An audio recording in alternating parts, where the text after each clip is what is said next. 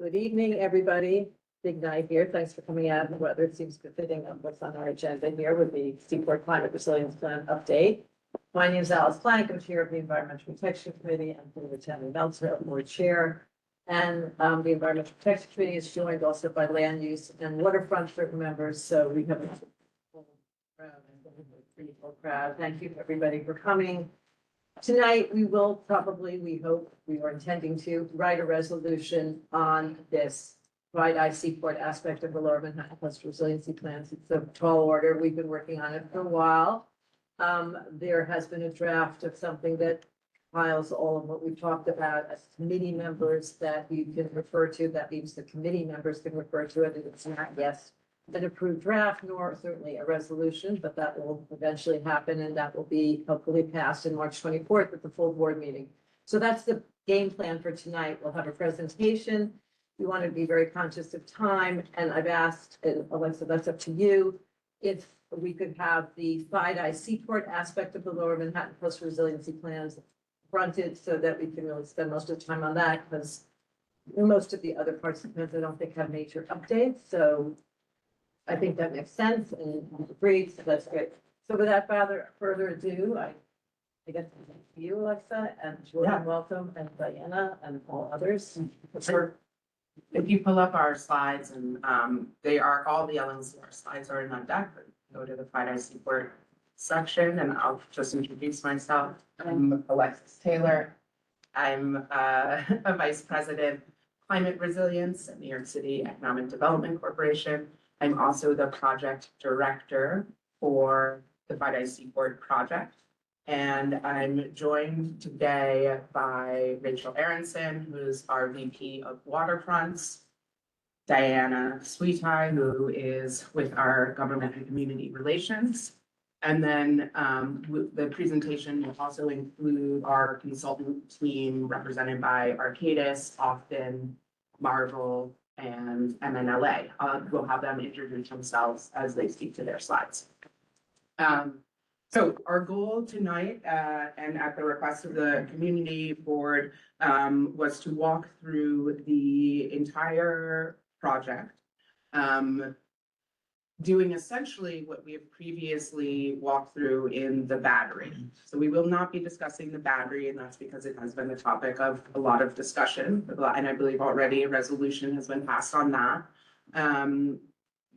We will be really getting into additional details about which elements are fixed, such as the flood defense alignment, which are flexible, such as the piers, and which are going to be subject to further design. On the topic of further design, so the designs you'll see today are additional details, but they are the same designs that you saw at the open house. They are the same designs since last summer when we were pencils down.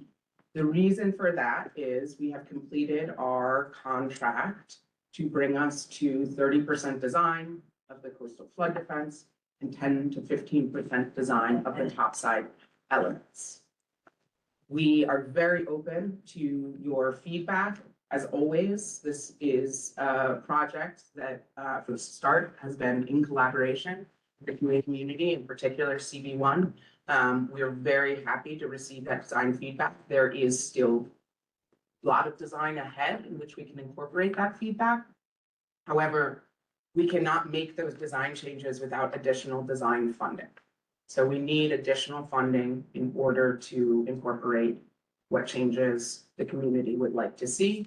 And I can assure you that we are turning under every couch cushion, looking for that additional funding from all parts of government.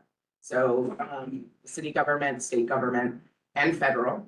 And we've been working very hard to make sure that we do not miss any opportunity to add additional design funds to this project in order to make the changes that are requested. So with that, I'm going to hand it off to Harrison, engineer with Arcadis, to walk you through the detailed slides. Just need one more second to make sure that all of your team has been moved over accordingly. Yeah. That would be great. Because you can't move them once the presentation starts. Yeah. Okay. So Casey, We see with our cadence. I hope I didn't just boot to us, no? It's just.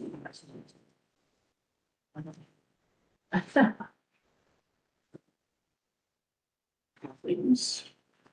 Yes. Kathleen's, yes. This is the. Then we get the rest of it. Yeah. So it sounds like we're gonna have a half-hour, 45-minute presentation pending, and then we'll do question and answer at the end, I think. Makes sense? So, we're going reach by, well, sub-geography by sub-geography. And so we were gonna pause after each detailed sub-geography for comments and feedback.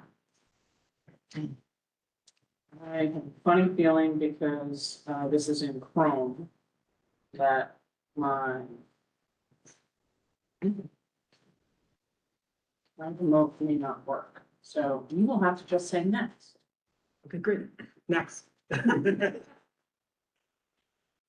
Our agenda for tonight will begin by walking through the timeline, which I alluded to a little bit, but where we are in the overall project. Then we will go into that detailed sub-geography by sub-geography, and then close up with next steps. Next. Great. All right. Hi, everyone. My name is Harrison Jane. I'm a water engineer at Arcadis. I'm going to walk through kind of the current project timeline, where we are with implementation, and feel free to ask any questions once I kind of get through these slides before we get into kind of the design details. So right now, New York City is working with Army Corps of Engineers to complete an integrated feasibility study. And once that's complete, we can go forward and get congressional approval, which means that we would be eligible for appropriations that would allow us to move forward through design and eventually into construction. So there's a lot of details on this slide. What I want to highlight is we're using this unique strategy with the Army Corps of Engineers called Section 203. And what Section 203 allows us to do is New York City, as a non-federal sponsor, can lead the project and work with the Army Corps of Engineers to eventually submit this integrated report. So in traditional Army Corps projects, the Army Corps leads and runs the report and then submits it to the Assistant Secretary of the Army for approval. We're using this approach where New York City is able to drive the report, work with the Army Corps, and eventually submit that for approval. It just changes who is in ownership. So in this case, we're working through an Army Corps process, but as New York City. And again, so this is an integrated report. So this is not only a feasibility study, which the Army Corps uses to study alternatives, choose a tentatively selected plan, and put a plan in front of Congress for appropriations. It's also an environmental impact statement, EIS. So I know members of CB1 are very familiar with what an EIS is, but for those who are not, basically it's a large document that talks about the impacts that your project has on the environment and the neighborhood. So we're going through kind of a dual process where we're going to generate one report and we'll submit it to Congress for the ASA's approval, and that, when approved, will allow us to get congressional appropriations. Where's the EIS in this process? Where's the EIS? Yeah. Integrated with the feasibility. So it's one document, the way that the Army Corps does it, which we're mimicking. So we publish a feasibility study and integrated EIS, and that will happen basically between now and March of 28, with public milestones all along the way, which we will show you. Absolutely. Thank you. Thank you. Yes. Did we go to the next slide? Absolutely. Thank you. So in this meeting today, we're going to give an overview of the Five-Eyes Seaport Fund Resilience Master Plan's framework for comprehensive coastal resilience for the financial district and the Seaport neighborhood. So this framework that we've developed over the last 6 years is now part of this Army Corps integrated feasibility study process. Next slide. I'm just looking at the 21 picture. More clear. So like we were just talking about, throughout this Army Corps IFR, the Integrated Feasibility Report, there are multiple opportunities for public comment. So after our NOI, our notice of intent, saying that, hey, we're going to go through this EIS process, the NEPA, there will be a public comment period and there will be a public scoping meeting where anyone can come and ask questions. After that, we'll take all those questions and we will write our draft integrated report. Once we release that draft, there will be another chance for public review and public comment. And once that's complete, we'll have our final report and we'll submit to get our record of decision saying that, yes, you have followed NEPA guidance. And then in spring of 2028, that's when we submit to the Assistant Secretary of the Army and Congress. So this is a long process from where we are right now, and there are 2 large buckets of time where we'll be asking for formal public comment. And then again, I want to say that after we reach this deadline in 28, there will be many, many more chances for public comment as we continue design. Because remember, as of the Army Corps process, you kind of get to this 30-35% design by the final report. There's still 30 to 100% design that still needs to be complete, as well as additional state and local reviews. Can you explain the difference between public comment? Yeah. And input to change design? Because receiving public comment is a lovely concept, but how it affects design is the question that is always important in this timeline to understand for the public. Yeah. It's not about providing comment. Mhm. I will use this as an example, and I'm sorry to Dan. We provided public comment to Battery Park City Authority from day 1 on certain things. And at day 101, where we started drilling and doing, it was exactly the same. Yeah. And even though there were large portions of the public who were advocating for the same thing from day 1, that went nowhere. Yeah. So the EIS is not a design document across all EISs. What it really does is it measures impact. And then proposes various mitigations for that impact. Separate from the EIS, similarly to how we've been bringing everyone along transparently with design, we can advance design, and that's what most projects do. If they have the funding, they will advance design at the same time that they are kind of at this going through the EIS process. We don't have money to do that, so the design will not change during the EIS process unless we identify additional funding for that other work stream. And where in the design process would, if you had funding, design changes be input in this time? Anywhere. Yeah. Well, no, I mean, we could advance design at, Yeah, between 30% and 60% Yeah. design would be where we would be making the changes, whether that starts in spring 2028, or if we get funding earlier and can start to do that concurrently. And does that include a design change, including not just the surface stuff, but the water line that is the front defense line? it's a little bit more complicated than that, and that's something that we'll get into with what's fixed and what's Okay, thank you. flexible. There are different lines. Some of them are solid lines, as in like landfill, and some of them are over water, such as piers, and they're treated differently. And you'll be able to explain at each point where design change is or is not possible from what points. Yes. Thank you. I see. That's the next slide I have. Yes, yes, thank you. I think this is the previous slide.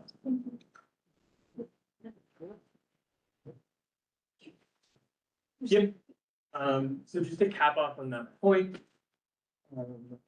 future design development is reliant on this Army Corps approval and congressional authorization, because that authorization is what gives us appropriations to go into the PED phase, or the preliminary engineering and design phase. Obviously, if we got other funds from a different source, we'd be able to start that earlier. But right now, a lot of this hinges on what you can see in gray, this anticipated congressional authorization of the FIDI project in WRDA 2028. So WRDA is the bill that we're submitting to be authorized as a part of. Once we're included in that bill, we're then able to request appropriations as a part of any congressional appropriations bill, any of the big omnibus bills, to say that, yes, you have this money to go forward and do this. Next slide. And then this slide is pretty familiar to folks who were able to join the battery workshop, where we spoke about how future design phases are going to continue to develop the open space design for the waterfront, including proposed buildings and public uses. And we'll talk about the current status of this work in the master plan today, but the majority of this work is yet to come in future phases of work. And to call out kind of the differences here between what is fixed and what is flexible at a very high level.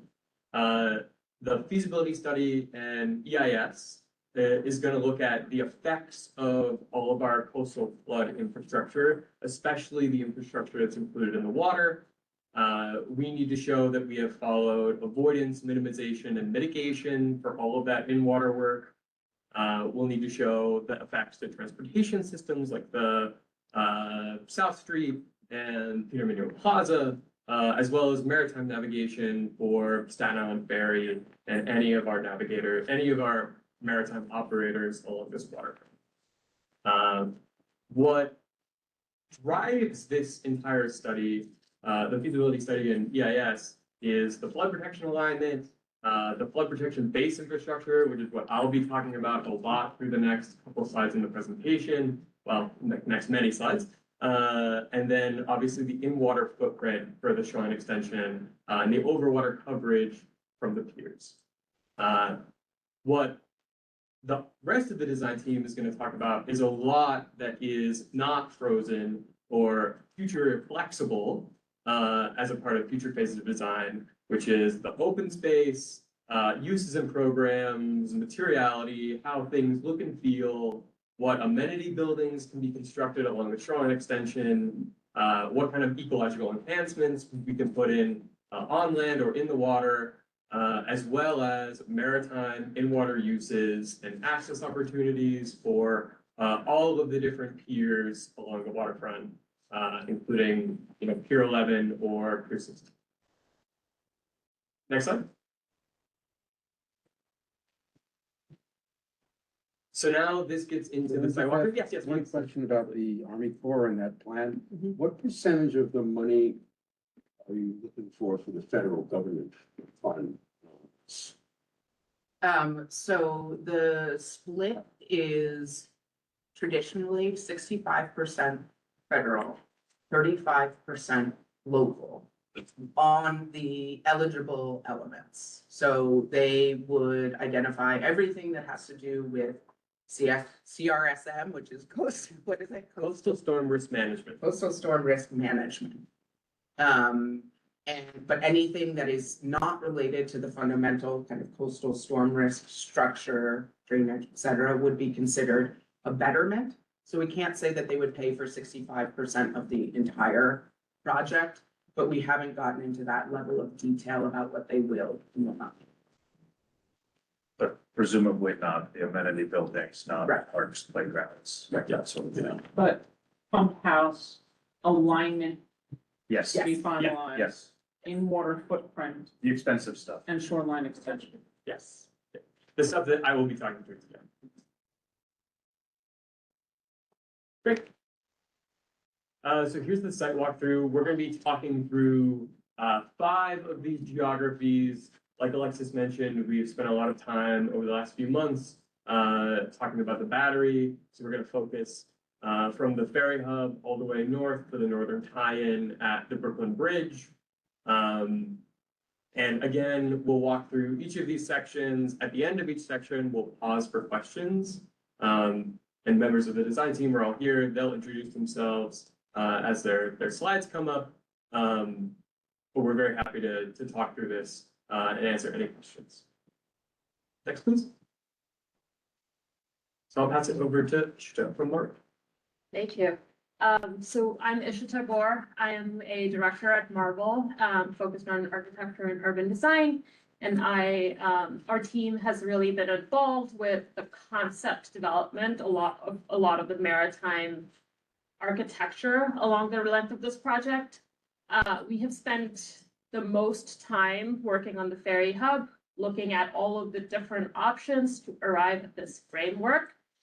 The reason we spent the most time is because it's the most complicated building with a lot of constraints that come from two ferry services that need to continue serving our city, the Staten Island Ferry as well as the Governor's Island Ferry.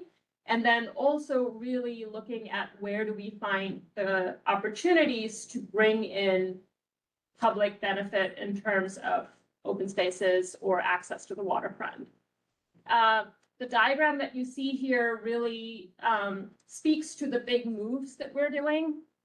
I know that the building gets wider on the edge of the waterfront, but that is a product of really trying to consolidate the two ferry systems without having to, and be efficient with those, without having to build them in two separate locations, which is a much more costlier proposition.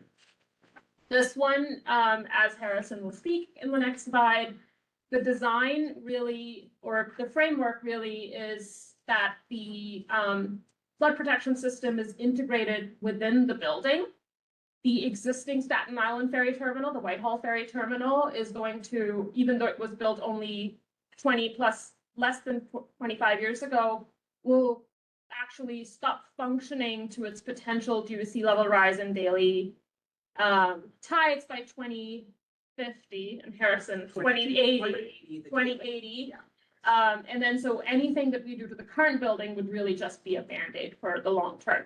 So this framework really addresses a longer term resiliency challenge while still serving, kind of making it a better experience.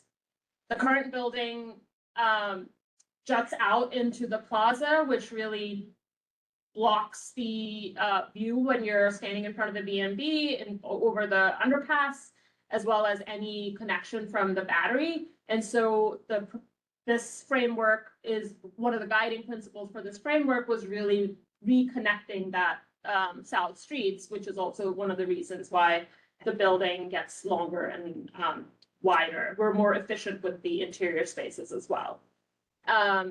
Another core kind of principle when we were thinking about this is like, how do we create a ferry hub that could be the next, Grand Central of maritime activity, or even Moynihan? And so how do we create a civic space which is easy to understand and provides a better experience for all the commuters that are going to be passing through here? And so that's the access that connects you to the water, which actually is an open civic space that anybody who is riding the ferry, but also just visitors could go up to and get closer, much, much closer to the waterfront, all the way to the edge of the building. For the next slide. I didn't open one question. It'll be like 5 or 6 slides in this section, or? Appreciate that. Thank you. So for the ferry hub, what we've done with the flood defense is we've integrated the flood wall into the building. So what you can see is the flood wall runs from the Battery Maritime building and then runs through the combined terminal, through Governor's Island Ferry and through Staten Island Ferry terminals. What we've done is we've integrated 10 roller gates inside of the terminal that would stay open during any sunny day conditions. Obviously during a flood event, they would all be activated and closed. The flood defense where it's located here is primarily constrained by the amount of space needed on the dry side of flood defense. So if you think about the flood defense, two sections, the side of the flood defense kind of on the city side, that is quote unquote the dry side. On the other side is the wet side. So the placement of this flood wall is driven by the amount of dry side space that we need to operate these ferry services. Everything on the west side of the flood defense is only access for vehicular access, emergency access, and for pedestrians moving to and from the ferry. So all of that operational space on the ground floor has to be placed on the other side of the floor. What I'll also say here is, as a part of rebuilding this flood wall in the master plan, the lower level is raised higher from where it is today.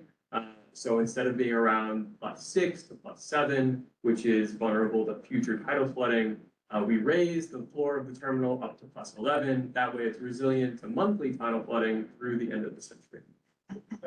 One point on this, because it may come up as a question. In earlier phases, the team did study potential retrofits to the existing Whitehall Ferry Terminal and the existing Battery Maritime building.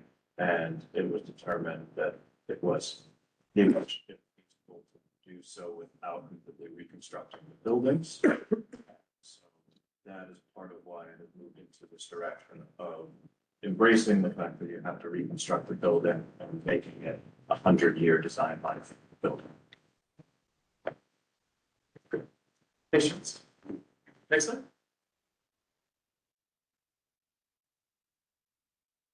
I'll pass it back.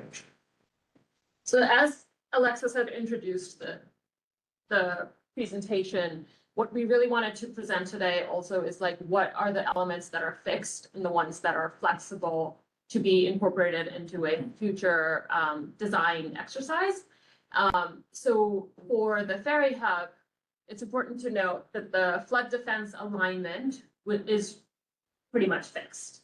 And that is driven by ensuring that we are able to have enough program on the land side, which is a requirement, which was DOT's wish, and they have electrical rooms and they have storage facilities for maintenance for their ferry fleet and things like that they need to do right in the terminal itself.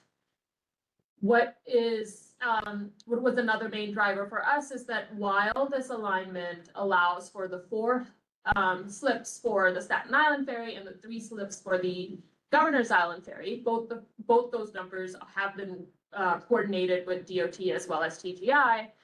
What it does allow us to do is think about the other program elements that can be moved around within the building. So those things, while the envelope is set, the specific programs of how large a waiting room is and things like that, those can be changed. The ferry slips are fixed. The rooftop has been something that we have heard loud and clear as something that the community really wishes to have accessible. And our framework allows for a lot of flexibility in all of those considerations to be brought into a future design exercise, depending on how DOT or MARSAC or TGI is able to provide the security parameters for those. The plaza itself, the Peter Minuit Plaza, also is a flexible element at this point because it is landside and will be reconsidered at a future phase. The View building, the Parks Pavilion building, is also a flexible component that can be addressed at a future phase as well, considering where the location is and how it's incorporated into the flood defense.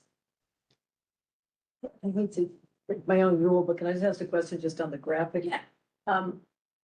The orange dotted line is all the wall.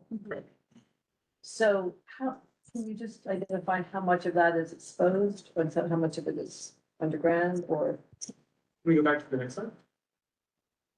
See, there Bring this is slide. rarely seen something that close up, so, yeah. Yeah, so, Go ahead. Ishita, you want to? Yeah. Yes. So the that goes within the building is all going to be part of the architecture. So it could be that it is, something that just feels like a wall, or it would be gates that are open. So each of the roller gates would really just feel like hallways, or not hallways, but like openings within the building, that if you are walking through And you might even not notice. I think I got that. I actually was just curious about the ends on each side when you move to the south Oh. and to the north. When it curves back in, that, or curves back up outside of the building, that is also incorporated into the building. I think there's like a 5-foot Yeah, there's an O and M. separation that we need for them, for operations and maintenance. And then there is a gate, once we get out of the building, so that's gonna be, I think, a 45, It's even larger. it's even larger feet gate. So that, Is that, So basically, once you leave the building Is that and you're up here? heading into the park, yes, Yeah. where you're pointing there, that's talking Hold about on, in the I can't in see the that, so just, previous can meetings, you point again so I can circle on the, upper so left that's gonna hand be- So- corner. So that, Yeah, that's Yeah, the there it segment that we've been addressing in some of the previous workshops around the battery design. And there are some different alternatives that have been explored with how to integrate that into the park. But that's the kind of, that and the design of Peter Manuel Plaza are probably some of the least developed so far in the design relative to the rest of the project. so that, And for on the Battery Maritime building, we're gonna show that in the next chunk. I just get, understand, this wall that you're showing that says flood wall through the building to provide storm protection. Just to be crystal clear, it's a wall that has a solid wall, no doors, no nothing, it's, and how, it's part of the structure of the building. So for example, There's there are 10 gates gates in it. in it. this? Yeah. Right. So conversations that have been had, that the public provided feedback, and the Battery Conservancy hearing what Paola and others have said, about integrating the access for the cruises that leave from the battery would need a security clearance center. That could not happen because there's no access on the west side of the building to enter or exit because of the wall. So we haven't looked at integrating the Liberty cruises here. That came up then after we were pencils down. So the structure that you're seeing right now is servicing Staten Island Ferry and Governor's. And if there was a change in that scope, then the design would have to change to accommodate it. Is that still flexible, open for possibility?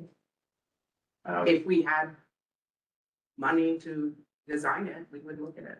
But if it changed where the water line would be to have that incorporated in the building, that would not be able to, because this is about Well, a final for the water line. I'm just trying so, to. yeah, understand. so, and maybe that also is a helpful,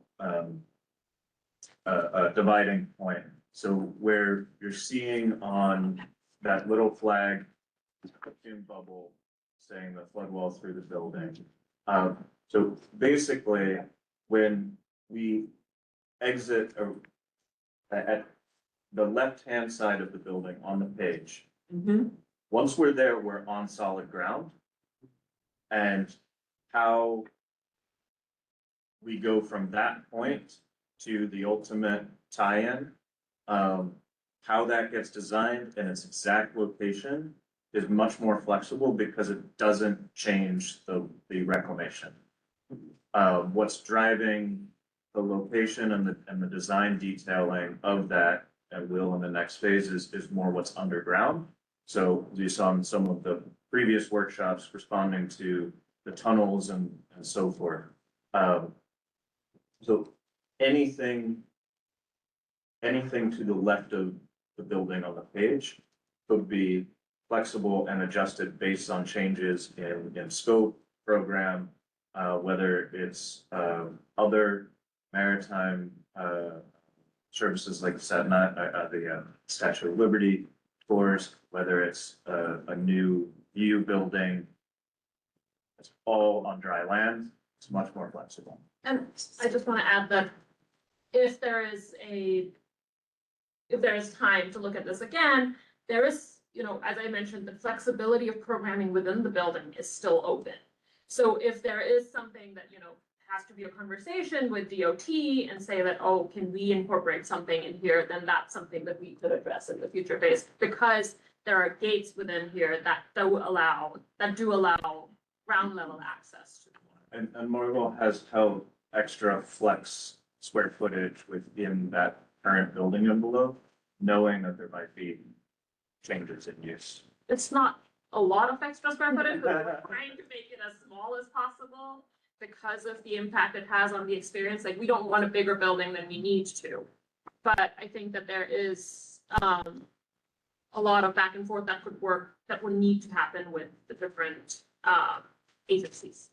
What is the dotted line in this? There are two sets of dotted lines in here. Gray. Yeah, the first gray dotted line kind of on the city side, that's the current bulkhead line. So if you think about that shoreline edge that you were talking about before, that's the present day shoreline edge. And we'd be adjusting this shoreline edge to follow the orange line. And again, that orange line has been pushed as far inland as we can put it. That way we can show minimization of fill. That way we have that operable space on the dry side. And the second dotted line that with the longer dashes? The second dotted line is the pier head line. So that's a line that shows where you're allowed to build out into the river. Obviously, we'd be adjusting the pier head line to construct a fendering system for this ferry. And the other dotted lines that are here on the left, that look, are those tunnels? Those, yeah, that's a dual carry tunnel. How big is the building? I didn't know the square footage, but, yeah. I used to. It's about 300,000 square feet. And the distance from one end to the other? That is really driven by the number of slips that are needed. I think it's like 300 grade. We'll have to get, we can get back to you. Okay, great. Be an answer in the corner. Hi, I was what are we protecting by this? Just that one big building? Oh, no, great, this is a great question. So, in order to provide comprehensive coastal resilience to both the financial district and the Seaport neighborhood, you need to wrap the entire area in floodplains.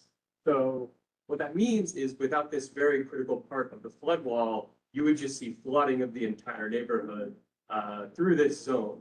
So without that closed and connected piece, even if we implemented the rest of the project, we would still see flooding. Why, because it's high and it goes down? Because if you don't build flood defense here, you would see flooding, the actual ground elevation is around +6. And that future storm event that we're looking to is all the way up, around +23. So there would be a wall of water that would just push through that zone and flood behind our flood wall, all Like through. I thought. It would go like 3 to 4 blocks. We have a flood map, but Yeah, as far back as like the stock exchange, Wall Street. But So there's superstorm Sandy. there's Hold on. South of. Catherine, Yeah. let them answer the team. Yeah. Let the team answer, please. Yeah. So it is, the entire neighborhood behind, you can say roughly 3 to 4 blocks, but it really does follow the elevation. And there are projects under construction on the west side that would protect inland of there. But without this compartment, Lower Manhattan remains vulnerable, the water, especially here, there's quite a lot of wave energy. And so the water would go quite far.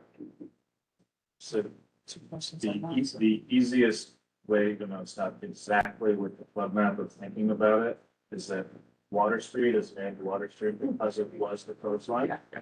And the flood maps more or less, at least for 2050s, correspond with everything outboard of Water Street returning to the water. Can I just suggest that, Are we done with this section? no, are you done with the section or do you have, We have There's a couple more. Okay. would it be helpful maybe to just finish those up or is this very germane? No, it's very germane to that Okay. slide. Perfect. So just Rosa. tying back to the discussion about the, Statue of Liberty cruises. So I'm not sure I'm understanding what you said. It seemed a little complicated. So are you saying essentially you could actually have a pier dedicated to that? And if that were to happen, that location would be to the left of where the current building? So I'm saying, we actually haven't looked at it, so we can't say where. What we could say is it would make the building larger. And it's really open to, DOT operations. But that's a parks. I think one of the questions that Rosa, I think that Rosa and I both understand, if we're gonna leave that to DOT, it's actually a parks contract and the overall consideration. Already the battery is, I don't mean to speak to Paolo who's here, I'm sure she can raise her hand, but they brought the concerns to both our electeds and the community board. That, you know, no one wants the tent blocking the water. No one wants to lose our entire waterfront on the west side in the battery. So without any consideration to add, I mean, the berthings are right there along the water, without any considerations in this humongous large building, it almost, and again, I'm not sure, that's why I asked the question, how solid is that wall? So you're saying that in order to include the security center in that location, we have to make the whole building bigger to include their security access system? So again, we have not studied it. Okay. I would have to have Marvel actually look at the program, the space needs. I'm not saying that there couldn't be, it's not like a one-to-one, that like exactly what is needed for the screening, some portion of it can be incorporated in the building. But they have done a lot of work to make sure that all of the necessary support programming for the Staten Island Ferry and Governor's Island Ferry are in the building. So it's not like there's a ton of extra space. Yeah, and I guess the concern that I've heard from the battery is anything that says wall, flood wall, sort of indicates to them a hard line in the sand. I don't know how else to express that. And so they were looking for connectivity. So the problems that were holistic on the waterfront side could be holistically driven, much like you have, I mean, I'll advance the slide for you because the next slide is gorgeous. And let you continue. Yeah. I think this was really it's very hard for all of us to look at the plan and understand what the experience is gonna be. And a lot of us have very, we've heard strong feelings about this image, positive and negative. But really the intent is to emphasize that there is some break that we're providing in those two ferry systems with this opening. We're calling it the Civic Gateway.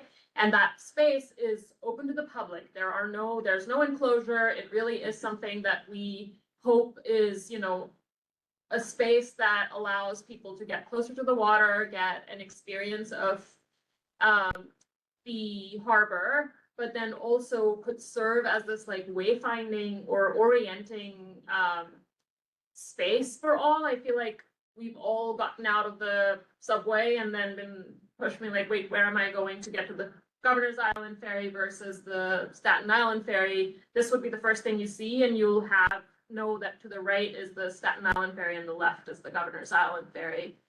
We also see this as an opportunity to really make it a wow element. Like, we haven't done any of this work, but there is some excitement around, like, this could be a space where you could use like educational opportunities for stormwater harvesting, like, the roof and things like that.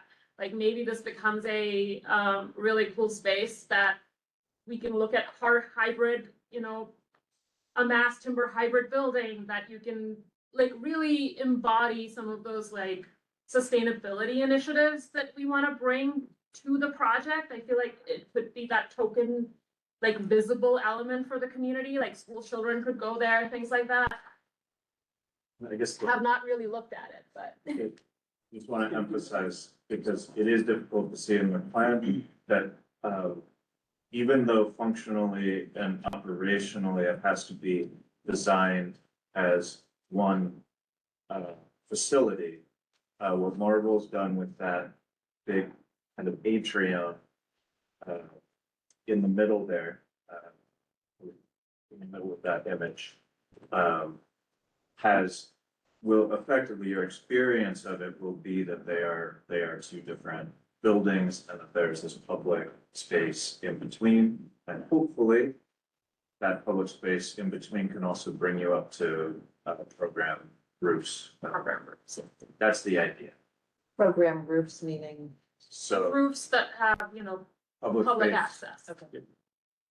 How far along are you on the design? Where in design, you schematic or where are you? Before, So, Yeah. Or 10 to 15. is that conceptual? A lot of the images were designed without the design, were Right. created without the design, just so that there are ideas that are represented. These are conceptual design. Yeah. Yes. And I will just add that, we have been for the past 2 years applying to FEMA HMJP, to congressionally, directed funding, in particular prioritizing advancing the Staten Island Ferry design, because it is one, critical infrastructure. Two, it has independent utility, as in, it can be built first without the rest of the, flood compartments.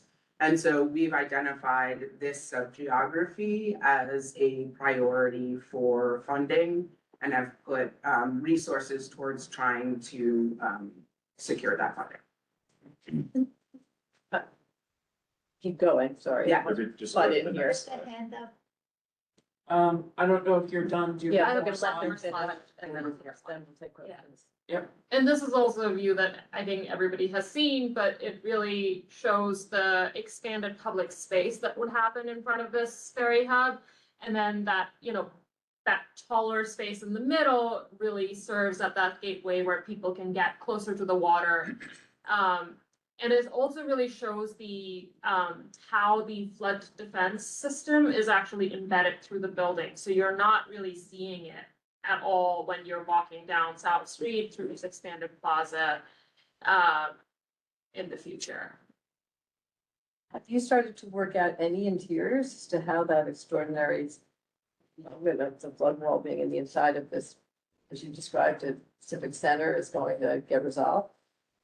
I mean, if you have, for the interior of the building. The interior of the building, the wall itself is going to feel like any other wall. And The civic space is actually elevated. So you're actually going up above. Yeah, your experience. So you're conceiving this as only on the up and over, right? because the ground floor is all operational space for people to get. And we tucked in a very, a slip underneath. You tried to get a section of that at some point when you. Yeah. And can you just describe what the large wall is to the right, the metal? That's the ventilation. It's existing on that Okay. building. On South So Street. where we're taking this image from right now is a big trench of the. It's the battery park. So that, the Battery Park underpass would be extended. And we have this one block decked over to Broad Street, which, fixes a lot of the congestion for pedestrians, bikes and so forth here, and creates additional open space. One of the other things I wanted to just point out is, the BMB Loggia was originally designed, the loggia is that open space, which at this point, no one really is able to access. But at some point, when the subways came, Because you're denied access, it's not because you can't access, it's because the public is not allowed in by the operator. Let's make that clear. yeah, at some point, the subway, the elevated subway used to come there. And so we took that idea and just for this image, created this loggia extension, but that loggia portion is publicly accessible. So people would actually be able to walk around the top of that building facing the city as much as they would be able to the rooftop access from the central. So we are trying to keep the flexibility in this framework to be able to provide as much public access.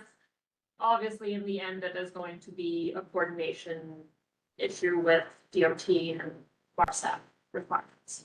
So that's our last slide of the Yeah. first section of Right, five. can you just explain, you're saying that you're gonna provide outside access to LoJa, Yes, so you don't need to go internal to the building any longer, Exactly. which will then have to also That's the be concept. approved by landmarks, because it is a landmark. Oh, for no, no, the no, no, for the ferry hub.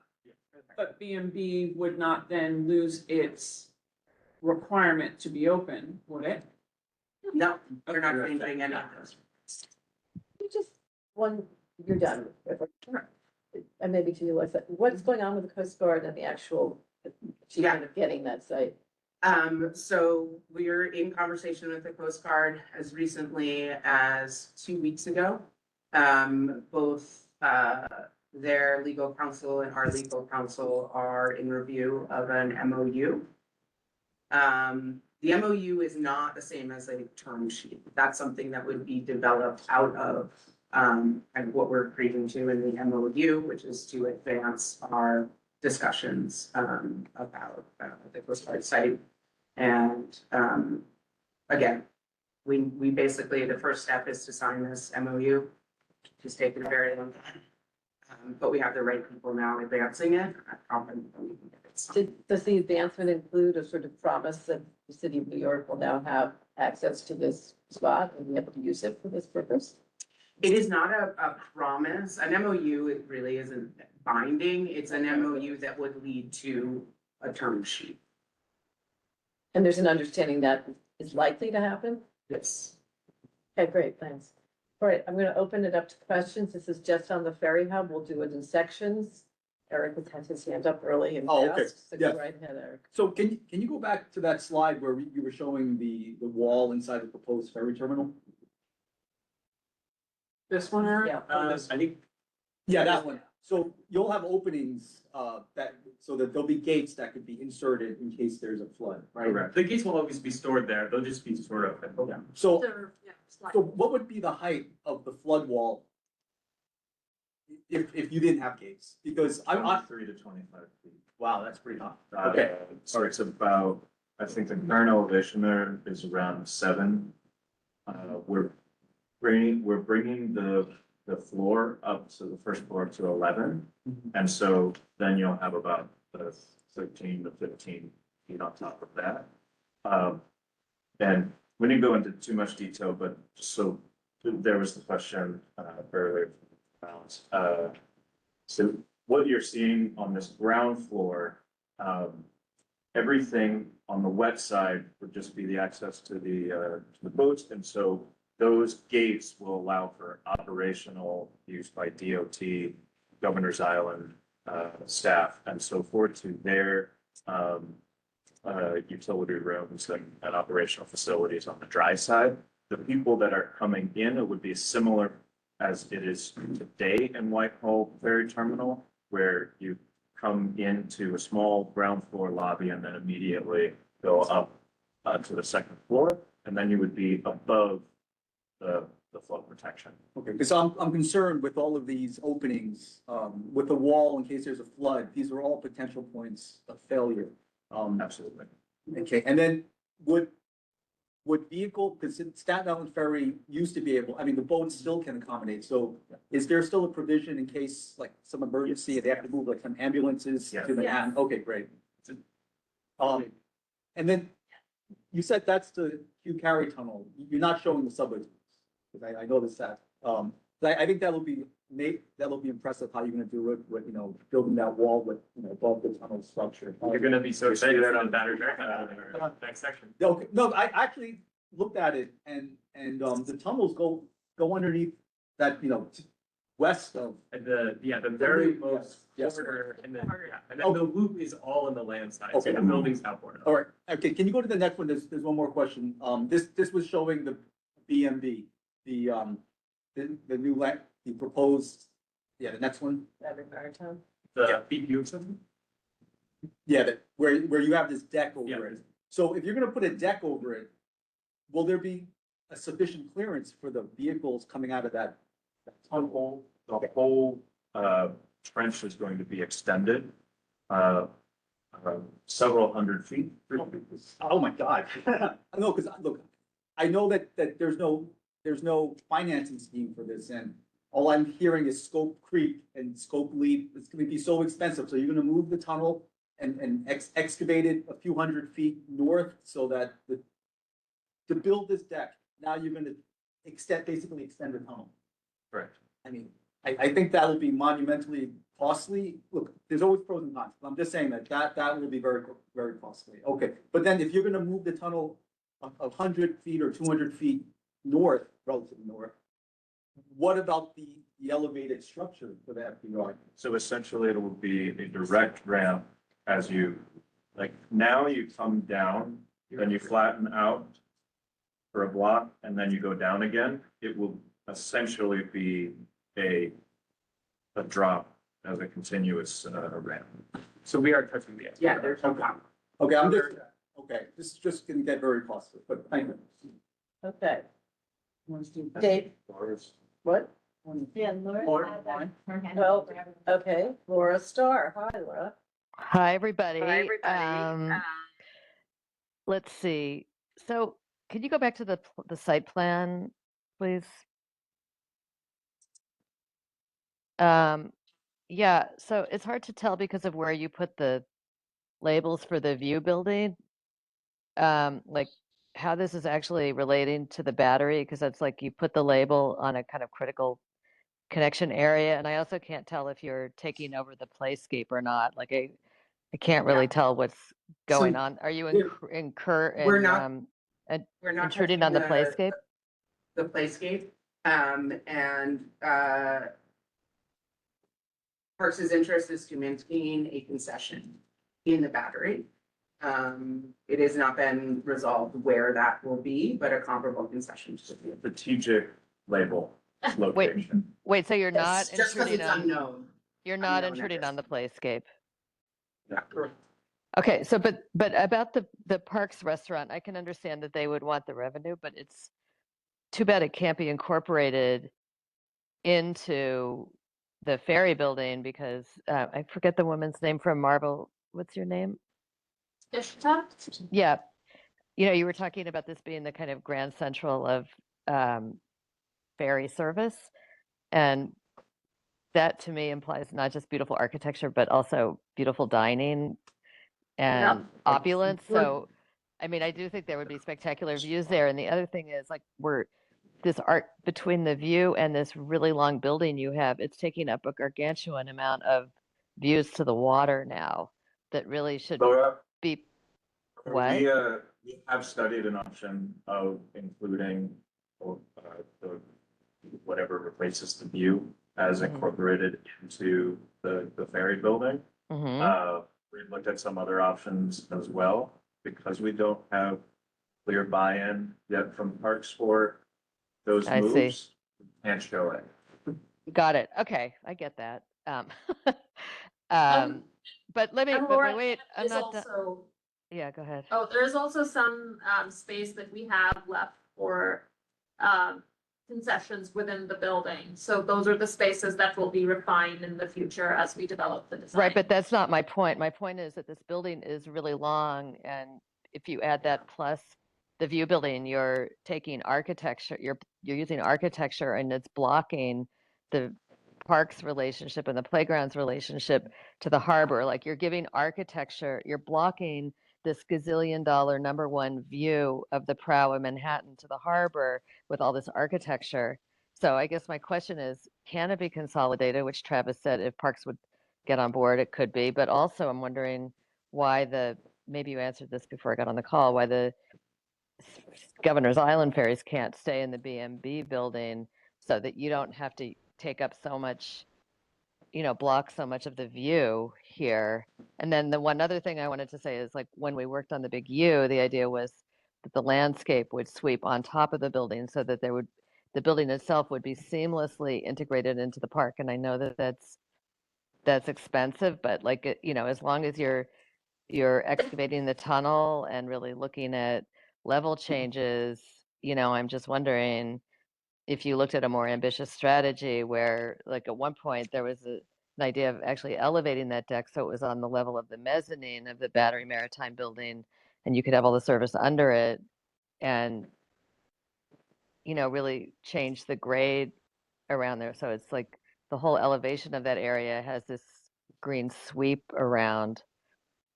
Do you know what I'm saying? I'm really just I guess what I'm getting at is trying to really maximize the continuous green for those of us who live in Lower Manhattan and do not have enough green. And with Lower Manhattan getting so many more residents with all these conversions, like this is our chance for a Central Park or a Brooklyn Bridge Park, and I feel like it's getting blocked and fragmented. So our goal with the experience of any user is that this reads as continuous green space. I think that the additional design details, again, we're only at a point really where we're representing massing. And space, it's driven by programmatic needs. But, there's much farther to go with design. Right, I understand that. I Yeah, that totally will understand that. remain I'm kind of just, the North Star, yeah, is creating a continuous experience as if you were inside a park. well, right, because the whole point is that when you're walking in green, like when you're in Central Park or Riverside Park or Brooklyn Bridge Park, your head is in green, and you don't want to have to think about, oh, now how do I get into that building and up those stairs to get into that cool overlook that Marvel designed? Like you want to just glide up there and have that be the sort of Bethesda Terrace of Lower Manhattan looking out to infinity, right? You don't want to have, do you know what I'm saying? Like you want this continuous experience so that your head is in green the whole time without obstacles. That would be the ideal. And I'm just putting that out there as inspiration. Yeah. Yeah, and I just And- want to, Laura, I just want to reiterate that part of why we're showing the Peterman Well Plaza in that hatch and why we've got the label strategically over the view is that these are the areas that right now are some of the most flexible in how we will develop the design in the next phase. Okay, other questions, David? Two questions. One, in the ferry terminal, okay, you have a flooding situation, the gates come up, right? What happens to the piers? Yeah. In this case, They would. They flood. And then when the water level goes down again, it drains, it drains. they drain. Thank you. Second question. The last time we were here discussing this, we talked about everything, right? The battery, almost everything. We talked about everything except the South Street Sea. Okay? We talked about stuff that you weren't gonna do. At the end of the night, we had to move off the South Street Sea. We've now spent an hour on this first race. I'm asking if we could hopscotch at that. I would say, or request accepted, we can move on. I don't know about hopscotching, but Meaning, we we have, have to proceed from the battery to the north spot by spot, or can we go back and forth? Well, let's, that's up to Alexa and the team, but why don't we just get this one more question on this? And I agree, I think we've spent a fair amount of time on this, but Chelsea. Chelsea and Sean. Chelsea, I moved you up to be a panelist so you can unmute yourself And easily. I'm gonna ask everyone to kind of do the 2-minute rule. I know we're gonna lose Alexa at 9, which is hard to believe that we were thinking of 9, but that could happen. So go ahead, Chelsea, hit it. Hi, chiming in here from Staten Island. Thank you for the presentation. Maybe it's too early in the design phase to think about these things, but just wondering if you could speak some more to commuter circulation, commuter access, egress, connectivity to other transit modes, those types of Yes. things. And then one of my little bailiwicks is cyclist accommodations, which are currently very poor for accessing the terminal or waiting for a ferry. Yes. And retail services, I heard someone just mentioned that's going to come later.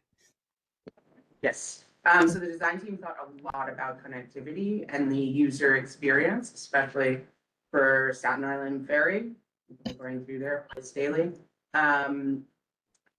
Isha, you can speak to it within the building, but I just want you to know that we also think a lot about that experience within Theater Minuet or Minuet Plaza. Making sure that those connections to other modes of transportation, including bike, are very clear. So go ahead, you want to speak about it? Yeah. I mean, within the building, we looked at everything. It's like, can we connect to the subway from the building? Can we connect a better way to get to the bus stops around here? And then even the experience of each individual person who's getting on and off the ferry was considered. So the way, the current ferry terminal works, it's very much like a donut where they have, like the Staten Island Ferry has a mandate for how frequently they run and how quickly they have to deboard and get people back on. So all of those were looked into. So it does get actually better because we've now aligned, some of the things in a better way or hopefully in a faster egress way. But unfortunately, the subway conversation is still something that will need to be coordinated with each option where we substantially change the experience, like, looking at an existing exit through the building, for example, like that was not something that was deemed feasible. And that's all about Peter Minuet Plaza and where the subways come up, which Yeah. are not shown on any of these drawings right now. But that, yeah. Probably Yeah, outside of the Chelsea. scope, but as you know, it's very windy down there, right? Which can be quite harsh for commuters. So, if there's Yes. any wind mitigation that can be built in, I'm sure folks would appreciate that. Thank you. Absolutely, that and inclement weather. Thank you, Sean. Is this available online, this presentation? Or, Yeah. Yes. But it will be on the CD1 site. Yes, We'll have this deck on our site. Yeah. for the- but not right now, like. it is. I moved it into the okay. presentation. It wasn't Oh, earlier. in the Google Great. Drive? Then yes.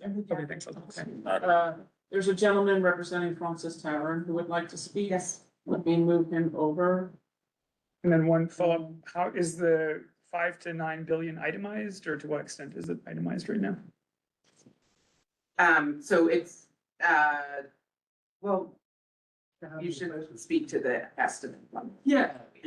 So we recently hit our first class 3 estimate. So that means we're at like that 30% design. There's still a hefty amount of contingency that's included in that cost.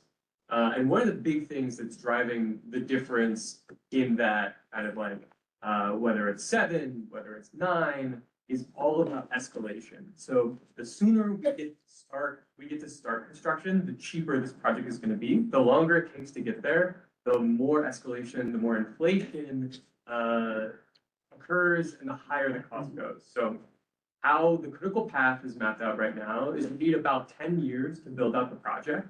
So whenever we start, that's when that number kind of clicks in. But the longer we wait, it just continues to increase. But like, as we, to like Eric's question about like, extending the tunnel, like. Yeah. Is it itemized to that level that we know? So if you think about it as far as like what is being broke down between like the coastal flood defense and the ferry terminal, the Yeah. majority of the costs exist inside the shoreline extension and the flood wall. And then the next big ticket item is the combined ferry terminal. This is the largest expense. Is it possible to see that table somewhere or no? I think it's included, if you go, I see you're on our website, if you go to the plan and then if you go down to read the report that was released in November, you should be able to, you just go past it, it's right up there. Right up, keep on, there you go. Oh, just, thank you. There's the breakdown for you right there. Yeah, and just as a note, if everyone hasn't already seen the report that EDC put online, there's a lot more detail than what we're reviewing tonight. We had kind of tried to focus this presentation on that fixed versus flexible question. So there's a lot more background and a lot more detail that's in that report. Thanks for reminding everybody about that. Okay, I've got The one, gentleman from Francis Tavern, what's his name? Mr. Dwyer. Okay. Scott? Hi there. Yep, hi there, everybody.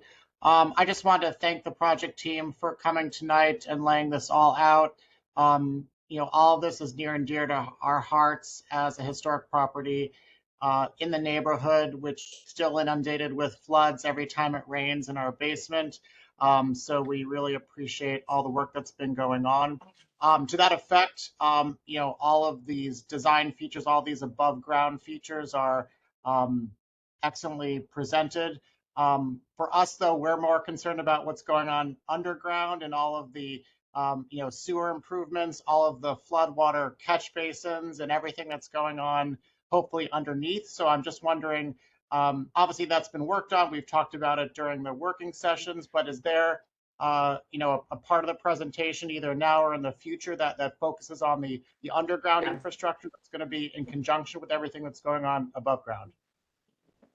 Thank you, Scott. Yes, and Francis Tavern is near and dear to our hearts. Thank you. The drainage infrastructure is not part of this presentation.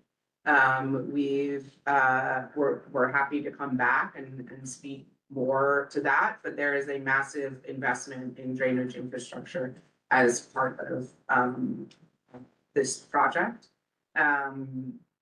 And I'm, again, happy to come back and do a deep dive into what those drainage improvements. I think that would be fabulous. I know the Battery Park City Authority had also offered to do that in their areas, so that might be a nice thing to do together. Okay, I think we're. One more thing, this about drainage. The other application that we've submitted for additional funding is to advance essentially drainage and a pump station as a priority first phase project, because there are things that we could do now on land to improve drainage. And so that was the other congressionally directed spending application.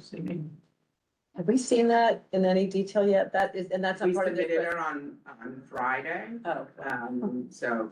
okay, well, maybe then. Happy to share it. Yeah, coming back would be great.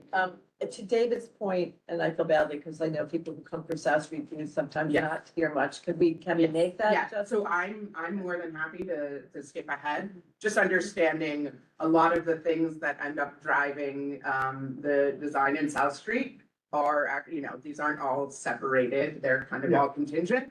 And so the storyline may not be as consistent, but we David, can always go back. if you can stay, we know that Alexis has a 9 o'clock out, so it would be great because otherwise it goes out of sync with maritime dialogue, which is where they're going for Broad Street, for example.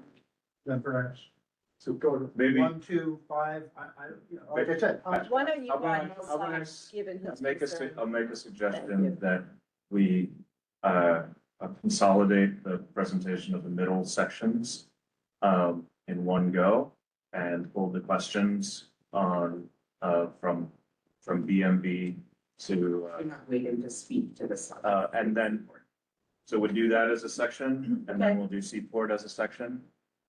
Okay, David. Yeah, I mean, I can stay.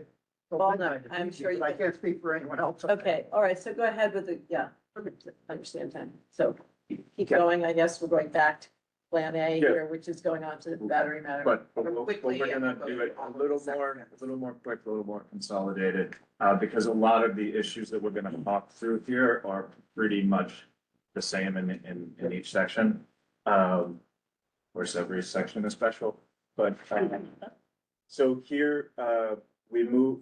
Sorry, but Broad Street is a new term. Terminology. We've never heard that before. It used to be, was this the Battery Maritime Building? Now it's called Broad Well, Street. Is that correct?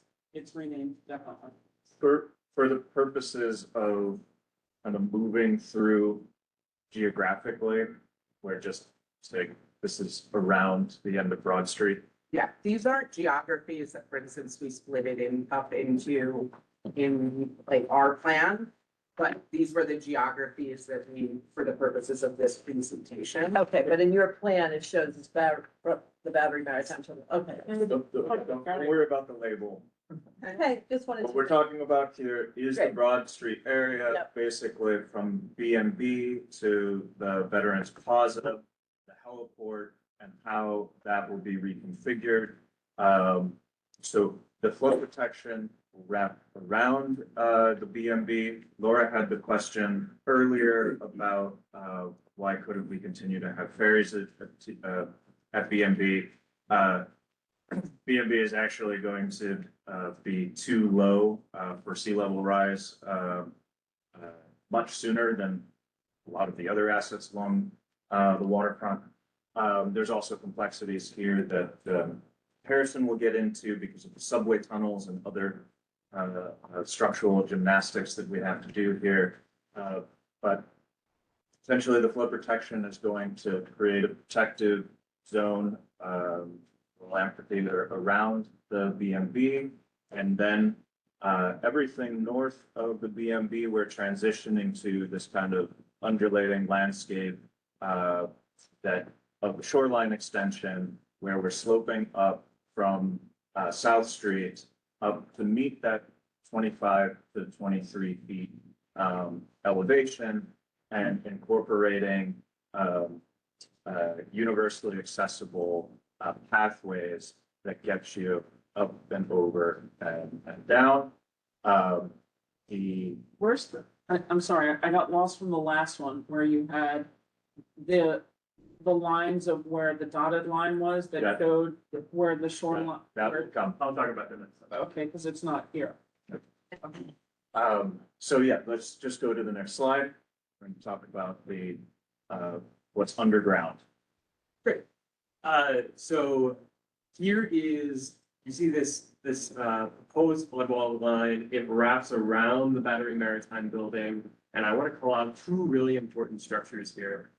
So kind of in the square hatching, those are two bridging structures. So in order to build the flood wall and effectively cross these subway tunnels, what we have to do is we have to put a specialty piece of infrastructure in where we put in foundations along the edges of the tunnels, about 10 feet offset from the edge of the tunnel. And then we put a large concrete cast in place box that is upwards of 30 feet high. And that cast in place box then supports our flood wall. And what that does is it transfers all of the loads from future flooding instead of down on top of the subway tunnels and possibly causing issues for the MTA infrastructure. We're able to transfer all those loads away from the tunnels down into the rock. That way the tunnels aren't impacted and we're still able to run our flood wall through here. Those are obviously extremely challenging to construct and expensive. So we have two very large structures here, right outside of the BMB. And what we've had to do, we've had to show this avoid, minimize, mitigate approach here. So it's not possible to move the bridging structures farther into land, closer to the Battery Maritime building because the tunnels start to get closer together. So we have minimized the overwater coverage as much as possible here in order to build the flood defense. So that's a big piece. Yeah. Yeah. Good on the slide. I think we're good on this slide. Yeah. We can always come back at the end if we need to explain anything. So go to the next slide. So here we're trying to highlight a lot of the areas that programmatically and their specific physical design can change and evolve and be refined in the next stage of work. There's once you have put the BMB on dry land, that opens up the kind of plaza area around it, and as well the three vaults that now have water in them for boats would be programmable space. Basically everything in the BMB that is not currently leased to Cipriani would become available for reprogramming for public use, and as well the plaza around it. I want to call out as well the building at the new Pier 6. In the last stage of work, we were planning for this to be a combined facility that would have both the pump station and a new heliport facility. There are some studies currently about if there's a way to fast track the pump station by putting it in another place. And if that happens, then this building could be used for something else, not a pump station. The similar to what we were talking about at ferry terminal. Here, we are assuming that the roof can be publicly accessible and would be a relatively flat space that could be programmed in various ways. And then as we start to move north along the landscape, you'll see we're highlighting areas within the sloped or areas within the landscape that have gentler or flatter slopes that can be used for seeding lawns or potentially some smaller active programming. Go to the next slide.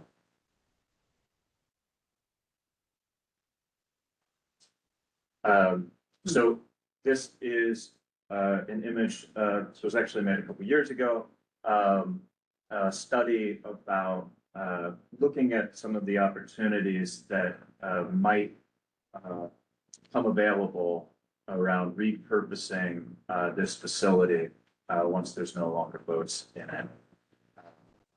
So you can see those vaults now without the water underneath could be occupied, could be used for various types of programs, whether it's cultural programs or some other kind of art exhibits, what have you. Keep going to the next slide. Isn't part of that a driveway? Isn't the first bay on the south? The first and second bays for the hotel a driveway? The part that is currently on land. Yes. Yes, I'm talking about the vaults that have the boat slips today. Yep. Those would be 3 new vaults with ground underneath them that could be programmed. Yeah, so this is the rendering that is probably all seen from various reports and exhibits.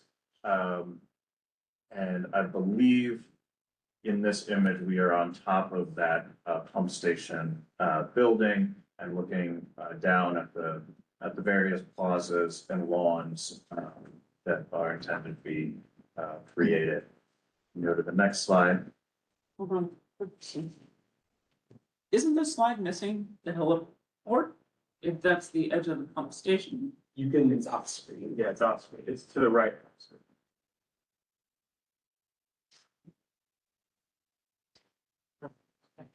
So Yeah, we're we're gonna talk, gonna consolidate this, the middle section here oh, and do one round of questions, so we definitely get the support. We have hands up, so I don't know if we, Can we just keep going? Because I don't want to lose Alexis. Alexis is out at 9. Right. Yeah. I mean, we've only gone through 1.5 out of 6. We have 4 sections. I guess okay, never mind, save your question. I think that if you have a Okay, go question, you ahead. need to write it down so you don't forget. Yes. Because I think that's the problem is people Thank forget you. by the time you get to the end and they have lots and lots of questions. Yes. Which means if you are online and you are hearing us, please write down your questions and you're not being ignored, we'll get to you. Sorry. So, working title, Wall Street Terminal, there's been others, that have been, thrown about, but essentially this is the replacement for, Pier 11. It moves slightly south from its current location to align with the gate, at Old Slip. And Harrison, on the next slide, is gonna talk a bit about how the flood protection is working in this section, and then come back and talk about the fixed and flexible. Great. So on the next slide. Apologies, just trying to get. Okay. Great, so on the next slide, I'm gonna start at Old Slip. So at Old Slip, we have the 2-3 line, which is running under that street, which means that we're building another one of these bridging structures to cross that space. What we do across this project, where we put bridging structures, that's a location where we can't put fill, because you can't put 30 feet of fill on top of these tunnels. So, in this case, we provide an access point, to the waterfront.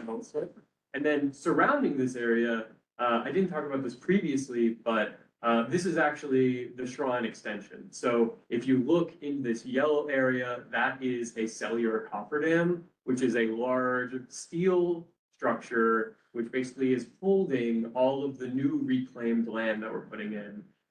That's shown in gray. And again, the footprint of that reclaimed land and the placement of the cofferdam and the flood wall, all of that is driven by providing universal up and over access to the top of the line of defense. And then in areas where we're not providing up and over access, that's when you see that footprint start to shrink in. So you see at the gateway, we get a little bit narrower, and when we provide that up and over access, we get a little bit wider out into the East River. At the maximum, it's approximately 210 feet into the East River. And that, similar to how we were talking in the earlier section, all of the ground, even where that gate is raised up to 11, so 4 to 5 feet above where it is today. So that is above the level of a 10-year storm in 2100, so that these gates wouldn't have to be closed every time that it rains. And that also is driving the dimension of where that gate is. That is how far we need to go from the existing shoreline to get up to an 11-foot sill for the gate. So add on structure. What you also see is all of this pier area and the esplanade, that's all pile supported, so not filled. There will be monopiles for the esplanade that connect it down to rock and hold it in place. And then this pier is a large wharf structure, and you can see there are large steel barges that are spudded into the ground. That way you can provide 14 slips for New York City Ferry and Sea Street and other regional ferries. We go to the next slide.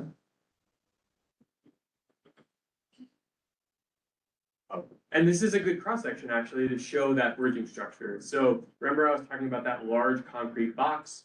Here we've cut a slice right through it with the orange flood wall located on top. And then you can see the orange tracks. That's where our roller gates will roll into place during a flood event. Next slide. Can you just hold for 1 second? Sure. This is a new one and it's helpful to see a section final. How tall is that terminal? Sorry, what's How tall is the terminal building, which if you're looking at the scale of a person looks? it's 2 stories. It's a 2-story building. Scale's a little off. Yeah, Here. the people might be a little bit off. Just a little off. So It looks like it's a 6-story. It's comparable to the FDR.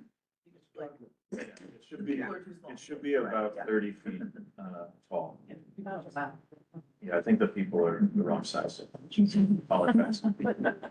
Good catch. Okay. All right, if we go to the next slide, we'll talk a little bit about the fixed and flexible.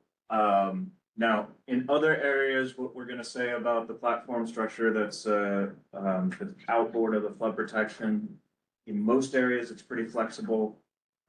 Seaport is flexible, but particularly this new NYC ferry, this is one of the most developed parts of the design. Been about 2 years working with DOT and NYC Ferry, doing quite developed studies for exactly how they want to use this facility. So that's why it's gray. We're assuming that that's going to carry forward more or less as shown with refinements in the next phase. The pathways of getting there, those might change and be adjusted. And then in the green, we are again highlighting those buildings and the more gently sloped or flat areas within the landscape. Part of the reason the building on the left, the footprint is as large as it is because that was once an alternative site for the pump station. It may future be an alternative site for the pump station again, but if it is not used for the pump station, essentially that entire building and its roof is unprogrammed at the moment. The smaller building to the right, the assumption is the first floor of that would be used as a terminal building, and the second floor is currently, and the roof is currently unprogrammed. And I would say that the exact footprints and massing of these buildings is somewhat flexible. And then again, as well, those other pockets of the landscape that are more gently sloped. What is slope? You don't know? What is considered a general? So the highlighted areas are 1 to 6 or less, so 1 foot up for every 6 feet across. So, you know, the section looks something like that. So very easy to occupy, kind of a conventional lawn you think of in a park. Then the steeper slopes maxed out at 1 to 4. Those are the non-highlighted green areas. That's a slope that can resist erosion and be, you know, stable and safe, but it's too steep to comfortably occupy. So those are densely planted, great habitat areas. And they also incorporate green stormwater infrastructure to manage water on top of them. And the rooftops, we assume, are flat. Oh, yes. Oh, I'm sorry. For those I haven't met, I'm Jeff Holstein, a landscape designer at MNLA. We're working on the open space elements plan. I'm desperate to ask a question. You have to hold on, everybody has to. Let's we'll keep going.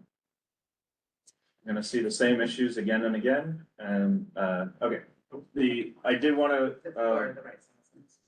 yeah. So I did want to point out here that the renderings of this area that you've seen published and so forth, for the representation purposes, we were exploring rooftop solar or different types of green roofs. That is certainly not fixed. As I mentioned earlier, the uses and the program of the buildings and exactly what goes on the top of them is at this moment very open-ended. And so depending on the size final footprint, you could imagine a smaller, even active recreation, a passive recreation happening on top of some of these buildings. We keep going. I'll write my question down. I'll have it. So the last part of the kind of middle landscape, we are talking about the area between Pier 11 and the seaport. And this is an area where we're actually able to really reduce as much as possible the footprint. And on the next slide, Harrison will talk a bit about the flood protection and the reclamation of optimization approach here. It's the next slide that has the underground. Yeah, so looking at the underground infrastructure here, we're kind of bounded on two sides by subway tunnels. So we have the cellular cofferdam, which is holding all of this new land. You'll notice in the very center, there is a bit of an area that kind of bumps back into the land side. This was based on requests from our regulators in the ARAC, including the U.S. Army Corps, where they requested that this project minimize fill, or the master plan minimize fill as much as possible. So by putting a building here, we're able to reduce the amount of fill by hiding the wall with this structure. And we don't have an access point there. And yeah, and we don't have an access point here. So you can see on those kind of two areas on the other side of the building, we're providing that up and over access point. So you see that kind of like bump out into the water. Did they say why? I mean, Why? I'd like some more information on why they made this recommendation. What were the trade-offs? Like all of that, because that's unclear. Never been. So from the regulator's perspective, with whom we've been meeting since the master plan, We have a dedicated group of regulators, we call it ARAC, Audit Resource Advisory Council. They want to see, and it's a term that you've heard us say a few times, avoid, minimize, and mitigate. So avoid is do not have any in-water impacts. If you have in-water impacts, you have to prove why it's necessary. It is not an option here to avoid. And so we've proven that the in-water impacts are necessary in order to build the coastal flood defense infrastructure. That is an acceptable argument as long as we are then minimizing all the impacts related to the coastal flood defense infrastructure. They were also very clear that things that they would not accept in terms of drivers of additional fill was development or pure recreation. So we can't build a football field going out into the water that is not actually being driven by the structure of the coastal flood defense. So I think there's like And 2 more slides in this section, and then we can kind of talk about the whole middle of the waterfront and take all the questions at once. If you don't mind going to the next slide, Tim. So this is another chunk. Yeah, so if we look at this chunk, I just want to point out 2 things here. In orange, this shows the coastal flood defense. So if you look at this like kind of creamsicle orange, that area is the cellular cofferdam. That's that large steel cell that we build out into the water that holds the land that we're putting in. And inside of that, that's where we construct our T-wall. That's our flood wall that protects the neighborhood from coastal floods.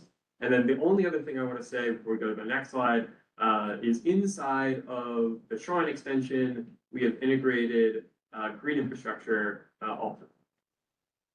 So here again, very similar to the last 2 areas where we're highlighting the more gently sloped or flat areas that there's some flexibility with how they're programmed, how they're detailed, their exact shape and footprint, and so forth. And that is the last slide of the middle area,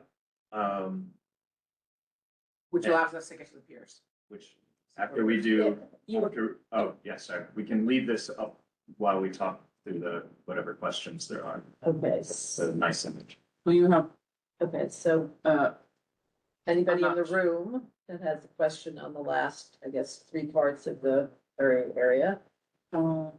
Eric, there are lots of questions. okay, we'll start in And the just room and then keep the Tell Paul me where himself here. Tell me where you want me to travel back to. Eric, Yeah, 2-minute rule, please. no problem. Pardon? Can we implement the 2-minute rule, please? yeah, we already did.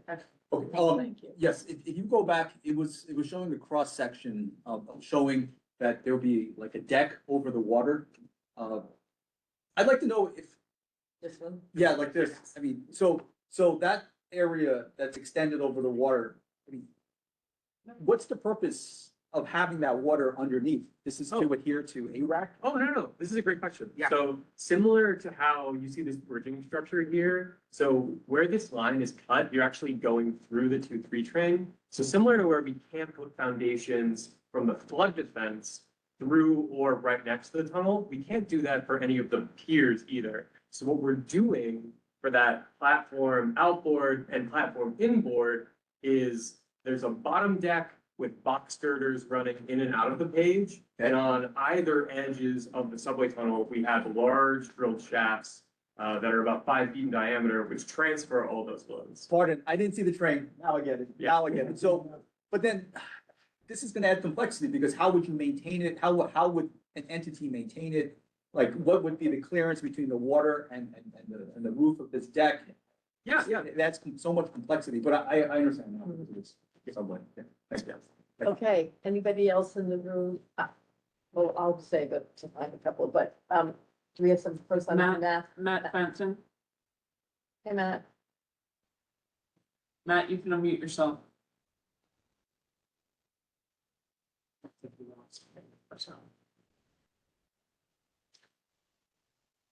We can come back to Matt online. Megan Malvern, let me move you up. Give me 1 second. There you go, Megan, you should be able to unmute yourself.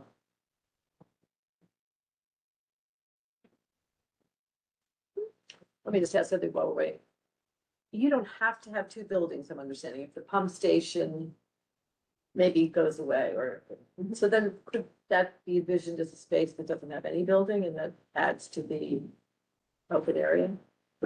Potentially, so if you go to the plan, the one where you can see the underground, I think it's the one just before this. This one? No, before. Go backwards. Backwards, and come forward.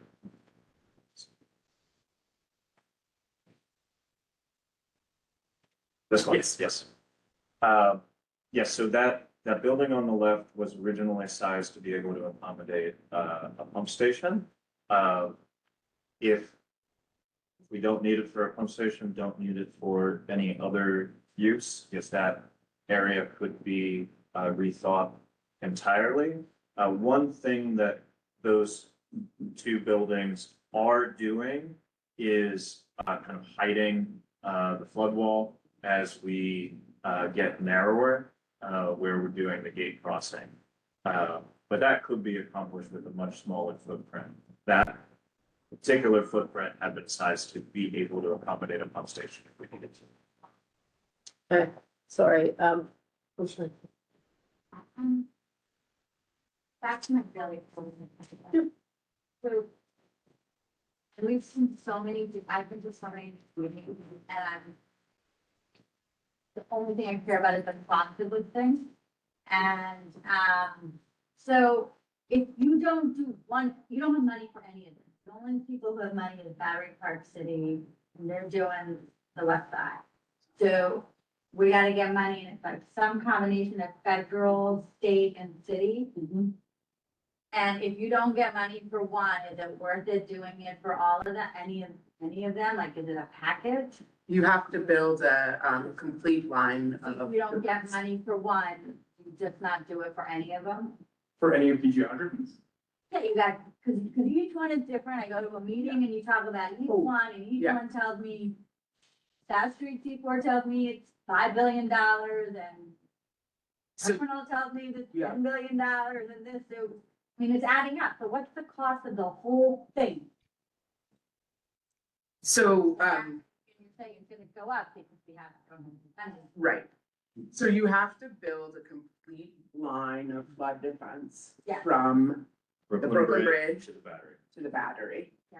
And that is what, 1 mile. the only thing that will be useful in preventing flooding in the neighborhood. On this side, because the west side, you pay $5 billion. Yeah, well, so, and Jordan can speak to kind of overall LMCR, what is the investment? I believe we're at $2.7 billion in funded capital projects. This is above and beyond that. That doesn't, let me, so what's funded? What's funded, we usually have a slide. I can do it off the top of my head. As well. Designs are. So it's just outside of LMCR, but worth noting, ESCR, $1.5, $2 billion capital project in its own right. The BMCR project, which should be complete by the end of this year, which is $350 million, fully funded, ready to be finished. From Montgomery Street to Brooklyn Bridge. Yes. Not all of it. Yes. Yeah, that's, that all of from Brooklyn Bridge north to Montgomery. It's in construction. Yeah, I don't know, but there's more Battery Park above, like, by side of something.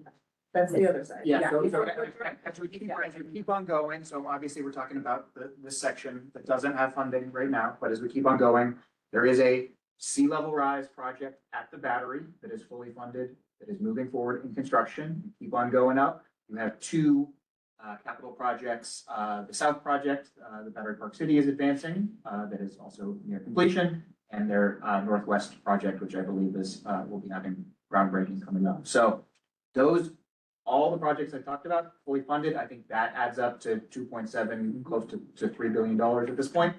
Is not funded is this piece. This is the last remaining piece, but a very important question, I think embedded, all of those projects reduced risk individually for those compartments. So they function without this happening. But this is a giant portion that still needs to happen, in its own right, as, you know. And what is the adding up of the cost of across all of these?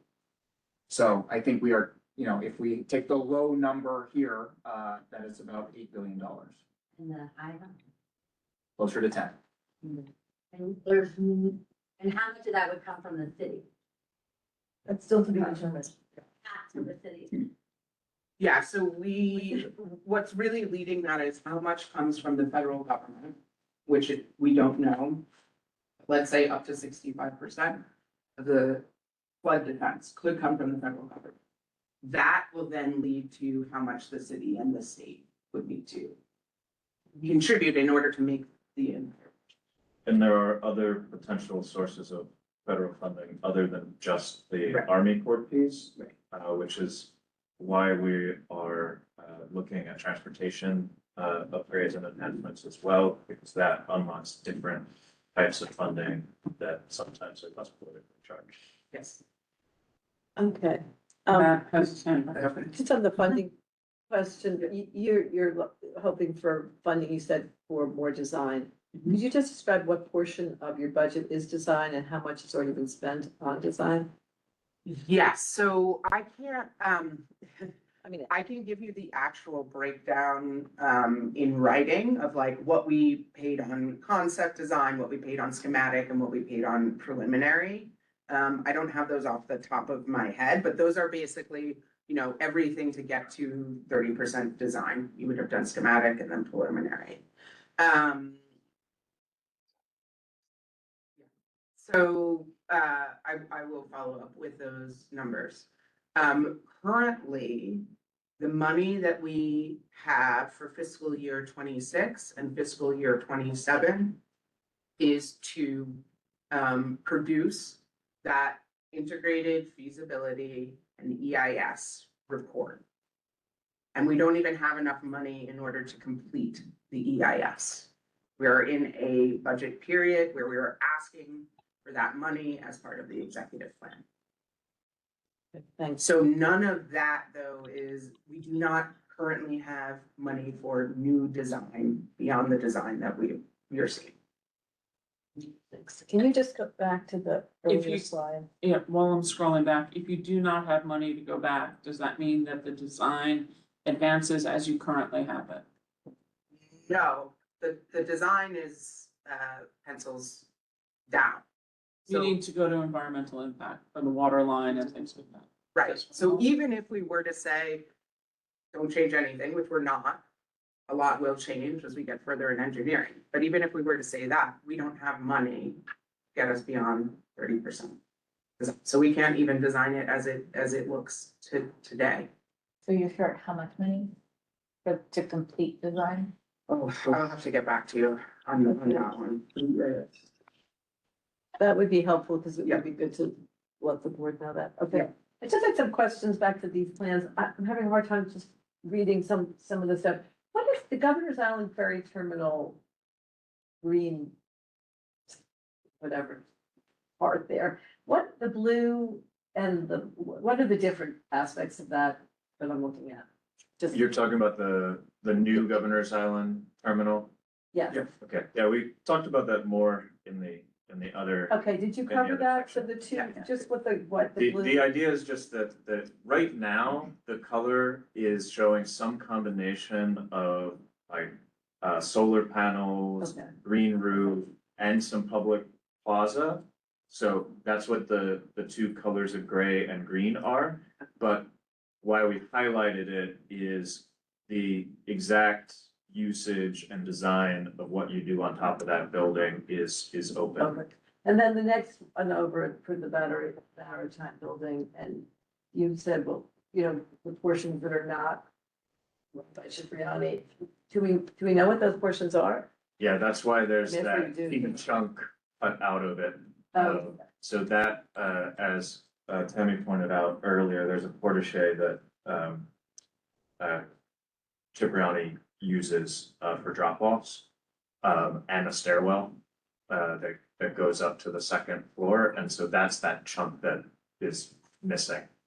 But about 60-70% of that ground floor would be open for repurposing for public use, once you take the boats and the waiting room out. Oh, that's helpful. So everything in the darker gray as compared to Yes. the T is Yes. available, as well as the sort of beige color, Yeah, the beige is like the outdoor plaza. a that's little being- more with the, legend would be handy. Okay. Thanks. And one more question. The Vietnam Vet open space, that was interesting to me. I mean, we have the Memorial Plaza, which you indicated across the highway. What is that the Vietnam Vet? open We're space? just calling that area of the landscape. We're just referencing that it's across from the Vietnam Veterans Memorial, that section of the landscape is all. Is there a reason for that? It's just because it was proximate? Just geographic, just a geographic note. But there's nothing there that's an exchange that's afoot that, No, okay. so sorry for that confusion. No problem. Okay, thank you. Matt, Hi, sorry, I was confused about how to unmute myself. To the team, between the Civic Gateway, the spaces in the Battery Maritime Building, and then across the rooftops of various buildings, you're proposing to create what look like they will be magnificent public spaces. My question is, starting with Tammy's observation that Civic Gateway, that slot right now is putatively a public space that has been forbidden to the public for years.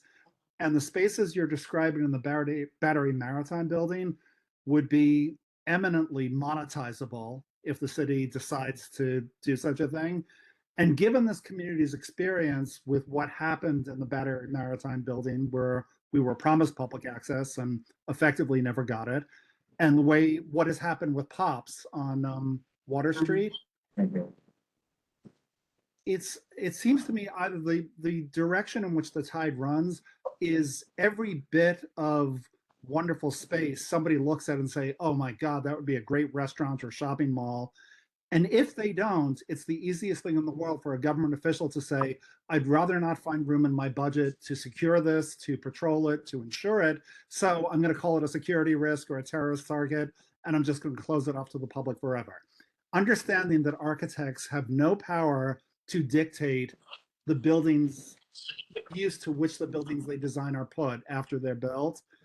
Why should this community take into account any of this wonderfulness when all of the community's collective experience seems to argue that the more wonderful the thing is you create, the more likely it is to be hijacked and taken away from the community? And also, David, can you say your name and affiliation? I didn't get it, and I'd like to make a note of it. Public member of the Waterfront Parks. No, David, Sheldon, I know you. The gentleman, I think they were referring to him as David, who's part of the design team. He has a beard, he's wearing a blue shirt. Travis. I'm Travis, sorry.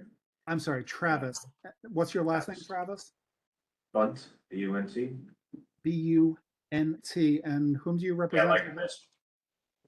I am a consultant to EDC. I am a partner at OFTN, architecture firm. Okay, thank you so much. And if somebody could attempt to address my unfair essay question, I'd really appreciate it. Yes. That goes to you. So, it is the full intent of this project to create publicly accessible, universally accessible open space. That is one of the fundamental guiding principles of the design. Now, as you said, design can provide for all of that, and then things get subject to political decisions, other decisions along the way. Again, we can write this into the deeds of the property. We can write it into everything, that it remains publicly accessible. The point is to add acres of open space, green open space to Lower Manhattan. I guess the question of why should you support it is that it both offers acres of open space that don't exist particularly on the east side, and coastal flood defense, which offers billions of benefit in avoided losses. I think that there is a lot that we can do in order to ensure that things that have happened in the past are not carried over into this waterfront. And we remain very committed to doing that, even if we have to do it in writing, in a legal manner. But I think the alternative of not building it is probably not a good alternative for this community. And in the immediate term, I would encourage you, the resolution that you all are working on, Put it in there. feature it prominently. And as designers, we just try to make it so compelling that you guys fight for it. Thank you. Tammy on the committee, and then, did you want to go? I do. Catherine McVeigh is here. I'll go. And Catherine, you're next, because I'll do just two and then come back after Catherine. Can you talk a little bit about, you did mention there are two locations for the pump house, and you're not sure where it's gonna be, whether it's gonna be in this area over by the piers, or it's gonna move further south. So, can you give us the pros and cons of what would drive that decision and when you would know? Yeah. One, and my second question is, we have long begged, pleaded, and said that what we wanted as a community, driven by the amount of residential growth and the needs of the community, would be to slide the entire Pier 11 further south, because it would allow for a wider, larger, continuous open space versus where you have it limited to Old Slip. The original conversations were said to us, well, we wanted to have like some streetscape connection, but you're not gonna be able to see the water from no matter where you are due to the elevation, which was shown on the other side. There's actually no connectivity. You cannot actually see from Water Street, the ferries, right? So right now, the ferries are on Gouverneur Slip. So they're a little bit north, they're not aligned with Old Slip, they're not aligned with Wall Street. What is the rationale for not moving the entire thing further south? So when you're looking at your bump outs, you're looking at everything that you have here, that you wouldn't be able to have a larger, more manageable and functionable and accessible space for the public, because what I see in this lovely diagram are many, many accessible walkways and things like that that are all designed around transit. Everything is designed around transit versus any kind of public open space. Public open space is definitely here, but it's the secondary point to getting to and from transit. 20,000 new units announced of housing in the last 18 months alone, with no real vision from my perspective. This is an incredible transit-rich design that will really do a lot of amazing things for our getting in and off the island, but not do amazing things for the people who are here 24/7. And I will take umbrance and need to say that we do have a letter on file from both Seaport Entertainment and the South Street Seaport saying that they are actually not pleased with, as we go further north, the plans for the removal of 15 and the complete design as you have of 16 restructured. So I'm happy to forward that to you. Whoa. The pump That station, okay, not but the those. pier. Those are my, We're getting to that. those are my three. So with regard to the pros and cons of the pump station site, I cannot lay those all out for you today, because that is exactly what we want to study as part of our congressionally designated spending that we put the application in. So we would do additional site selection for the pump station that basically lays out all of the pros and cons, costs, feasibility, everything else. And that's what we're looking to advance as part of that drainage piece. And I will tell you that the drivers for that, right, there'll be many pros and cons. But one is that we know that it has independent utility where we could make drainage improvements before we build out the full project. And that's our goal, to have earlier drainage improvements for the community. And so that's what's driving our rethinking site selection for the pump station. We would come back if we were to get funding to do that. We would come back and very transparently, as we have with all these decisions, lay out pros and cons. and get feedback on, the design. And size, I mean, we don't know anything really about the pump building. We know that we need a 300 MG, what was it? Million gallon. Thanks, million gallon per day pump station, so we do know the size. And the rectangles of those two buildings correspond to the footprint that is anticipated for those pump station. The pump station. The at the rectangles, can you give me just like, I see rectangles, but I don't have any measurement sizes to understand. Is that, a 3-story building that's, half a city block, or really have no scale, scope and scale? Off the top of my head, I believe they're 120 feet by about 40 feet. But that's the above ground Yeah. expression, the below ground is larger. Oh, of course, thanks, of course. And they need to be about 15 feet tall. Basically like a single commercial story. Right. And that's Um, based on that- DEP's. That's mechanical. based on the need to be able to have a gantry crane pick the pumps out of the wet wells that are underground. So they are smaller. If you took the tin building and made it a 1-story building, they're a little bit smaller than that. The outside square footage. And is there a baseline that it has to be above? Or You have to have all mechanical above Mhm. ground, and DEP has very specific requirements of all of their pump stations that we would need to meet, and it has to do with operations, ability to maintain and replace pumps. I don't know. if you want- So at least a 2-story building then. Yeah, conceivably, the- conceivably is a 2-story building. You also have the power requirements depending on how Con Ed has power and the right amount of power that's needed for a pump station in the area. If you had a question about the Pier 11, maybe if you go back to one of those plans, maybe the underground one was helpful.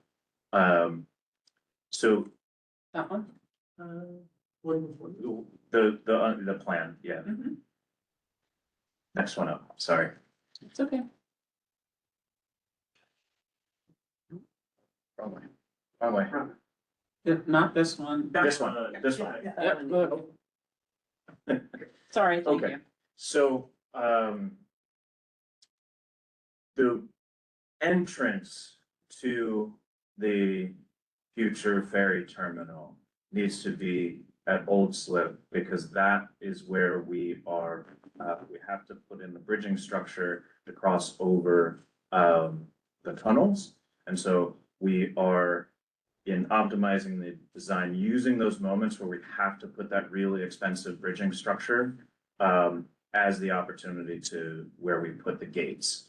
And so the entrance to that facility needs to be at Old Slip. The footprint of that facility is being driven by DOT and NYC ferries requirements for the various vessels and the capacity that they want to host here. Now, is there room to shift that footprint and have it offset from that entry point? Theoretically, less than ideal from a transportation standpoint, but I take your point that if you shifted it offset from the entrance, you could potentially create more space to the north. Is certainly something that could be explored in the next phase of design. And then as far as why the paths and the transportation access is so heavily emphasized, that is a product of what we need to prove to the regulators. And so that is by nature, it gets emphasized and becomes the framework because that's how we justify every inch that we're going out into the water. Okay, thank you. What else? Oh, sorry, Catherine. Yeah, great. 3 quick things. One, I want to thank everybody in this room and everyone who's not in the room that we're probably going to secure the US Coast Guard site because you don't have any water access there at all now. Just to be on the record, there is zero access. It's really unpleasant area if you walk back there. Two, if you could just talk again about the insurance market and business disruption. And three, and I believe Alice knows this and probably some other people, this Thursday is the preliminary budget hearing for the New York City Council Committee on Environmental Protection and Waterfront. So I'm hoping that this committee here will support, even though there are details to work out, because currently it sounds like there's no funding in this next fiscal year to be included in the budget. Thanks, Catherine. Yep. Is that So correct? I can speak to, yes, the impacts from insurance. The way that the insurance industry is going is that premiums are going up, particularly in areas as vulnerable as Lower Manhattan. What that means is that for everyone who lives in a condo, for everyone who lives in a co-op, for everyone who is in a renter, the costs are being passed on to you. So that's not absorbed by the landlord. The cost of rentals needs to account for that those increasing premiums. Once this project is completed, we actually, the word is demap the floodplain here, but officially on FEMA maps, it will show that this area is no longer considered to be in the 100-year floodplain. Now, the insurance industry is private. We can't control it. We certainly can speak to regulators about how that will be reflected in the costs of insurance. But right now, the way that the industry is going, those costs are going up exponentially. Not only that, but insurers are leaving certain markets or refusing to insure buildings that are within a floodplain, which makes it less competitive, which means that you're getting less coverage for more money based on who's willing to stay within that market. Thanks. And it's not in it's not in the budget. There's Right. zero funding in the preliminary hearings this Thursday to continue this project.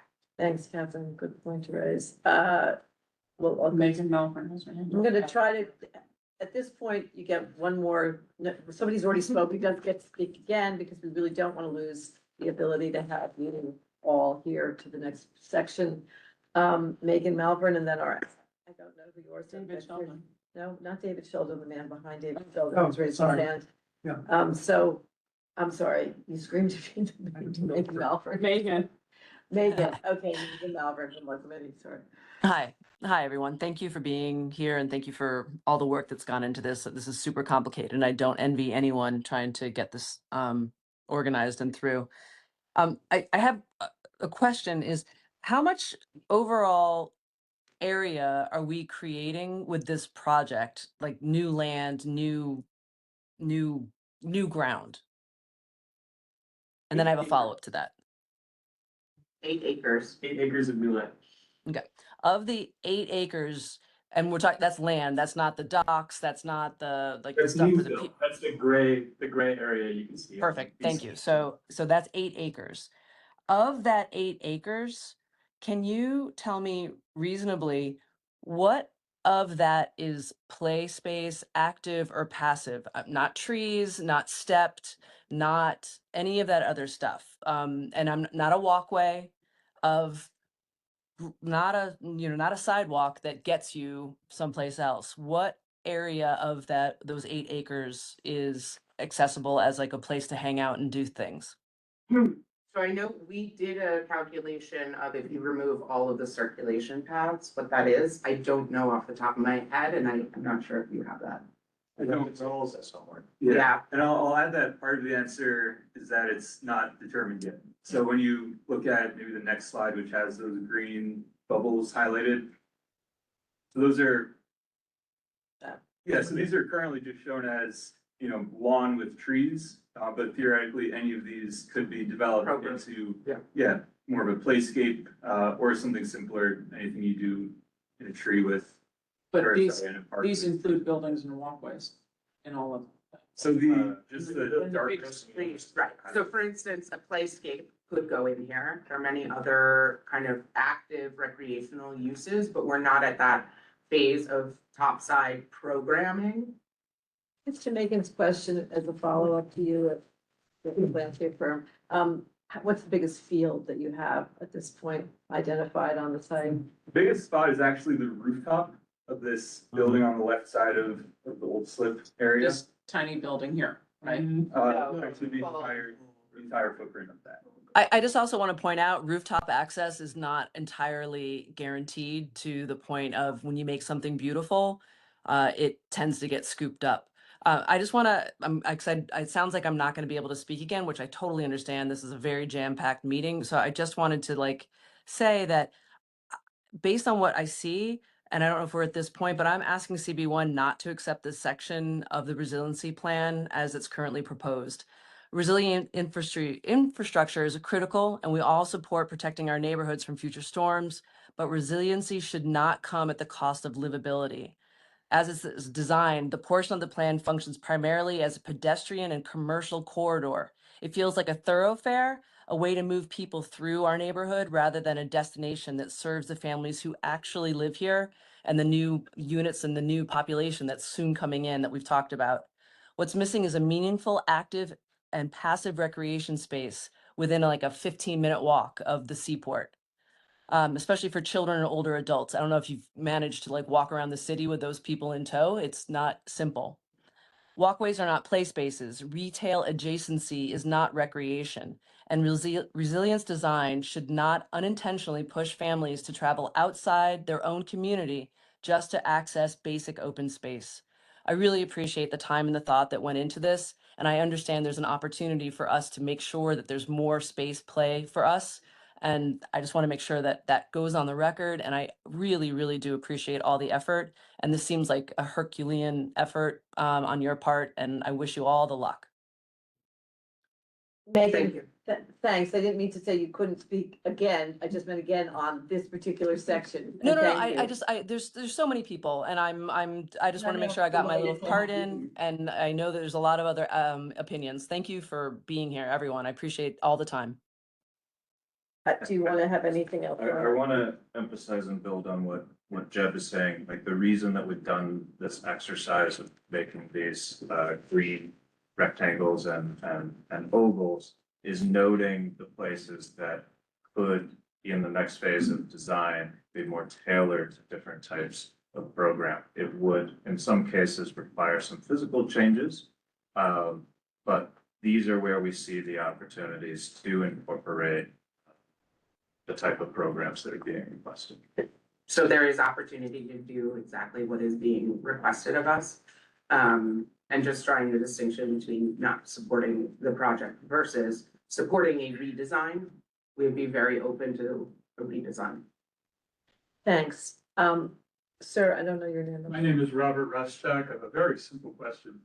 Did I hear, or perhaps I heard wrongly, in this area, the old slip area, that you would be filling out approximately 210 feet from the existing bulkhead? Correct? Yes. At the maximum. That's all.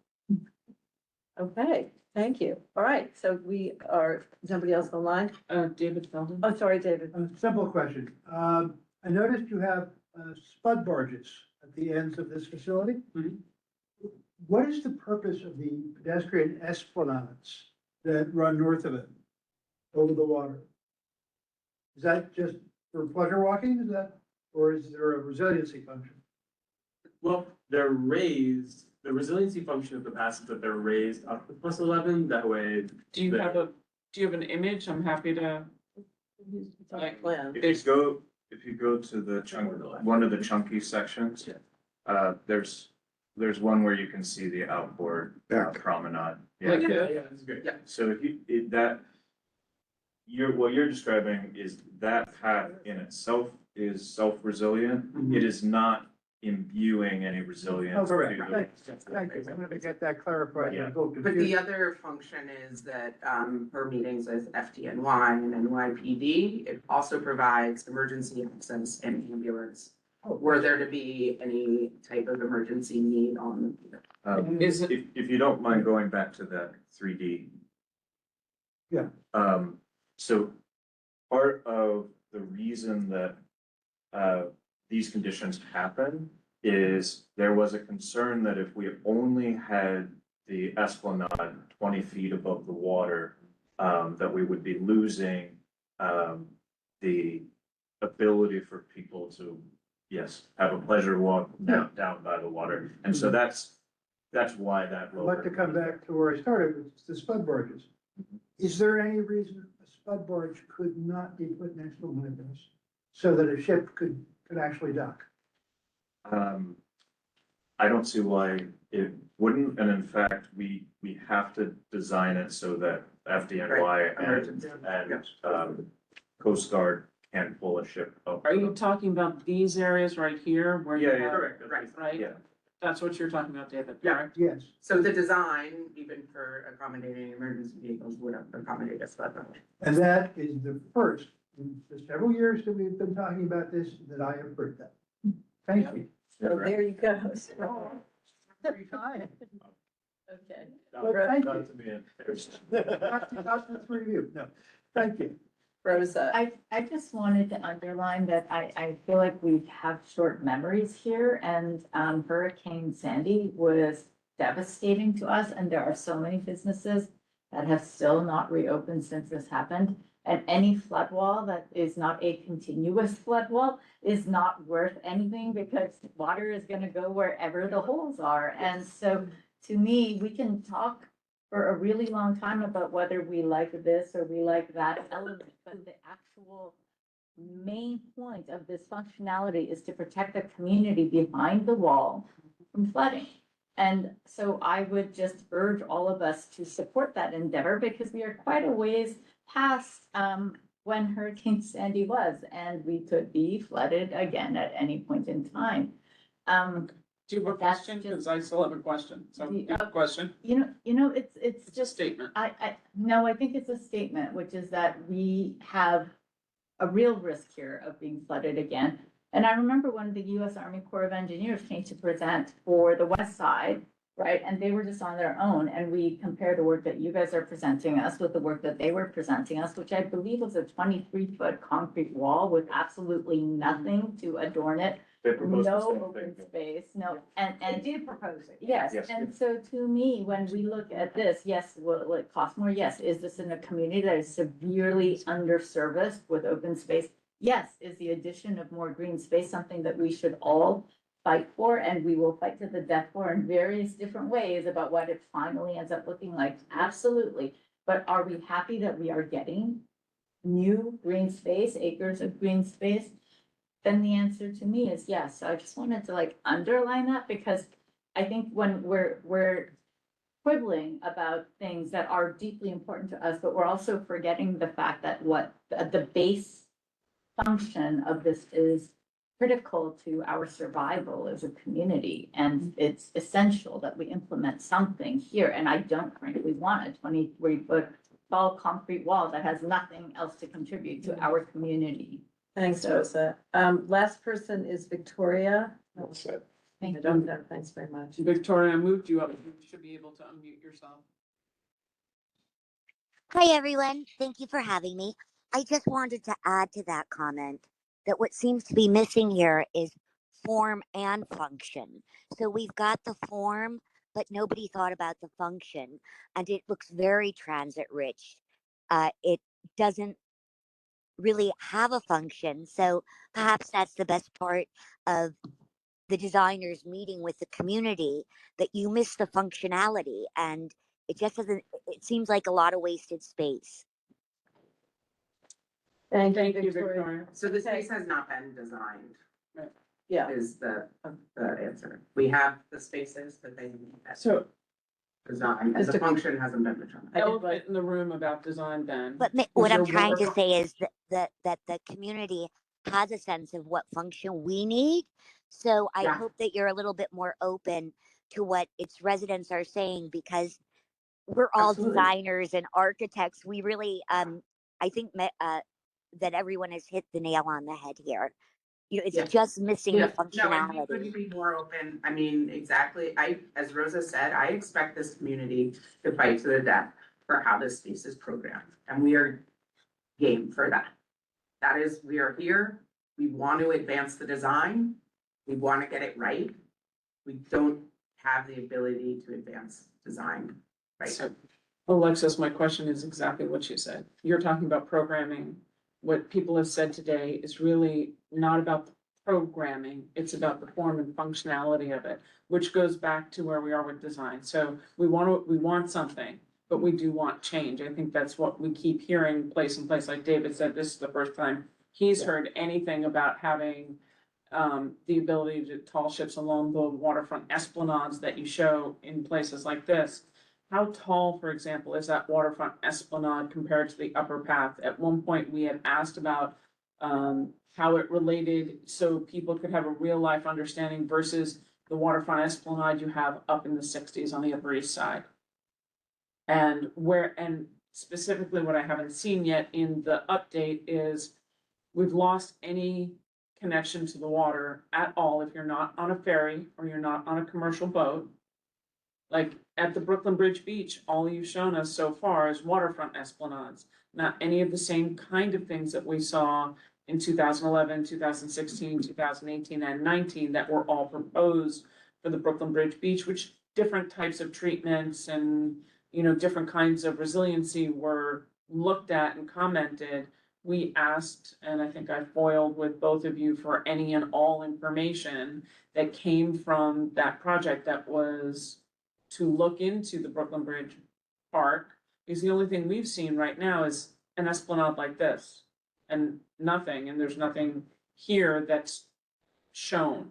So I will clarify again what I mean by program, and it's a different term within the industry, and I realize that it needs to be clarified, that we have not designed the top side elements. So that includes like, you know, whether or not that path will look like the East Midtown Greenway. That's something that would be determined beyond 30% design. We haven't, and the treatments and the materials and whether or not there is a beach, all of that is still open to community input and design. But the water line doesn't include a beach. There's nothing that we've seen anywhere that shows where the water line is for where that's part of what, and all the other things. There's nothing that we've seen that shows any. Can I suggest? Is there anything here? Can we just get? I don't think it is. Well, let's, Rosa. I don't know. We're gonna talk about. Okay, so let's, that's an important question. It's very dear to the heart of not just Tammy, but others, I'm sure. So in going forward now, Yes. if you could answer that somewhere along the line, and we're at the Seaport Piers, David, and it's only 8:25. I'm happy to. It's okay. All right. Beach is gone. It's late. So, here, and why we wanted to save as much time as possible for this last segment of the project. There's a lot going on, there's a lot to work around, and there's a lot of different interests existing and suggested desired programs that are trying to be accommodated. And I guess the place to start is first with the flood protection, and then we can talk about how that relates to the top side. Yeah. Let's go to the next slide. It shows the underground.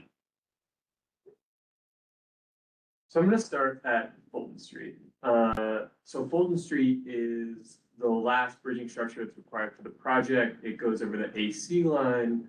And we're really constrained in this area for what kind of flood barrier system we're able to put in.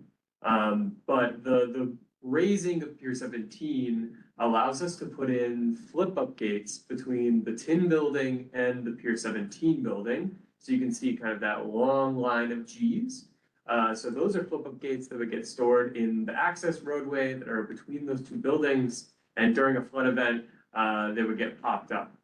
Once you move farther to the north, there is the new market site, which is shown as kind of a blank building right now.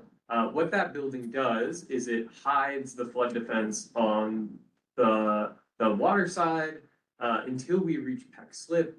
At Peck Slip, we have another gateway to provide access from the existing waterfront to the new waterfront. There are 2 roller gates there. The other thing I want to call out about this area is due to this avoid, minimize, mitigate approach that we have to follow, what we've done here is to totally avoid fill from Fulton Street to Peck Slip. So all of that area is shown in blue, so that's platform structure, and we have multiple sluice gates in this area under the flood defense that allow tidal flow through this area during normal conditions. But during a storm event, obviously you close those gates, that way you don't have under seepage under your flood wall. The last piece I'll talk about from a flood defense standpoint is at Dover Street, next to our northern tie-in. We provide the last point for up and over access to the top of the line of defense. What that means is we have our cellular cofferdam again, and new fill and a pathway that goes up to the top. What this project is able to do is we're able to directly tie into BMCR. So if you remember when we talk a lot about the southern tie-in way in the battery, we have that long length of flood wall on land. That's not the case here. We're actually able to do a joint right at the BMCR alignment and directly connect these 2 projects. There still is that flood wall that runs under the Brooklyn Bridge, so it's 2 separate compartments, but we don't require any kind of additional expensive infrastructure on top of that. And then I'll pass it back to you guys. Okay, so while we're still on this slide, a lot of interest in the proposed pier configurations. So a little history and rationale for why we got here, but on the next slide, we'll talk about the flexibility and where we might do redesigns in the next stage. I think one thing that may not have been clear in the 2020 plan, 2021, whatever the last, the previous public version was, is that by doing this project, Piers 15 and 16 will necessarily be reconstructed. They will necessarily be demolished and reconstructed. You can't do this project without doing that. In the 2020 plan, at that time, we had not done a detailed look at the pier configurations in the seaport, and so the assumption at that point was made that they would be rebuilt exactly in place, but higher.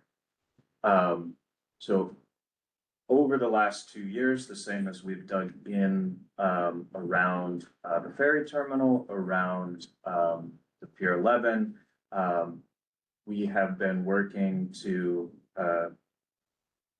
look at ways to improve the functionality and replace some of the mooring capacity that was going to be lost once you move the shoreline out 100 to 200 feet. We had a number of iterative sessions with a mariners working group and as well the Seaport Museum. And the configuration for a combined Pier 15 and 16 that is shown here was the result of those discussions. And it's probably best to show in the I think it's 2 more slides forward. There's like a 3-dimensional view of this area. That's one. Tell me. I'm gonna come back to this one, but Okay, that's 2. yes, this guy. Okay. So the concept that the team worked with was having a single but wider, flatter pier, and as well a marginal wharf that would both create more potential open space than is currently provided by the combined Pier 15 and 16, and would be more functional to maximize the mooring capacity for the different historical assets that the Seaport Museum has. One of the moves, in addition to making this wider and flatter, and removing, what is the bar called? Any event, removing those retail programs and having this pier be completely open. We're also shifting it south to enable vessels to moor along the southern edge of Pier 17, and also to increase the navigational access for getting boats in and out. Now, Tim, if you go back to the fixed and flexible, yes, this guy. So after we combined Pier 15 and 16 into this larger paddle pier, we were considering adding a new Pier 19 program use to be determined later, and it was placed at the Peck Slip opening because that's where we already have a gate, and so you could have direct access. The idea was, again, to have a pier that would be mostly flat and usable as open space, but add additional mooring capacity. And so that became more of a free-floating piece because we had accommodated with the marginal board, which is that kind of off of the new Pier 16, that the T. So that's additional mooring capacity that we created. So we did our best to accommodate all the vessels that Seaport Museum wanted to put here. And then we were seeing Pier 19 as a bonus amenity. That is the thinking and the process that went into this. Now, in terms of what's fixed and flexible, the exact footprints and locations of these piers is still fairly flexible. I think there's our rationale and justification for why they're currently illustrated where they are. But it's not the end of the discussion. And we recognize that there are a lot of desires and ambitions to see different things tested out here. We are also showing a couple of buildings that are, as of yet, unprogrammed. So there's room for a smaller building to the south of the Fulton gate opening, and it is adjacent to a what is now fairly flat open space. So that whole little knuckle there of those two ovals and that smaller rectangular building across from Pier 16, that's fairly flexible, as long as we can still maintain the universally accessible ramp to get up and over the flood protection there. The New Market site, obviously lots of ideas and ambitions for what that might be. As the design team, we have not taken any position on its use, but we have noted that it is a significant footprint. It will have a rooftop that is commensurate with a lot of smaller soccer fields that you see around the city. There was a point earlier about access to rooftops. In this one case for the New Market site, the way the design would work, you would have to go through the building to access it. All of the other building rooftops we've been talking about would be integrated into the landscape such that the use of the rooftop is completely independent of the use of the interior of the building, and access not through the building, but through the landscape. The Newmarket site is the exception to that. It's a freestanding building.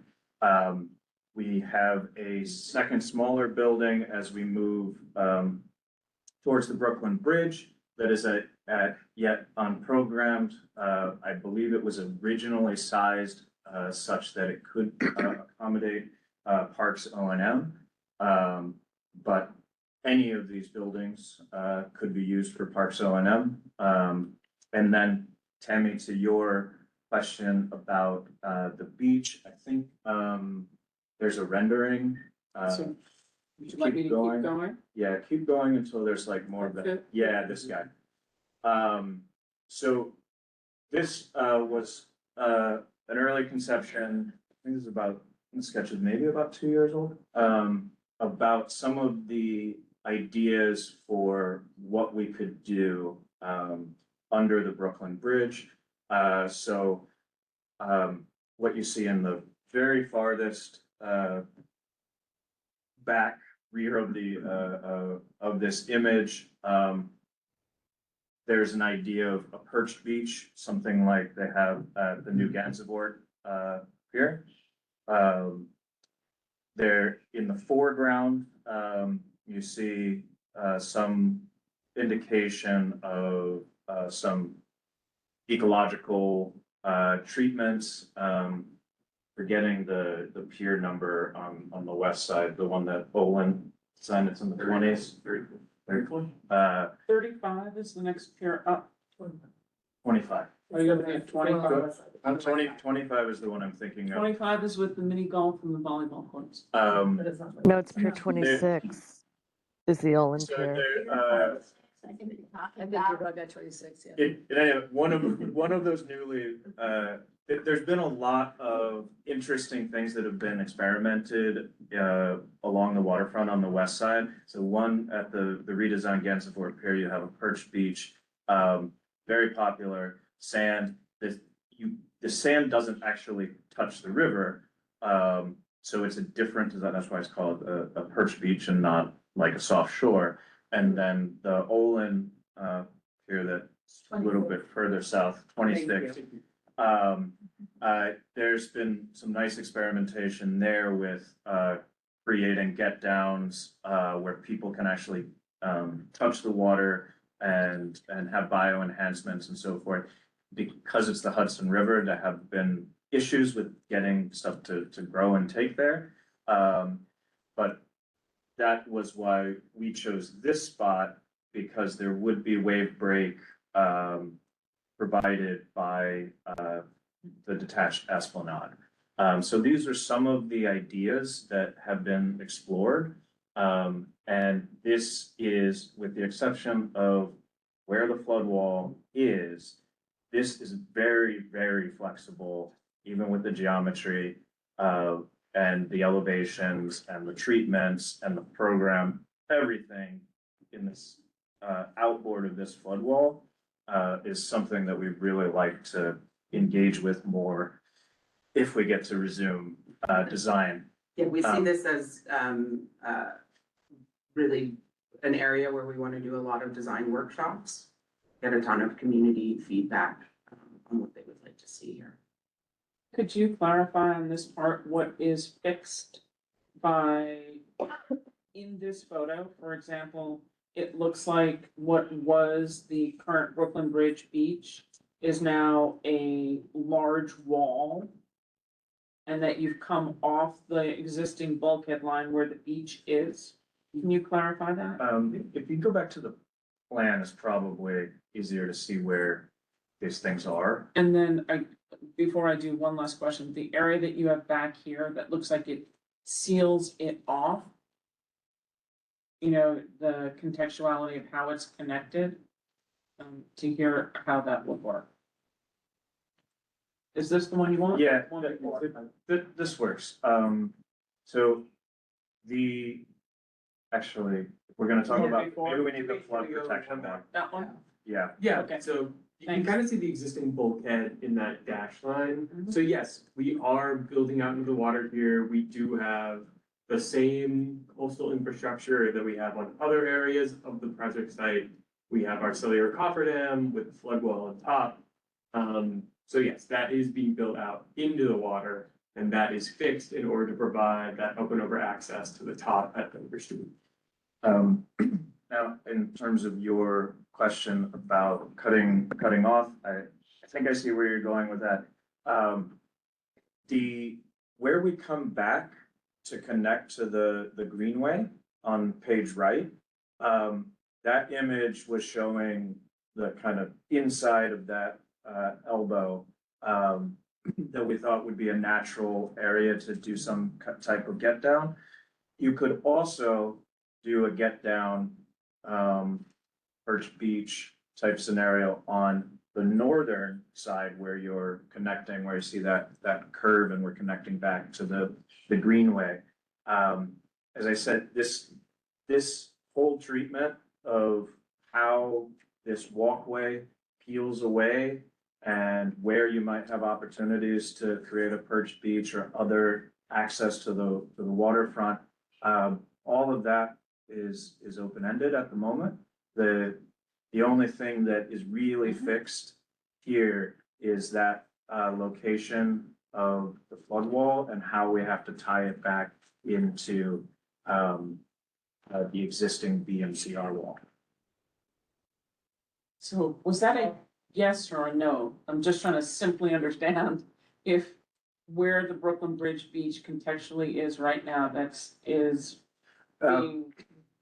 The Brooklyn Bridge Beach is primarily directly under the Brooklyn Bridge, so part of it would be where it sits right now would be affected by this wall. That doesn't mean that it can't be recreated outboard of that wall or in a slightly different location. And the Brooklyn Bridge Beach with sea level rise is going to be underwater in 20 to 30 years regardless. So we need to start thinking about how to replace that amenity with something that will live longer into the future. Great. Other questions? Up. Thanks, Alice. I'm glad to hear that the exact placement of the piers is flexible, because one of the things I was hearing from captains of local historic ships was concerns about maneuvering space, especially large, tall ships or ships that don't operate under their own power and have to be towed into a location. They have different needs for maneuvering than a modern motorized vessel. And so when you brought together this group of mariners you referred to, did you include people who operated ships like that? Yes, including the captains for the Seaport Museum. Yes. I actually have testimony I can read from them that they submitted today. Let me just finish. Mary Hacker, I should say, you should introduce who you are and your organization and the fact you've also provided testimony. I don't know if you know one another, or if you don't, you certainly should, but. We did meet at the. Okay, but just, you might want to flesh out. I'm in charge of the historic ship Lilac at Pier 25. And I'm here representing a group of historic ships from the Historic Ship Coalition. Right? Thanks. So, yeah, it was one of those inputs about maneuverability. That is why we expanded the inlet, that expanded the space between Pier 16 and Pier 17, and also why we eliminated a building on the pier, because those were two of the inputs that they gave us, that the building was interfering with their ability to put the ships there, and also that there wasn't enough space between Pier 16 and Pier 17 for maneuverability. Yeah, when Pier 15 was first designed, there was a lot of concern about the second story, partly because so that you had ADA accessible ramps to the second floor, then there wasn't space for ships to put their gateways in them. So, Yep. And we were told that. So you've made your point to what you want to see there, just for the record. Okay. And also you have a testimony that you've given to CB1. Mark. Hi, Mark Benoit, the Middle East represent the Seaport Entertainment Group. The north side of Pier 17 has mooring apparatus. Yes. 4 tall ships, and several have gone there in the last couple of years. I just want to make sure, given the spacing, you said that Pier 19, to be Pier 19 is, that spacing is flexible. I just want to make sure that there's enough, as you said, that there's enough maneuverability in there to get a tall ship. That's really important to, Yeah, it's quite a bit more than Yeah. even what we're showing on between Pier 16 and 17. Thanks. I have more questions, but I'll. You've got 13 minutes, you've Yeah. got, you have some. I think Rose. No, but I mean, well, it's rare we get you in the room, I know from the Seaport and Chamber Group, so if there's other things that are important, we'd like to I hear have a them. question about the new market site, that pier, which obviously is unstable. Yes. Originally, when we were engaged in 250 Water Street, that was part of the package that we, amenity package. Yes. But it wouldn't go anywhere because there was no funding to replace that. Yes, pier, yeah, Right? So, Yeah. Okay. and it has to be completely, But We're assuming it's complete reconstruction. it's interesting, I think Tammy and Allison, others in the room will remember that the rooftop of the new market site was, we wanted to be an amenity, a green Right. space for the community, so I'm glad that's out. yeah, I think it was SOM renderings of that, yeah. Exactly. Point of information, on that spacing between facilities. Sailboats have to turn around. You need room for them to turn around. They don't back up with the Yep. So that's acknowledged, okay. My own school fish, That they're done. About the space. Yeah. So Mark, you're good? I'm good. Thank you very much for coming, and Tammy's now got a letter from Jonathan Bulware from the Seaport Museum, is that? Yes, he divided it into 3 sections. In particular, the one that I'm gonna talk about right now is the one that's specific to the berthing. Pure size, shape, vessel berthing, he had 2 other sections. In generally, we are in favor of the idea to build out onto the river to mitigate elevated berms on the livability, navigability.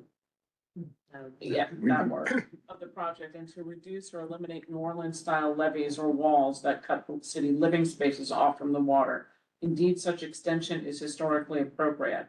Schermerhorn Row itself, along with much of the historic district, is built on former water lots. New York built out before it built up. This is a good approach. However, here we note the museum's loss of Pier 15 some 15 years ago. The Seaport Museum already lacks sufficient berthing space for its now smaller fleet of historic ships, let alone any visiting vessels.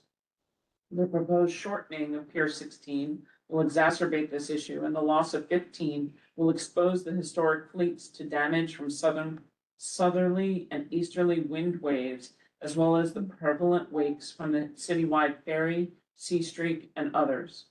Berthing of museum fleet. We also note that the proposed rafting, tying boats up together, and spudding, did I say that right? Okay, thank you. Using pilings to secure them permanently is a workaround for a problem that only exists because Pier 15 is being removed. Ships need piers. Period.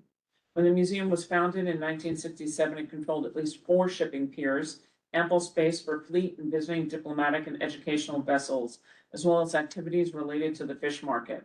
While the scale is not needed today, a shortened Pier 16 will compound the existing berthing space problem.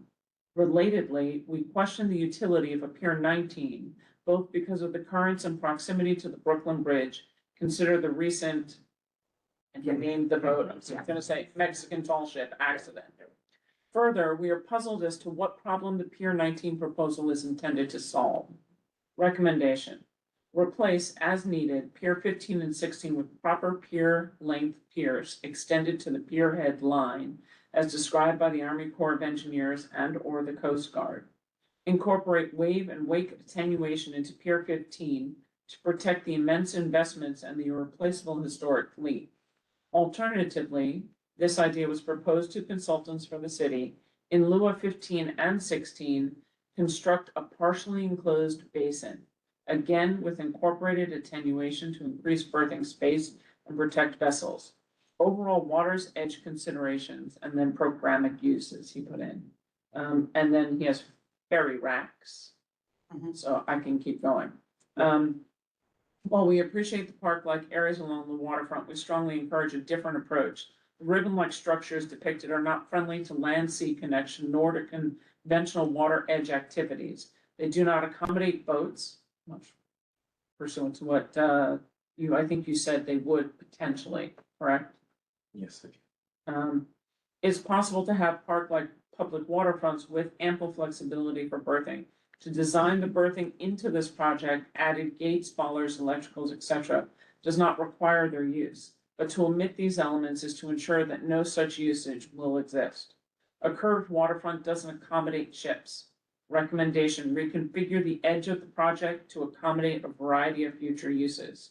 We also note the existence of new public and enclosed spaces at the north end of the resiliency structure in way of Pier 15. If these are provided to the museum's program, as was soft promised during meetings with EDC and consultants, this will create a logical connection between the museum's landslide historic assets and the piers and ships. If, however, it's awarded for a for-profit tenant for restaurant use or other, the opposite effect will be achieved. We request the city offer the spaces to the museum first, enhancing rather than confusing the links between the land and sea within the museum. Ferry racks. These are impractical, as we noted by a number of commenters during small group meetings and the public sessions. While these may be conceptual in design, they are in the project. The cross-current bow loading operations here are unnecessarily complicated and will result in vessel illusions within the docks. Crashes, collisions with others, damage and injury. Recommendation: use capable maritime consultant and reconfigure any of the ferry berthing docks to reduce issues. That's, I think. Just talking about the NYC ferry? Yeah. Yes. Yes. He has accessibility and visibility, which in particular, the recommendation is to shift the opening southward or to widen as appropriate, because they believe that the design of the opening in way of Burling Slit either be widened or shifted southward. The existing design biases towards a now defunct tin building over the long-standing need for logical visual connections between, in particular, Shimmerhorn Row and Piers 15 and 16. So that goes to where you call it a flexible building with public waterfront terrace, that it opens only facing towards the tin building and does not actually connect the people from Shimmerhorn, the historic area, into the seaport to the piers itself at this location. So, I'm happy to send you that yeah, letter. I was gonna say that all these points are very well taken, well received. None of them are ones that I haven't heard before. He is absolutely correct that the tides here and the wake and the wave action are detrimental to the historic ships and something that we want to mitigate for. I believe that we can address all of the points in his letter in a written response. So unless there's a particular part that you want us to respond to right now on the record, we could respond on the record in the interest of time. We'd love Pier 15 because it's been, for us, as you can imagine, the community has said, we have nothing that's really as robust as the rooftop of Pier 15, even though some say it's not widely used. I'd say it's because we allowed for-profit billboards to surround it, but there's no connectivity like we have on the Hudson River Park side in terms of parks that extend with large areas onto the piers. Pier 15 has a large public space area. Nothing that we've been shown so far, it's far more chopped up. I think you've heard my comment about the wax job versus larger, lusher, connectivity. I understand that programming is later, so whether it's fishing or this or that or the other thing, it just doesn't seem, so you think there's anything for 15 is really what we're looking for, because there's nothing like that. Do you wanna go? Yeah, just a couple. And just send a things. letter to you, Alexis? Yeah, and Diana. We only have Alexis for 3 more minutes. Gotcha. I have questions, 2 more minutes. Except for you, I'll stay until 9:10. Okay. So just a couple of quick things to, I guess, reiterate. So we, as I mentioned, we have been iterating with with Seaport Museum and other folks. And I think if we get cleared to be able to design into the next phase, we will continue to iterate on this area. The same note about needing to define some of the programming in order to take the design to the next level applies also to the piers. A Pier 15 that is using fixed, that is mainly hosting historic ships that are fixed, is different than a pier that is going to need active berthing, some other services or so forth. And so same as throughout the park and with these buildings, the design will be tailored in the next phase to the uses that are finalized, whether they be maritime, active programming, or other. So we're very open to studying it. Just with the full understanding that the way that Pier 50, it's not just about keeping Pier 15 in the way that it is today. Whatever would go in that footprint or in a slightly shifted footprint would be new construction. It would be new construction. If we wanted to keep it exactly as it is today, we would still have to rebuild it. Why? Because it is subject to sea level rise. So the only one of these piers that will not change is Pier 17. That as in Pier 17 has been elevated to protect against sea level rise. And you need to deconstruct it in order to put in the coastal infrastructure. So in order to put in the cellular copper The in. first 100 feet of it would be demoed anyways. That I understand. Yeah. The sea level rise, I find suspicious. Just pure floods and then, just like the slips, it dries out. And as you I've seen pointed it out, happen twice in South Street, It's once at Sandy and once in 1992. They flooded, they dried out, And that- everything's fine. And that is the idea for how the Esplanade and the During piers, all storm during storm conditions, Yeah. absolutely, they're all gonna flood and they'll all drain. What we're focused on is the passive elevation, this +11. That's that future monthly nuisance flooding that's gonna happen 25 to 30 times a year. And as sea levels continue to rise, it becomes even more common. So we're trying to protect against that through the end of the century and beyond. I would point out that those flooding conditions are probably more predictable than stoppage on New York City subway system. You know when the high tide's gonna come. Okay, thanks. It's a point that's come up a lot. Not sure how you go further with that answer, but, Rosa. Okay, I need to be fast because I have lots of questions. Number one, Brooklyn Bridge Beach, are you essentially saying that the design is too schematic and therefore fully up for discussion? Like, Yeah, and what it's are, up for discussion, how to include Brooklyn Bridge Beach. okay, and what are the Yeah. set parameters? Like, with it that are not Yeah. up? So the only set parameters are in that diagram, and it's basically the line of the buffer dams. The wall, why is that not? Rosa, speak up. What was the Why, question? why is that part not up for discussion? So that point is what is quote unquote fixed as we go through environmental reviews, or essentially the effects. So we can't shift that out anymore after our analysis finishes. So that footprint, in order to provide up and over access, has been minimized as much as possible. Yeah. So that cannot. Okay, so pet slip where that terminates and where you've got those little sort of gooey areas. Just FYI, please consider the school, the public school that is directly adjacent and think about the usage for 500 kids. So, and that was why we fought so hard as a community for pet slip, the little plaza, that area that's there. What happened to the naturally landing sand that is currently at the Brooklyn Bridge Beach? What I mean, happened to it or what no, will what happen? will happen to it? So as you push out, like the river is pushing the sand back there. So what happens when we push the land out into the river? Do we still get, your analyses? It depends, of the it sand? depends on how you treat the edges and whether you put things in the water to encourage sedimentation. Will we be doing that? We can, but We can. Rosie, I put the picture back up for you so you can see Yeah. where, if I understand correctly, where the bulkhead line, where you're putting it is out from, correct me if I'm wrong. That is much further south. Hold Where on. they're showing the sand. Where they're showing the sand now is past what is exactly is Brooklyn Bridge Beach. And what you It's just to have, the north, right?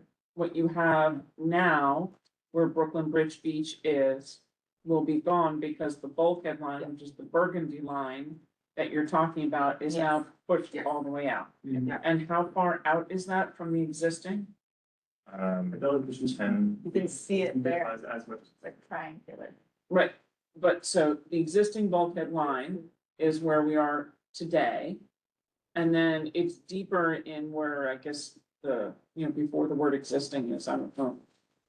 This is how far out from the current shoreline? So by the time you get to Peck Slip, you're at about 100 feet out. And so so that triangle is 0 at one end and 100 at the other. And the sand is directly under the actual bridge. The sand, yes. And Correct. basically, there's no way to complete the flood protection compartment without disrupting the existing location of the Brooklyn Bridge Beach. And so that's why we want to have this conversation in the next phase of design about how do we replace what it's doing. What's that little building in the zigzag path that you have there for? So that was it. So everywhere we've got the gates, we're trying to anchor either side with small buildings so that we can hide the gates, hide the wall where it's coming at these access points. What that would be used for is completely open at the moment. The zigzag path is it allows you to get up and see just like everywhere else, up to the level where you're above the flood protection. How tall is that wall then? At Wait, the- wait, we only have Alexis for another 5 minutes and I wasn't done. Okay, well, Same height as it is the everywhere. rest of the It's team is 23. not leaving, The rest so, of them is not so leaving. you don't panic, but, okay. But- Okay, wait, sorry. Can I Go just ahead. finish? And by the way, I was just curious about what happens to the sand and if you'd studied it, I wasn't insisting that it must stay there. The connection tie-in on land to DMCR. Yes. Tell you about it? Yes. I mean, That's one of my favorite discoveries in this project. this one over here? The one with that you see the flood defense, so the underground. Yes. So as you may have seen, the wall that we're gonna be tying into has been concluded. Yes. It's there, it runs up along the ramp for the bridge.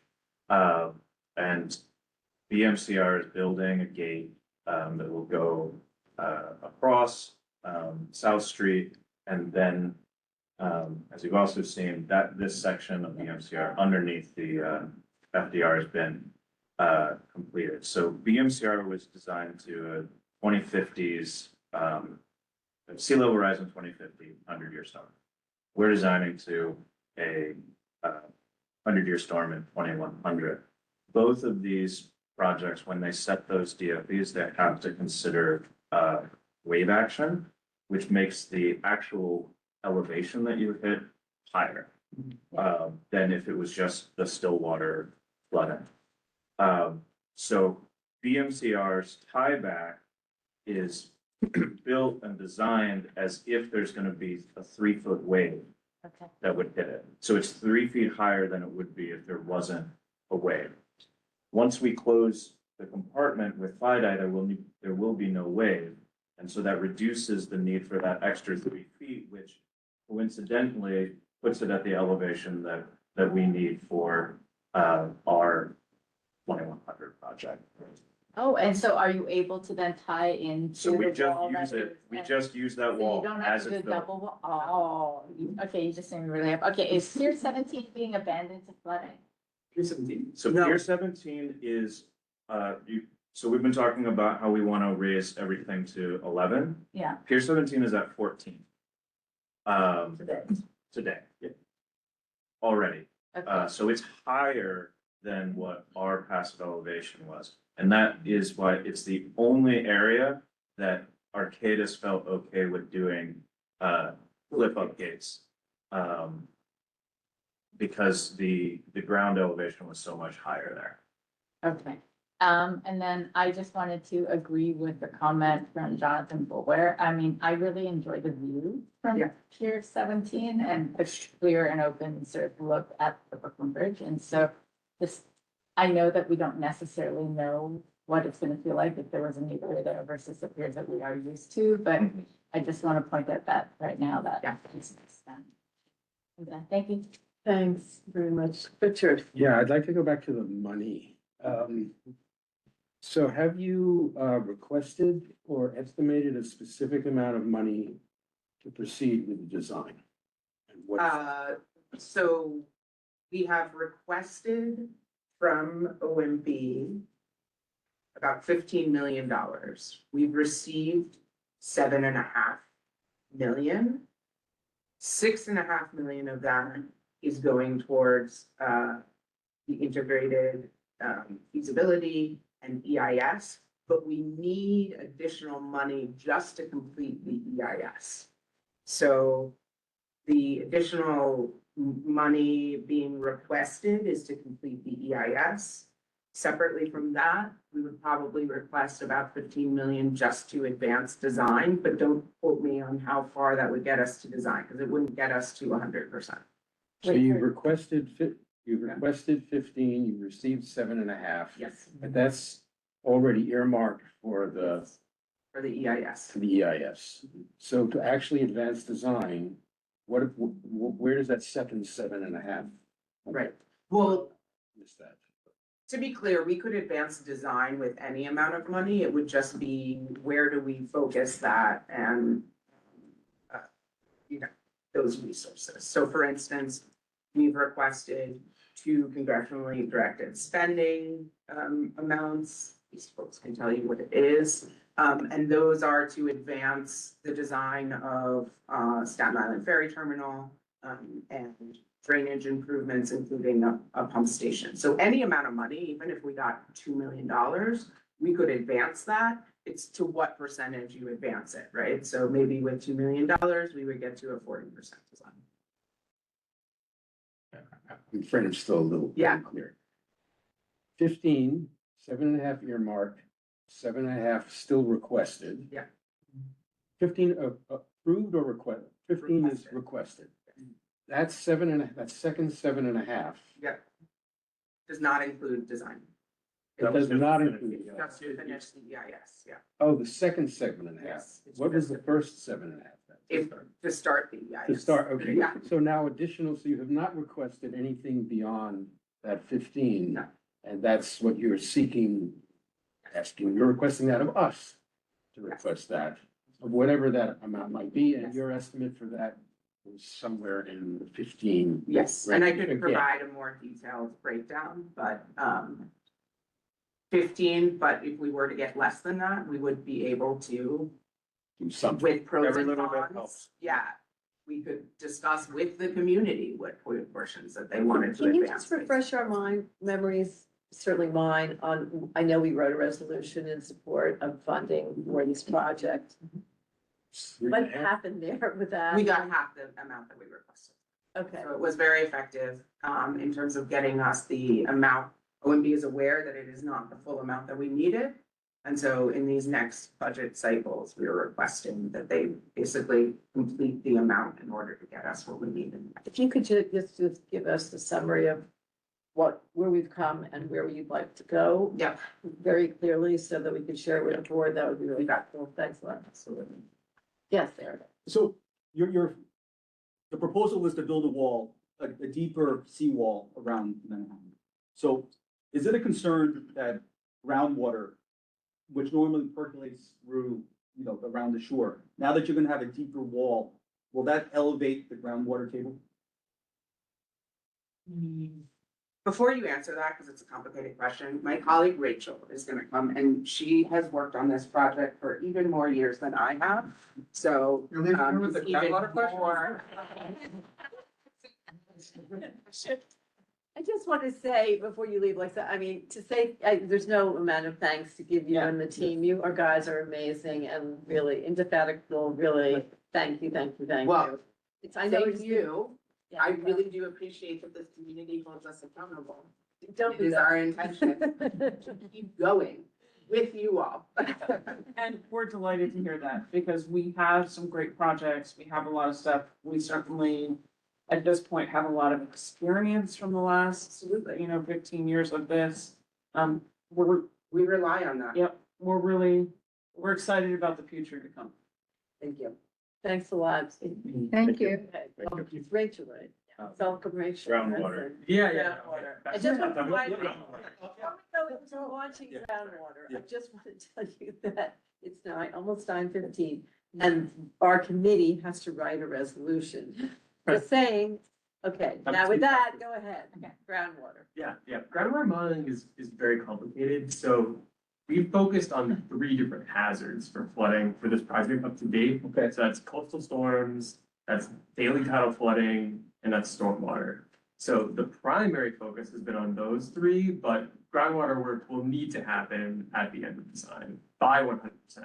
So we haven't done any groundwater modeling for this project yet. Okay, because, when it rains, there's a natural water flow through the shore. I'm just worried that with this deeper, thicker wall, it'll just cause the water. That is what the stormwater, work is for and why we need a 300 million gallon per day, pump station that's the size of a 1-story tin building. Yes, but would that only function when there's a storm, or that have to function 24/7? There's a separate system, sorry. Yeah. So the pump station itself would be a wet weather pump station, so it only operates when there's surge that's blocking the gravity outfalls. Okay. So during normal rain events, if the system isn't able to handle it, then it gets just discharged into the East River. That's the combined sewer overflows that are all over New York. Okay. But what we're doing with this project is we're doing these parallel conveyance with shoreline extension. So not only do we have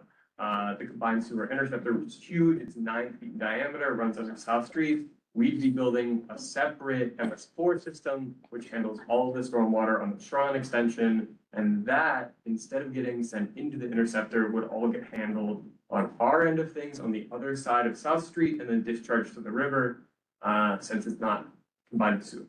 Okay, thank you. Yeah. Wow, is there anybody online, or could we? I can't believe it. Sorry, feel like I'm falling down on my job here. I know that on our agenda, we were supposed to have the Falkland CRs. Does anyone object that, am I allowed to do that, like? Have what, did you say? Well, we're supposed to, get a few minutes on the full Lower Manhattan Coast Resiliency, is it like? We have one more question Okay, about, it's just one thing. there's one question online that I actually think we mistakenly didn't ask What? about this. Well, It says, I don't see any references to the EDC Skyport ferry barge, which is under development. How will the new city regional ferry terminal include Blue Highways? That's, yeah. And that's a great question because it's not shown on either Pier 6 or on 11 in the new plan. That is in the category of things that, have been identified for further study. If we had, if we have given EDC a cost proposal for that study. Anything for that? We understand that Blue Highways has presented this group as well. We talk with the EDC and we sort of understand that they're thinking about the near term, you're thinking about the long term and ensuring that these are working together. We are talking to each other at EDC, but yes, exactly what that looks like in this specific plan. Probably just a category of. Okay. Okay. So, is that it? I think that's the only. Oh, I'm sorry. Bit of an out there question, but throw it out anyway. Would there be any cost simplifications or project simplifications from either removing the underpass or the elevated portion of the FDR up until the Brooklyn Bridge?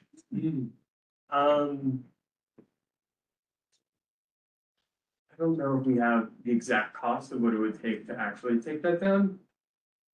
There was a range of the cost, the previous phase of work, around 2019 or so. There was a parametric cost applied to it.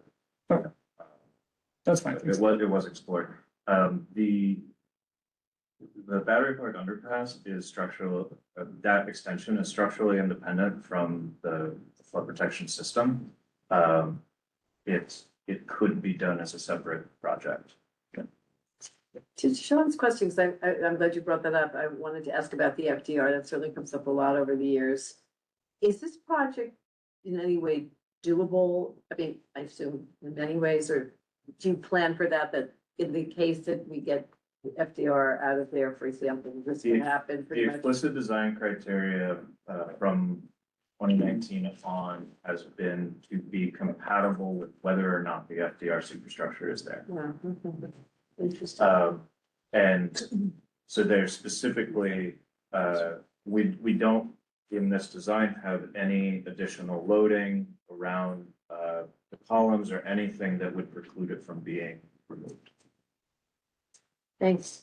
Interesting to know. Oh, Sorry, one last question. Since this is being driven by MOCEJ and EDC, I believe we still don't have an understanding of who's heading EDC going forward or how it may be changing. What level of commitment do we have or not have to ensure that this project is going to advance with full support from the top to make this happen? Because I mean, I'm sorry, but I live here. I mean, my son goes to school here. We're working on a project here that like my whole life is here. And so here is sort of important to me. And I'd like to know it doesn't flood and that the city is actually committed to completing this wall so that the entire sort of via Lower Manhattan doesn't flood. So what's my guarantee here? I would like to think that this work that spanned multiple administrations has made that case. That it is critical nature and bipartisan, and I would argue, some of the kind of great things that we've been able to do together with this committee and some of the actual projects that we're starting to see reinforce that. There are transitions, there's new leadership, a lot of our jobs, city folks, are to make sure that new leadership is aware of the importance and the priority. And so we do that every day. And I guess I would encourage you all to also, keep up the drumbeat of why this project is so important. I think we've shown a lot of That should be in our resolution. That we strongly urge. We'll let you decide the verbiage, but absolutely. Okay. I have one question that I'm gonna disperse in as long as we're talking about this. With all the land that we're putting in, right? Will that be legally designated as mapped parkland, infrastructure, transportation? Will it be deed restricted for public use? Like, what's the long-term thought on all of this? I can take a pass at the answer, which is that there's a lot of questions about the governance of this, the new land, the zoning, who's been administered, who's responsible for operations and maintenance. So this is all sort of in this bucket of governance questions, which similar to design, we are thinking through and working through, but that is not decided. This sort of has been an ongoing work stream from the very beginning of the master plan. It continues to be something that we think about. What are the viable governance structures that sets this place up for success, that allows it to be a beautiful, vibrant space, and ensuring that that's really codified into the structure and the governance of it. So the answer is we don't know yet what that mechanism will be, but it's folded into these conversations around governance. Just for clarity, if everyone's not already aware, that there won't be new tax lots or new parcels. They already exist and are owned by SVS. Underwater lots.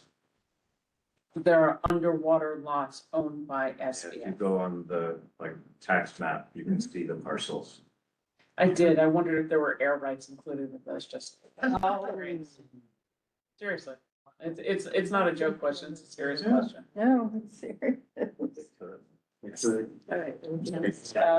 So when we're talking about infrastructure, and this goes back to maybe Travis and the land, and you've talked a lot about the landscaping, the infrastructure, so kind of going back to where we are, the questions that always come up are, what's the potential for revenue generating uses? You know, does the structural load capacity that you're looking at for all the land that's coming in and the work that you're doing potentially lead to,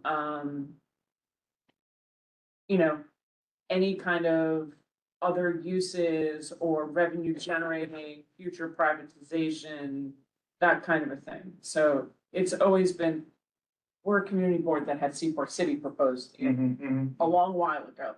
So it's a, yeah.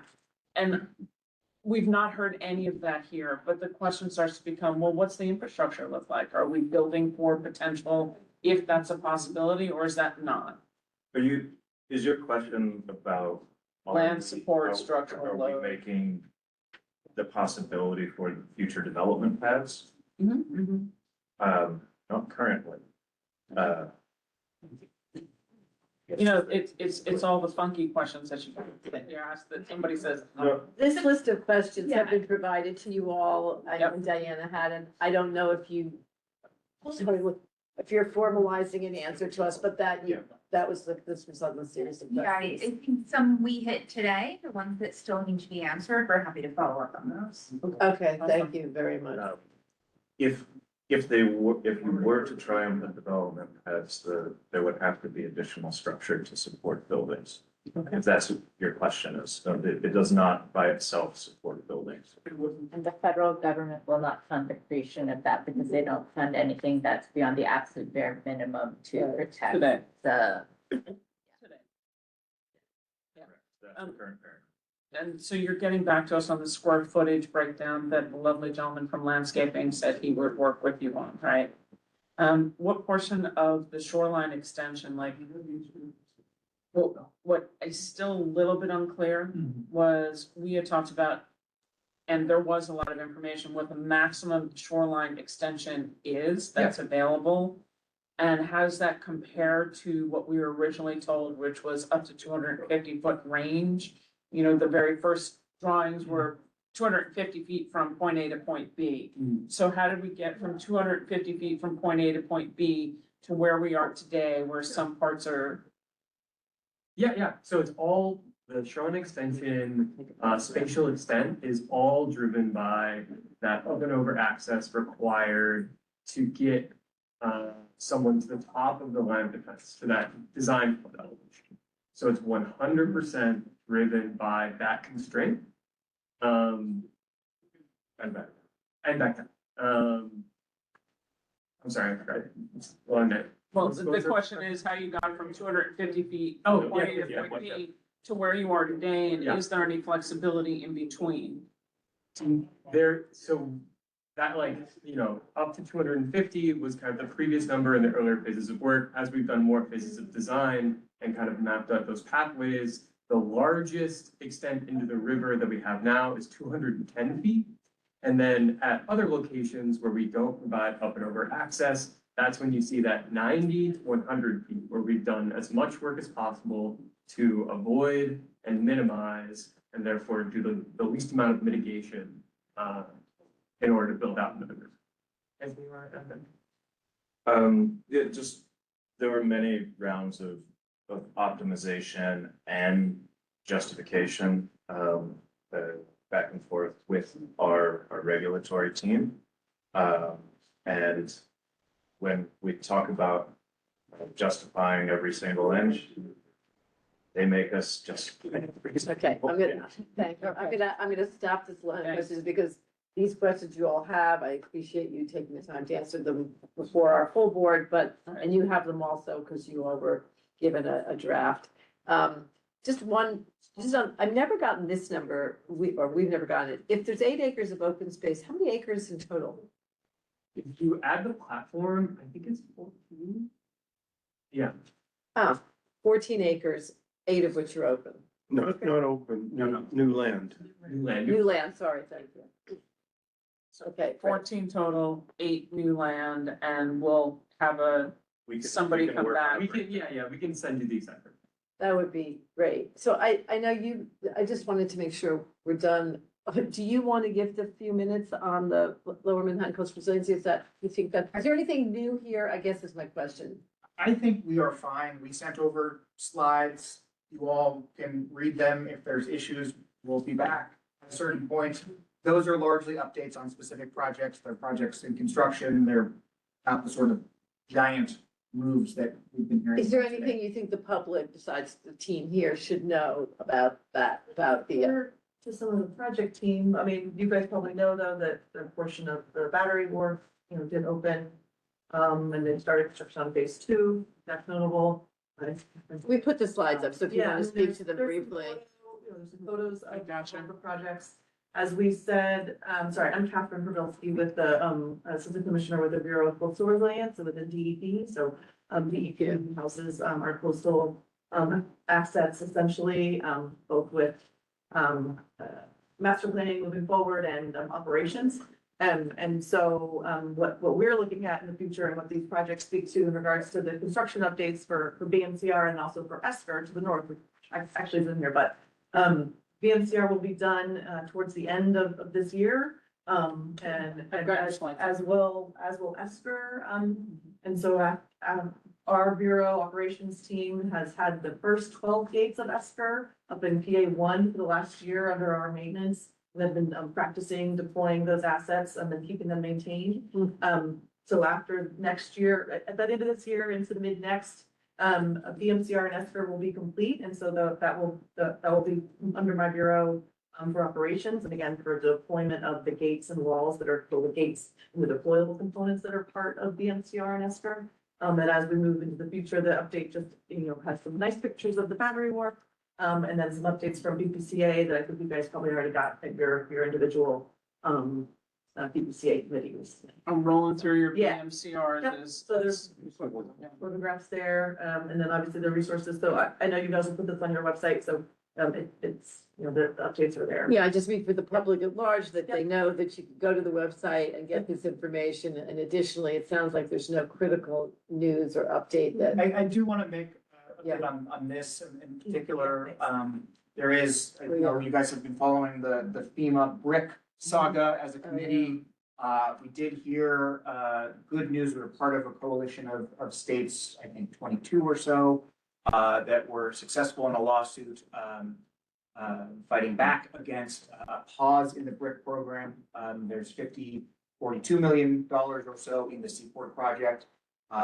In December, we heard from federal court that we were successful, that the pause should stop.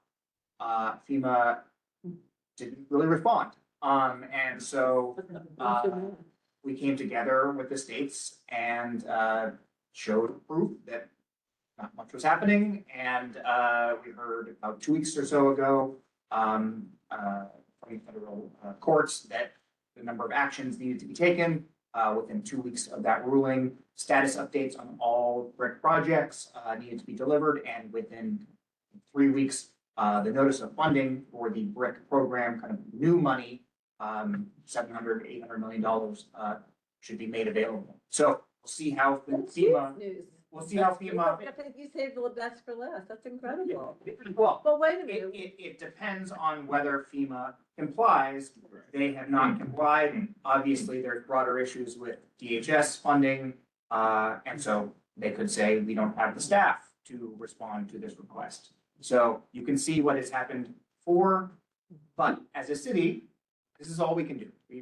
They have taken unlawful actions and we are fighting back. So is the project on hold then still? Entirely, the design, all of the things that you were working on, you're still on hold? It is challenging to move forward a project with this level of uncertainty, but we're doing everything we can in face of that. And given that, would it make sense, because we've sort of put a hold on that project and hadn't seen updates on that project, which is, I think, very important to a lot of people here. Should we see that, and can we get some kind of an update? I'm thinking, no. But, you know what I mean, like, is there an update here that we should be following? In addition to the budget? Not at the moment. Okay, I am gonna point out that tomorrow, Paul is here in the Waterfront Parks and Cultural Committee presenting on the battery. So she may, You'll cover the resiliency portion or? I don't, she will cover how different this picture that we have been shown for several years is from the current phasing. I think is the right expression, because if you see this photo and you see this fence, I don't want to jump her presentation tomorrow. I'm just going to tell you that it's nowhere near what this is, what the public was promised and what is currently being on the delivery side. And that has nothing to do with our fine folks who are improving the work. So yeah, if you could, yeah, so this is just indicating, right, phase one complete and transition to phase, working on phase two. And then some nice photos of some of the completed work, and some of the art there. so this doesn't concern this, the Lower Manhattan Coastal Resiliency update? I mean, This is what we're still working, we have the money for, right? This is in construction. Yeah. Yeah. It's for, okay. Okay, photographs. Jordan, one other thing on that Seaport question. So when would it, and so you're saying there's no new plans, the plans are the same as what the community board is seeing? And so for that reason, you don't need to come back. Actually, Yeah, looking closer to Seaport and Battery. Where is Jen? Let me find you. Apologies, Jen. Oh, there you are. Apologies, I gotcha. Thanks. Jen. You can unmute yourself. Hi, thank you. Everyone. So go ahead, Jennifer. Oh, you're there, Kathleen. Okay. Yeah, this is Jennifer Cass. I'm an SVP at EDC, managing the battery project as well as the Seaport, which we were talking about earlier. Happy to answer any questions you have, and Kathleen is also still here. Catherine has her hand up. My question is going to be, I've seen this phase two. What we've seen from phase two and what the public has been promised were not the same. In terms As you of the know. extents, Yep. This is what we're currently looking at, and that's, the fencing concern. Okay. yep. So this is what our current waterfront looks like, complete, which was not anything that our fantastic team at Lower Manhattan Coastal Resiliency promised us, or the construction guys, or anything else. They've actually, if you go back and see, have taken every part of the waterfront, whether or not it relates to just to secure it all. It's a little. Can you speak to that? Or do you want someone to? Jennifer, can you speak to that? I Yeah. think Grace Yang from Parks is on, so I think Grace will talk against that. Yeah, I'm just gonna say from the perspective of the design of the wharf, including the get down to the vessels, the landings, and all of the replacement of the land side, all of that is remarkably eerie compared to the renderings. Realistic, it looks great. Yeah, if Grace wants to comment on the fencing, I'll hand it to her. Hi, good evening, everybody. Yeah, so everybody, I think in the room is aware of the condition at the battery. Like you said, this is not what we want. We want waterfront access for the public. We have been working closely with all the parties involved, including the Conservancy, CB1. Tammy was at a site visit last week, NYPD, US Park Police. We've been talking with everybody. We're in discussions with all the parties right now to try to come to some kind of compromise here. We know security is needed for the statue ferry service. However, we absolutely do not want the fences blocking the entire waterfront. So just know that we are talking with all the parties. As soon as we have something to share back to the community, we will certainly do so. But we are very well aware of the concerns here.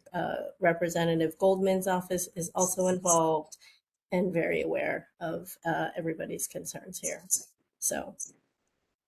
Thank you. Yeah. So currently, there's no view of the waterfront, it's a plywood. So when is the plywood actually coming down? This is what your waterfront view is right Well, now. right now we have plywood, so there is no water view. So when are we? Is this, this is.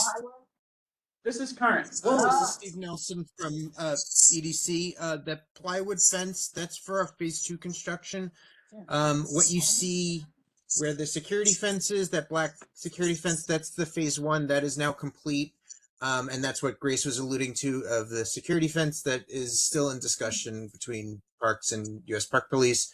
But we are mobilizing for the remaining portion of the project, and that is that construction fence that will we're anticipated sometime next summer coming down. So it's like 2 city blocks of fence on the waterfront, roughly. You go to the There- phasing plans. and I'm gonna look at go what's- here, Catherine, for you, so. So that's roughly 2 city blocks. Well, have we, This is the construction fence where they're gonna be working now, that they've moved, which we knew. This was phase 1 that was supposed to be reopened back for the public. And the problem that we have on the report back to the public is the giant tent came back. Tent being what the tent is, but then they, instead of having this image, which I would go back to what was promised to the public, which was a lovely image to the right here that you see, where they come in and they go down to their berths and it's secured here, and all of this space is public open space that the public could go. What we now have at the moment is where you saw the lovely lady leaning against the fence. That. And that is, their look is to put that even further back to the left and to completely not allow any member of the general public to have a water accessible view. So it's not exactly what you would call equitable or just. am I getting though from Grace and Stephen, that this is, you're on it, like there's something that everyone's meeting and trying to rectify the situation. So is that the update? I think I think got that's the the problem most and we have a biggest sort update. of a movement towards a resolve. Yep. Anything, okay, so I think that's important to know. I would say there's a recognition there's a problem. Whether the amount of space that becomes available is satisfying to this community board is unclear. And there are parties well beyond this room that are involved in the final decision making. Is there anything you think more the community board should be doing to? I think that's a topic for tomorrow that we'll work to follow on. All right, so anything else on from the past that's not in the room on the Seaport resilience plans? If there More are than any what better already, city folks. yeah, or better, but. I was, I'm not sure if Nick is still on. I think you had a hard stop at 9. Hi all, this is Dan Dixon, Director of Planning and Design at BPCA. Nothing really major new on the South project. There are a few advancements on the Northwest I'm happy to speak to, or I know it's a late hour, so I yield to what the board desires here. Dan, can you just close out the whole battery conversation? PRA, you say is 70% complete. When are you looking for completion on that entirely so the fences go away? And when will the fences leave the north side of the battery?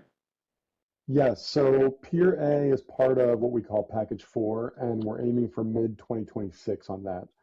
If I had more specificity there, I could give it to you, but that's about as specific as I can get at this point. Okay, moving along. I've got your next slide up for you. Okay, great. Yeah, so the Northwest, there have been some developments. You know, we are still working on some utility relocation, both at North Cove and in Stuyvesant Plaza next to 9A. Then tide gate installation is at various levels. Albany Street, we've actually installed a few piles, so that's progressing nicely. We are about to start on Chambers Street, and then Stuyvesant Plaza and Rector are upcoming. Probably this month we'll start there. VC Place will be a few months in the future, probably in June. And the really exciting thing is that we hope to mobilize in the South Cove area for the phase 2 work, the flood barrier system work, either at the end of this month or soon in April. And then I'm not sure if Nick was still on. I think he was going to speak to this one, but this just covers a few outreach items that we are rolling out as well. No worries, we'll be happy to share that for you. Okay, There we great. go. Thanks very much for hanging in there, everybody. This has been a long meeting, needless to say, but I think we sort of forecasted that. But I think we're good, right? Yep. Good team. Oh, Nick was here. Oh, Nick, did you have any, hi, Nick, did you have anything else you wanted to add? Is he there? Is he? Oh, I think he was down there. Nick, sorry about that. Jeff? Hey there, no worries. I couldn't unmute myself, but I wouldn't want you to think I missed the party. No, I'm here. Thanks, Dan. I think you handled it well. We've been to you all earlier this month on Battery Park City Committee and our bi-monthly last month, so we'll be back again, but just wanted to say hello and thanks to the team. You know where to find us, and we'll be back to you. We'll be back to you soon. Thanks very Thanks, much, Nick. Nick. Well, I think I'm gonna say that, yeah, David, Very quickly, I am a member of that Maritime Consultants Group, and I attended this meeting at Pullman. And also I would point out the best place to see a ship is from another ship. It's not poetry, it's just true. If in future presentations, we could see the alternative of a basin or the seaport with a relocated Pier 15, as opposed to just the one picture with 19 and no 15, I think that would further our efforts. Because that just looks like a done deal, and everyone's looking at that going, no one wanted that. I understand their constraints, but it would be nice if we had the 3 examples to see. Thank you. It's broken record and noted and heard, and I think that we are taking this design, but we don't want the next time we come back and share the same image, let's just and here. So again, to channel Alexis, this is why we are fighting for more design dollars, this is why we're fighting to advance it. We hear your feedback really strongly, want to continue to incorporate it, but do want to acknowledge that we may not be able to that image if it's not because we haven't partnered with. Not asking for the full design, just a picture.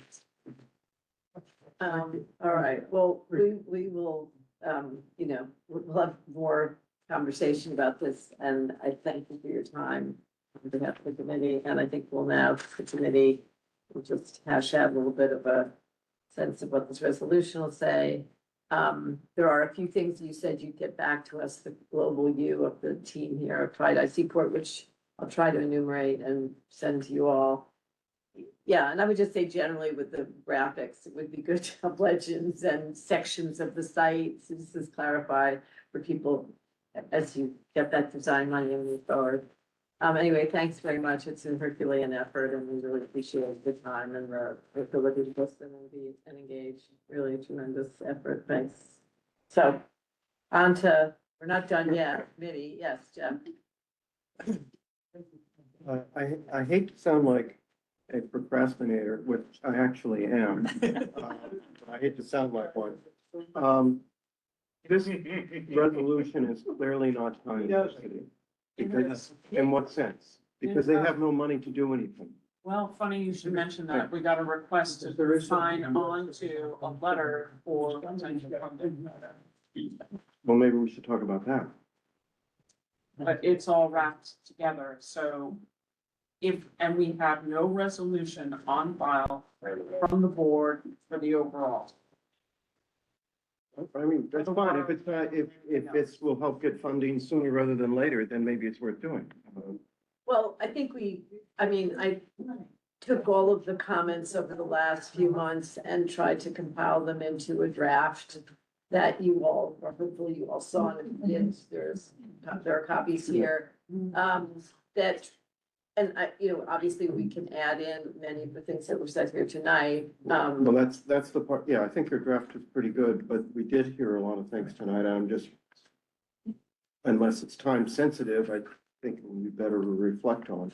Well, and do it I, next I month. will say for me personally, if. You want to get it out of your hair. No, as the person who's compiled and had Yeah. to sort of basically construct this thing, I will be happy to go to the next step and add in what I heard tonight, but then I will give to someone, because I can't, I have a life outside of this committee, so I just want to make sure that I, on behalf of the committee, covered what we agreed to cover here, so I wouldn't mind I thought input. this was great stuff, and I know there was a lot more, but congratulations.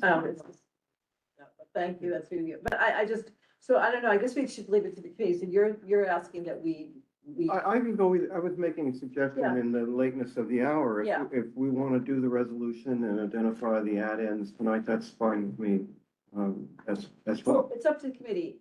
That would mean that we would do it next month. I think when it's not very fresh in our minds, I wonder if that's really gonna be to our advantage. I think most of these items have been picked up and most of them are actually repeated.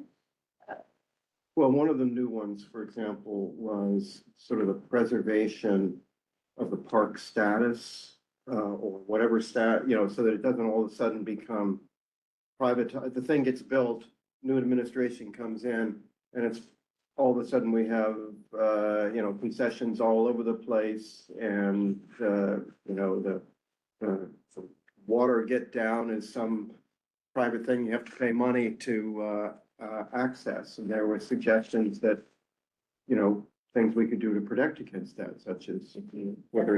Into park. Yeah, whether you- Have to deal with illegal alienation of parkland if they wanted Right. to ever take over any part of it and use it as something that is not a park. Yeah, something like that, yeah. Yeah, that was in the questions that I had put together from an earlier meeting that they were going to answer. Actually, Tammy got to two of them tonight. One of them was about governance, but the first one, just the committee. Do you want to finish this up tonight and add in these points? Or I'm not sure when that would happen otherwise, because I can't see having a lot of meeting times. I guess we could, I don't know. Don't look at me, because I already made the point. I know, you know Ask the everybody point, else. I don't say we have enough information here to. Yeah. Time debating that point, maybe we can just go through this very quickly. If we don't finish, Randy? That's fine with me. Yep. You okay with that? Because I cannot sign on to a current letter when there were concerns fully raised that say things about, the maritime infrastructure necessarily, unless, I change the letter that says what we want, I can modify a letter that says we want changes, but the way the letter that they suggested to be written is 100% positive, we love everything, yes, let's go. And that's not what I keep hearing from the maritime community, from the museum, from SCG, from others, so I want to be really. Well, I'm not sure that I've heard anyone other than that one woman that spoke from the public, that they would just tank the whole project if we don't get everything we want. I think it would be fair to say that we are probably close to unanimous in favor of coastal resiliency. But these are things that we would like to see, and they're inviting design comments, and here are our design comments, but I don't think we're saying take it or leave it. If you don't accept every one of our comments, don't build the whole thing. I think that's definitely. And we can't even have those conversations, frankly, if they don't have the funding for Okay, the so design. let's, I think most of this, I hope that got picked up here. So let's just, so you can sort of, I asked two things, and Jeff, you just got elected to write the paragraph of governance. Okay, all right. There you go, we're working with Rosa. With Rosa, okay. So You should have seen I will that. tell the things that are, so what's in here you can see. And basically, down there, therefore be resolved is on page 2, that the community board wants supports advancement of the financial district and Seaport Climate Resilience Plan contingent upon incorporation of the following recommendations and resolution of the concerns outlined below. And that's where we list all these things that we've been talking about. And so we are saying, in answer to Tammy's point about the letter, yes, of course, we're going to say this, and we should support financing. And once they've given us what I asked for, which were the specifics about what we financed and what hasn't been financed, we can respond to that directly in our resolution, but we need that. In other words, we've already written a resolution in support of this board of financing this project. But it covered certain things. Now they're asking for more money for different things. And I'm asking them to define specifically where we're at in that process, which will then include, yeah. So we're clear on it. You've got to. Well, I'd like to make a suggestion to Yeah. add something in your resolution. It's not my resolution. Oh, no, I mean, It's in your the committee's, your committee's resolution is that it was ominous for them to state that this should be funded through future levy assessment. We have to say, I'm against it 100%. I don't think we should pay for anything. It should be part of our general tax dollars, or even it should come out of congestion pricing, which I detest. But we should have a statement in there. I'll add that to the governance. Say what he's gonna say, and then you can Stating, vote on it. stating that plan, because it's in the master plan, Yeah. they're saying that it should be funded from future, an assessment based on the people or entities deriving benefit from it for the O and M and capital. I think that's an ominous statement. Say that? Yes, it's in- It's in there. Yeah. It does say that. Found it and pointed it out. Here, I'll read what it. So what do we, okay, what do we, No, I think it's a simple statement. I mean, if we pull out the exact statement, we can say we agree with it. okay. That's it sounds like the committee. None of the funding has been anything like that to date. None of the It funding that says they've that- requested has been like Oh, that. Battery says Park City has been funded solely by the people that live there as We're well not as the talking tax about Battery dollars. Park City. That's So a very Eric different Special thing. assessment raises has a been very issued good point. in Battery Park City. Hmm? There's no special assessment. No, and there's no special assessment. The ground rent, Okay. So That's not a this is special gonna assessment. be, It's so the same just, whether the so we wanna project is put there. or that- not. this is a yes with conditions, Yeah. correct? Yes. Okay. So, okay, Eric and Jeff work on that addition and send it to me I just, on the financing. I funding. kind of On the want financing, can I also add, you know, we have a history of everything going over, majorly over budget, like even the work that I emailed about Nastily the other day, the one Greenwich and Murray, right, which is over budget by $1 billion Yeah. or something. Can we put in something there around like, I don't know, how do you do it to make sure they don't like go over like 50%? I don't know. Yeah. Like, how do you like, it's gonna be a month. I mean, we could state that historically, these large projects go over budget. Everything is But you're not gonna stop the project if it's going over budget. well, I think that when it's not your money, people are quite profligate about it. So like, you can do things and be efficient, you can be smart about it, you can do it, but, you know, in government, people spend a lot of money because it ain't their money. They've been But it's- warning all along that the more delay there is, the more expensive it's going to be. That doesn't seem to have reined anybody in. I wish I was that good an economist that I could guarantee that. Well, I don't if know, there's I something. just don't think we have lots of things that are costing lots of money. And you gotta be careful. Well, and you start to I'm not question sure whether this is what one you of wanna the do things. about it. I mean, is this project to proceed? I'm saying like, you don't have to have the entire work. But it's kind of at cross purposes.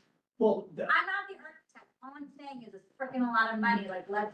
No, I agree, because what they showed us, it's the wow factor. They even said the wow factor. There's a lot of things we don't need in here for flood protection. I think a lot of it is to make it fabulous and Well, but I mean, are you saying let's get rid of the greenery and all the amenities?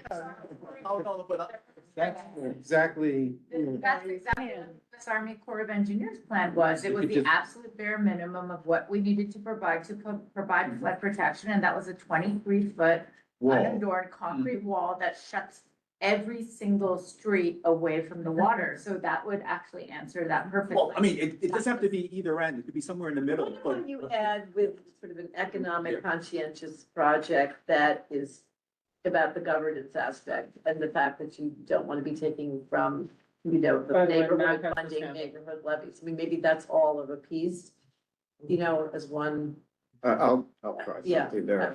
To your point. Yeah. Okay. Okay. I would just like to. Hand raising here, because it's getting noisy. Go ahead, Richard. We're excited. To this discussion, of course, everyone wants government to be efficient and to manage its money. No question about it. And there are organizations and there are chartered groups that are there to tasked to do that. This is our opportunity to actually create something extraordinary for people who will live here forever. And you don't want a 23-foot wall. What we do have is an opportunity to go along, and at each phase of this project, we will say, we want this, and they will say it will cost that. And that's where we will have an opportunity to say yes or no. But in the meantime, we have to proceed, but I think it's really important for us to recognize that this is not, what we don't want is a 23-foot wall. We want a livable, workable space that will. But we're not arguing about the 23-foot. This is not about Army Corps of Engineers. Right now, this is about this plan, Richard. We have to do something about this plan. That's what we're commenting on. I hear what you're saying. It's not an all or nothing. Let's just. He's not saying he's not. We're commenting on. That's this plan. exactly what I'm trying to say, Tammy, That's there, right? right here. I think the point is, he's not looking for the bargain basement plan. No. Plan that makes this, and I think speaks well to an extraordinary opportunity, understanding that it will be economically conscientious because everything in this world should be. I think that's a fair way to go about this. I mean, and to Tammy's point, let's just continue going down the road of, if that's okay, of things that need to be added or edited out.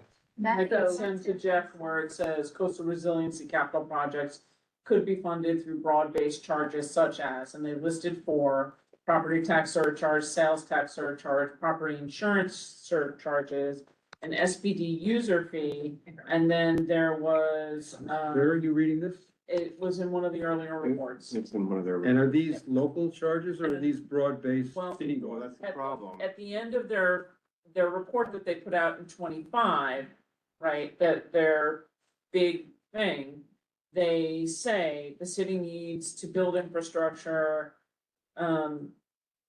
to pilot a Lower Manhattan Special Assessment District referenced in the funding and financing shoreline protection report as shoreline protection district. And that is what we are saying that, we are objecting to because we don't want additional assessments added to Lower Manhattan. That's Agree with that. pretty much what we already have with congestion pricing. It's a special assessment. We don't need another one. Matthew Fenton has his hand up. Matt, thank you. I just noticed that. Hi, give me 1 second to jump back. Thank you. You can hear me.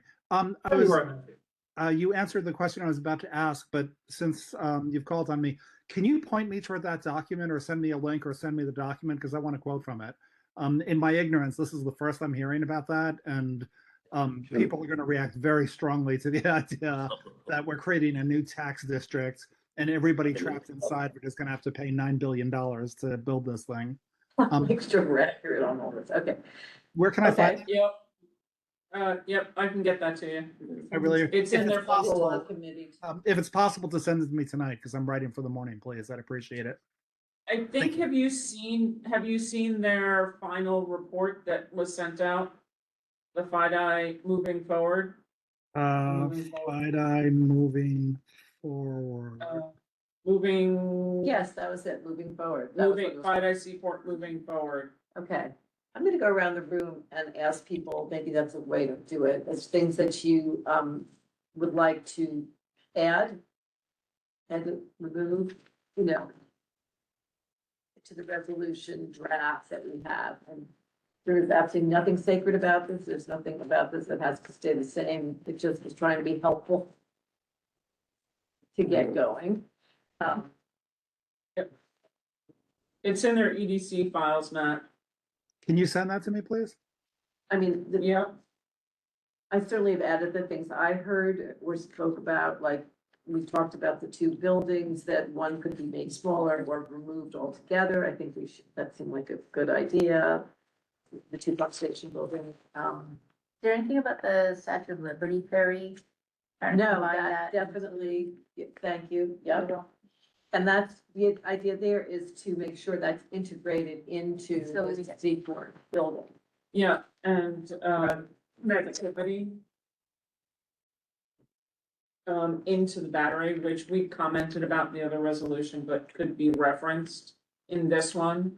Because they said during the presentation that that wasn't actually one of the, Better for me would be, just because I'm thinking this, is if you could just tell me what it is you'd like to add or remove specifically, and then we can all know about it and vote on it if we need to vote on it. It's not just, so.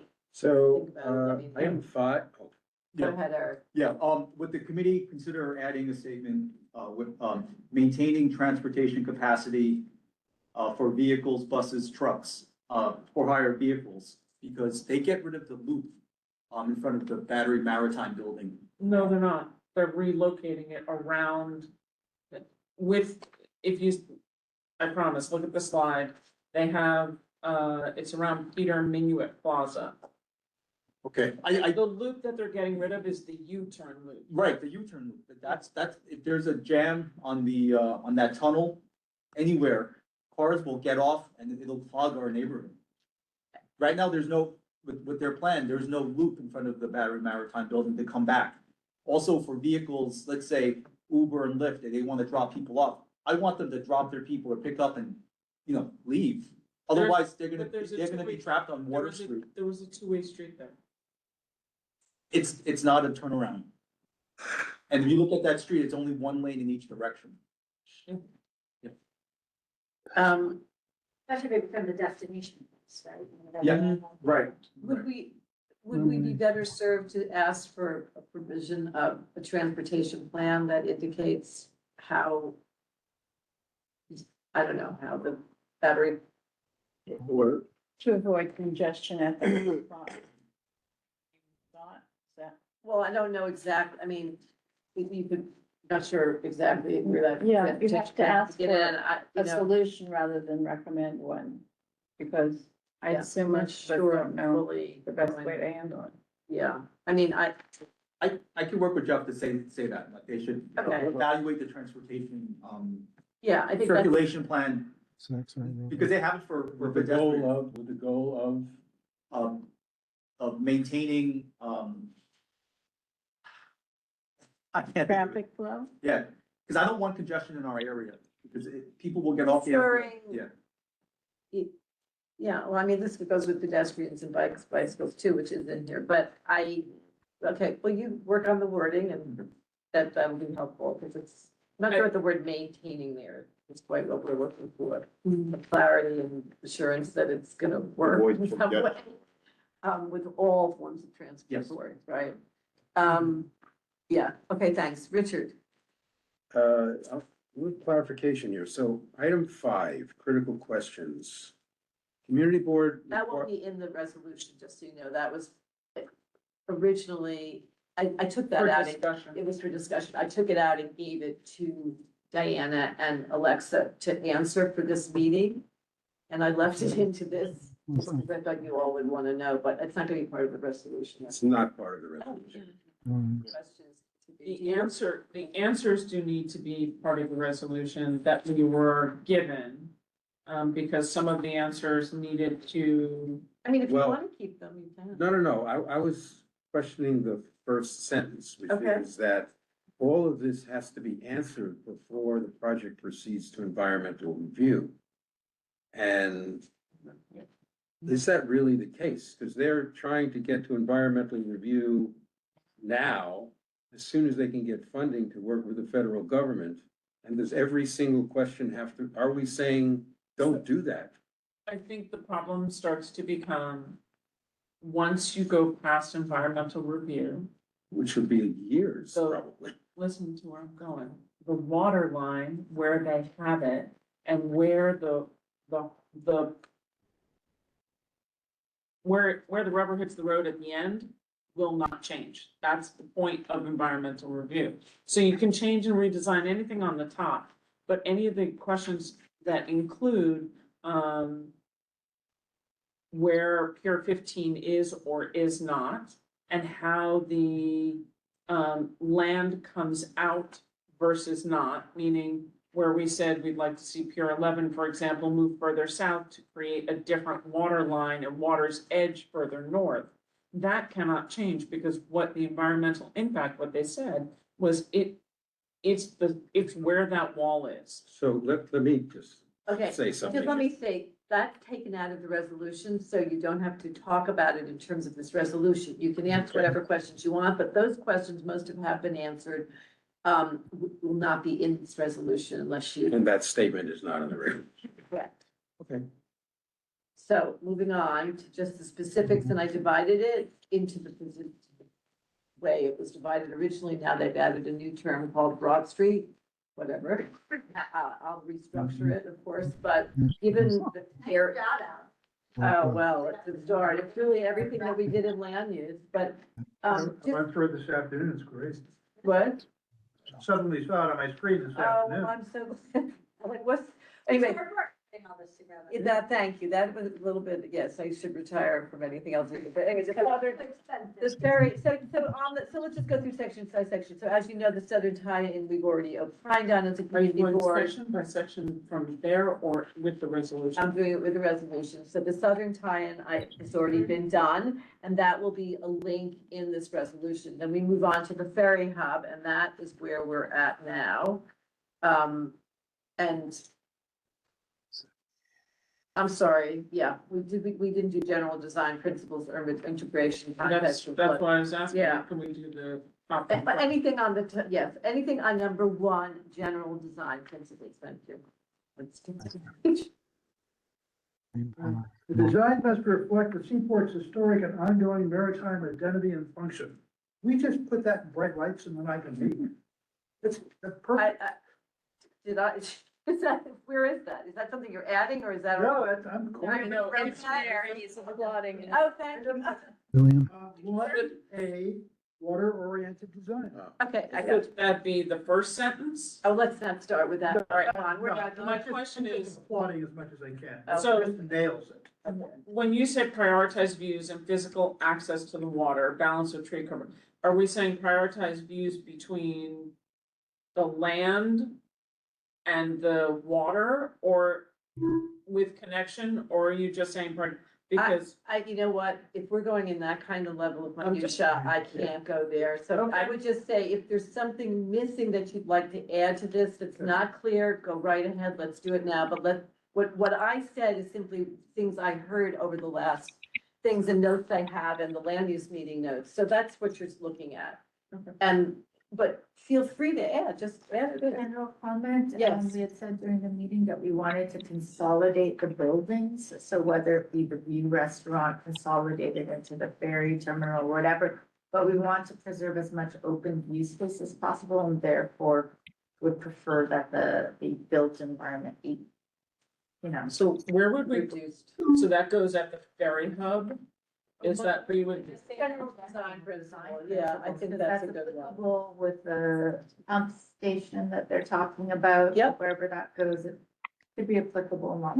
and we don't even know where the pump station is Well, they don't know going. where it is yet. They don't know where it is yet. But, I think it's a little under maximized green space, actually. Oh, okay. but I think, I mean, I don't know. But you could go add under it that. under. No, definitely add it to it, So, and You'll that would agree, be that's a good enough. point. I'm gonna definitely will add that. and although we're asking about the building scale treatment, we also need to incorporate into the. So I'm sorry, where are we now? So anybody else on green space and park character, you up there, where are we? Yep. Guys, at this pace, we're gonna be here till 11 or 11:30. Yeah, I'm not so kidding. I'm asking- Right, I'm asking that we don't. I have nothing further to add beyond what we've discussed. Okay, and he gets a gold star. He gets a gold star, and you also get the, yeah. I know, I've got some drafting Two assignments here, yeah. Does anyone else have anything they want to add, anything like that, little things, we'll work it out, don't worry, but We're adding the funding, correct? Yeah, Economically. that's also Jeff and Eric. and no assessment. Your point on consolidating the building, absolutely. One more point, I don't Yeah. know if it's in here, which is just the biggest problem is operations and maintenance once these spaces are done. So if there is any commercial activity on the site, that the money be retained for use. Yep. To maintain the site. You write that one, Rose. I got it. I got it. I got it. Okay, Got it. all right, everybody agrees, good, good Yep. addition, I like that. Any, what else you got? I wanted to see more, I mean, No, specific, something specific. just Did we put it- cover further Go veterans? yeah, I think we're gonna have to just kind of as quick as we can, because. now, right? Yep, B. Let me just ask, is the general, maybe we can vote and then we can, you know, those of us who stick around can work on this, because some people really feel like 10:15 is the end of their night. Yeah. And most people seem to think this is pretty okay. So can we vote on it this way with a couple of additions, or is that not kosher? I think you can't do the additions unless we've already discussed them at the meeting. So I think it, So what about B? Everyone good with B? I have a dog that is going to have an accident in my apartment. No, go. Well, Thank you. Take care of your puppy. Thank you, you know, I have my assignments off for the Yeah, okay, thanks a lot, Jeff. Okay, so Tammy, one, we're done, right? Or. the general, the A. So we're Well, on I think urban context, I think, Okay, And what's that? I think that there was a lot of conversations about in this city to waterfront connection that didn't sound right, right? Where it was, again, it goes back but to, we're asking for that. That's what we're saying, that that's a principle, a condition upon which we are agreeing to this, which is that to provide street level visualization showing how the park integrates into the urban fabric. Views from the city into the park, not only from the park outward, that's not. so I think that they're gonna say we've done all that. I think that they're gonna say we've done all that. But we haven't And we seen have one picture of what it looks like to look into the city. There's not one Right, it's always looking perspective into the park. that shows you how. Well, and it's not even from the city. There's not from Water Street. You can't see what it looks like and you can't see from the, Right, so Water- we've got that covered. I think that's fair, and we all, you know, I mean, is that okay? If you want to add one, do, but I think it's there. Operational clarity, I think this is a little bit to your point, Rosa. Oh, no, it's not, sorry. This is about This is about the procuring ticket, cluster, right? the ticketing. Yeah, well, there's also, you don't have anything in here about blue highways and how Yeah. that's gonna work. definitely have to add Blue Highway, I have that in, yep. You want to add that one? I'm just gonna We- put a note here. That there has to be a recognition of Blue Highway and how that's integrated into the overall general design. Okay, Which parts are we talking about here? excuse me? It's the, We're down to urban Just a sec. integration and context in that section. So there's a city to waterfront. no, I got it. The address management of boat paying and ticket vendors. Yep, That came up because of the relationship to the battery and the Yeah. idea of having some relationship between the battery and the ticket purchasing to the new Staten Island Ferry building. That came up at land use. I'm happy. Boat paying at the battery? Excuse me? That's harassment and everything, and Yeah. like prodding and. So the idea is, somebody brought up at land use, you can listen to, that what would happen if that were integrated into this new gargantuan Yeah. ferry building, and you got rid of the need for that in the battery and tried to actually move that away from the battery. Both the building, you know, the idea of the tent, and it seemed like a pretty good idea, and I think, I don't know, it was mentioned, I put it in, Yep. if you don't want it, we don't have No, to. I just. it just has to be delineated a little clearer. Yeah, yeah. We have to add in the blue highways, have the berthing and infrastructure for, you know, how Hear they you. plan for greening, if at all. Because there's been no conversation about making any of the blue highways Yep, electric, so you're just you're gonna do the blue highway. polluting the water Right. instead of the road. Okay, so then we got down to, so you're doing that one, flood protection design, I think that's pretty, I don't know, those are two things, flood wall materials should resist graffiti, incorporate aesthetics. These are all out of the land use meeting, any objections there or additions? Address management of boat queuing and ticket vendors for all commercial operations. I see somebody's hand is up, Megan, sorry, did you? Megan Malvern. Hey, sorry. First of all, I just want to let you know, I am fully in, I want a resiliency plan. I also want to give you guys enough teeth to push back on stuff. So I want and I need, and we know that this has to happen. Two things that were, I think, mentioned about CB3, our neighbors to the north. just that we need to be mindful about how the end of their project impacts their neighborhood is important. And then the other part is that I thought was universally approved and thought well of by the board was when they were talking about shifting the Wall Street ferry a little bit down. Remember, he was like, it's not the best thing for getting off and on the ferry, but it might be really good for our neighborhood is to make that access point and shift the bulk of the ferries down from the area. It would give Thanks us for more space. That's all I wanted to bring up. Certainly to consider it. Do we think that's fair to add? Because you had spoken to that, the consideration of moving that to the, it was to the south, right? Yeah. Yeah, right. Which then changes the water line that they have, which makes it, They would have an Yeah. opportunity to create a bigger space for greenery there if they Right. moved it down. That was the only point that he offered. Thank you for reminding me. I didn't have that one. and unfortunately, that also. Sire, thanks very much. Really appreciate your time. All right. Oh, I hope everyone doesn't leave because we don't have a forum to vote. I guess. Then let's keep moving. Yep. Okay. They count up from the different committees. No, you're not supposed to, you can't vote. Okay, are we on? One, two, three, four, I'm five, not in this committee. 6, and I think online. Oh, President, 7. Are we on Ferry Hub right now? or- Yes, we're Yeah. on Ferry Hub. Okay. So it's the last one? I think so. I don't know. I don't have my, I don't have what sheet. I didn't give them anything. All right, whatever. I'll move on. Yeah, Got stuff in, just let me know. Can you, let me just check for them really fast, if you don't mind. Well, I'll keep going While forward here. you're So doing that, Staten Island Ferry Terminal, you've got public roof access, biodiversity and programming, building scale treatment, landscape. This was a point that Laura Starr added, the Yeah. landscape to be better integrated, maximizing continuous green space. The design for, sorry? Good. Oh, good, okay, we're moving along. 7, that's all I need So- for 'em. Governor's Island Ferry Terminal, infrastructure adequacy.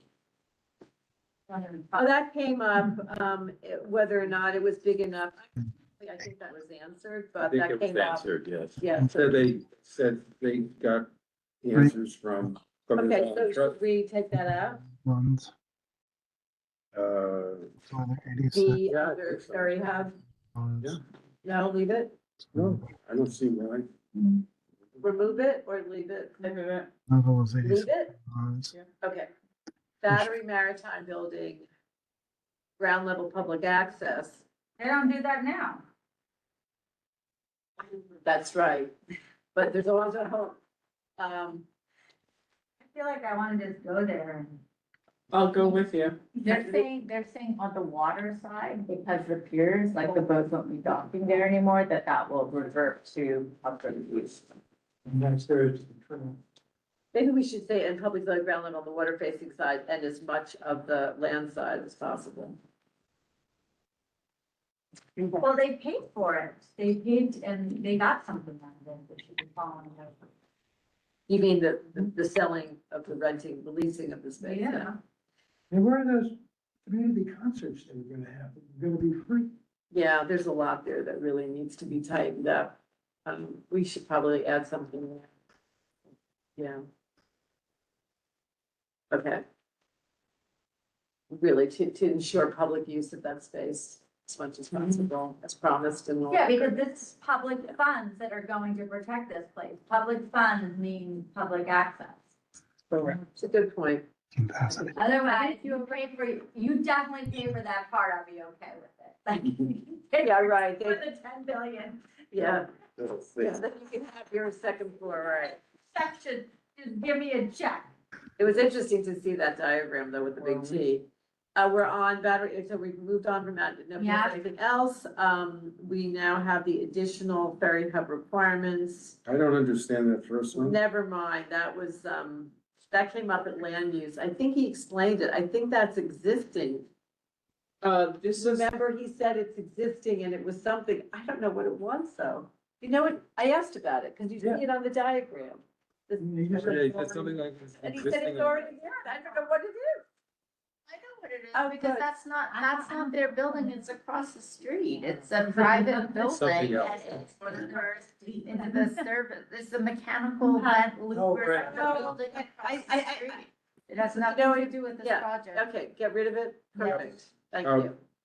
Coast Guard site contingency, yeah, I think that's not a bad point that was raised. Okay, moving on.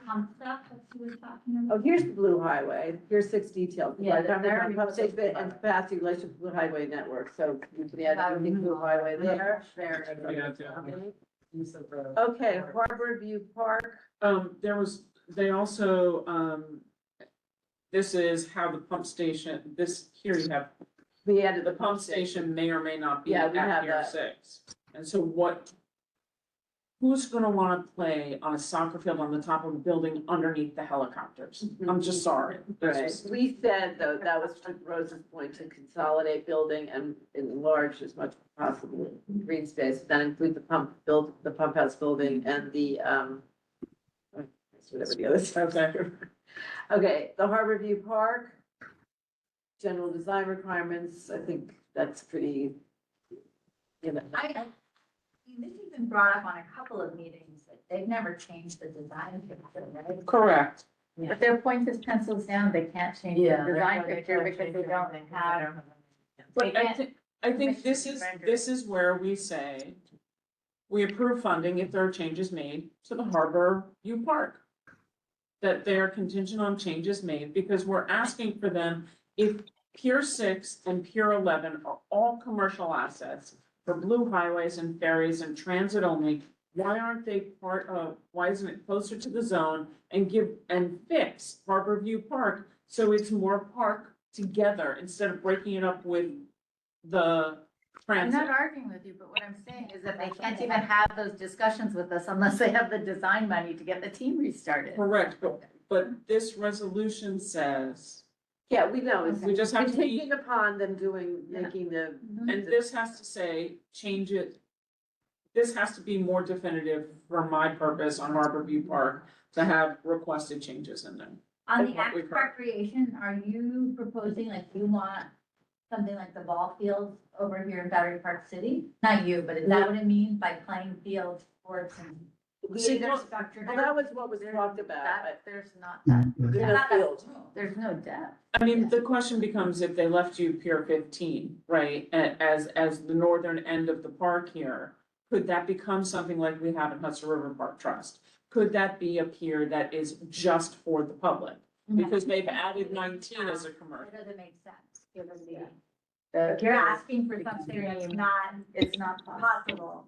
So. Well, we're asking, well, not entirely, because the idea Playing was, fields, you can't have playing fields. There's not enough Well, depth for playing. you're saying that that's No. something you want them to consider now in the redesign, where they take out the pump house park and they allow for that bigger area to potentially become a field. I mean, that was the whole point of the. So can you then just put in here this idea of rethinking, like, you know, some of the piers, and is that in here? I think we put that in here. There was something Because they're about, basically saying rethink some of the big grouping. right, And part of that has to be with the moving of the wall. Right, but I don't see that. They're not rethinking. moving the wall. The wall The- isn't. The wall is already designed. And Well, that's done. what they're saying, you cannot have a change in Harbor View Park unless the proposed flood wall alignment Yes. is moved, It is, is changed. no, somebody's got their speaker on. We can hear Where it is it? chewing. it's right, it's under, Seaport Piers, when you go to B.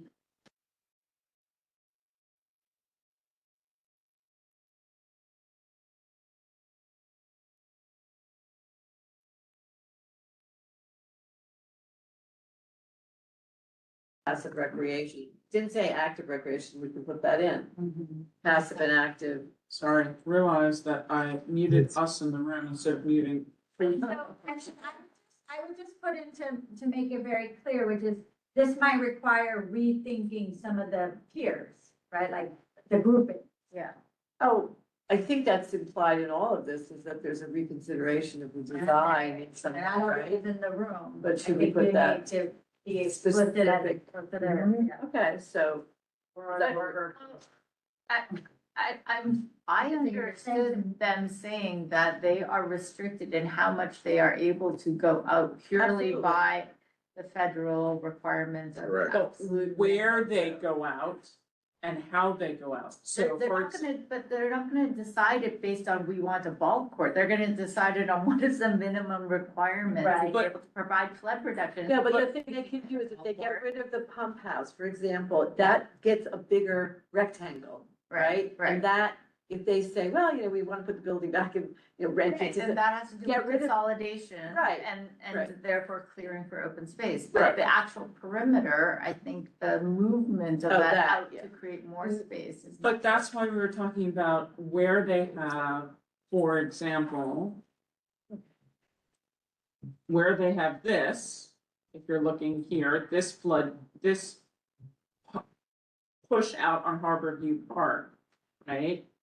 Could be, if Pier 11 was moved down, this area, that is the whole area, could be rethought. Instead of having a giant bump out here, if the ferries were moved further south, then instead of this giant bump out here, you'd move all of this down, because this is not getting additional anything, and you would be able to make the area north of that wider and bigger. Because you move Pier 11, it's limited to Old Slip here, but it doesn't need to be between Old Slip and Wall. And so it would enable, if you were able to move that down, and we're looking here at the space, like all of this open space that they're talking about here, if this was moved down, it could be more contiguous over here Can we on the just- north. Kind of, instead of debating it between us, could we just if you wanna write that as an do that? That's what I asked very specifically, and they said yes, that it could be possibly We have looked that at in for a there. design We change. talked about moving the pier and having more open space. I think we don't have to get Move into it. it. And Okay, it's done. requested Okay. design. So that's it. Process the next steps, be it further resolved that they provide revised plans and present them, that they continue robust engagement, ensure consistency, commit to implementation. I'm happy with any other way you want to word these. I find it. No, that's great. Some of it's a I little could think clumsy of- and AI, I would say. So, I'm happy to entertain different headings, whatever you want to do, just send them to me. And I'll clean this up. And then, does that seem good? I think we have to include the fact that North is, better treatment on the Brooklyn Bridge Park and integrating it into a more open instead of a closed off Oh, okay. from the top. Can you write that? I and will, add yep. that in, please? Okay, I think that's. They admitted. And this is about securing What? extra. They admitted it was completely undesigned and open for discussion. Right. So, but you want to say what it is you're looking for in the next iteration, right? No. I don't know. Yeah. Yeah. I mean, it's our document. Discussion. Well, you know what I mean? It's our only document that's coming out of this. And then who knows when we next will find, let's face it, so you might as well put in whatever we're thinking of now, and forget it in a few years.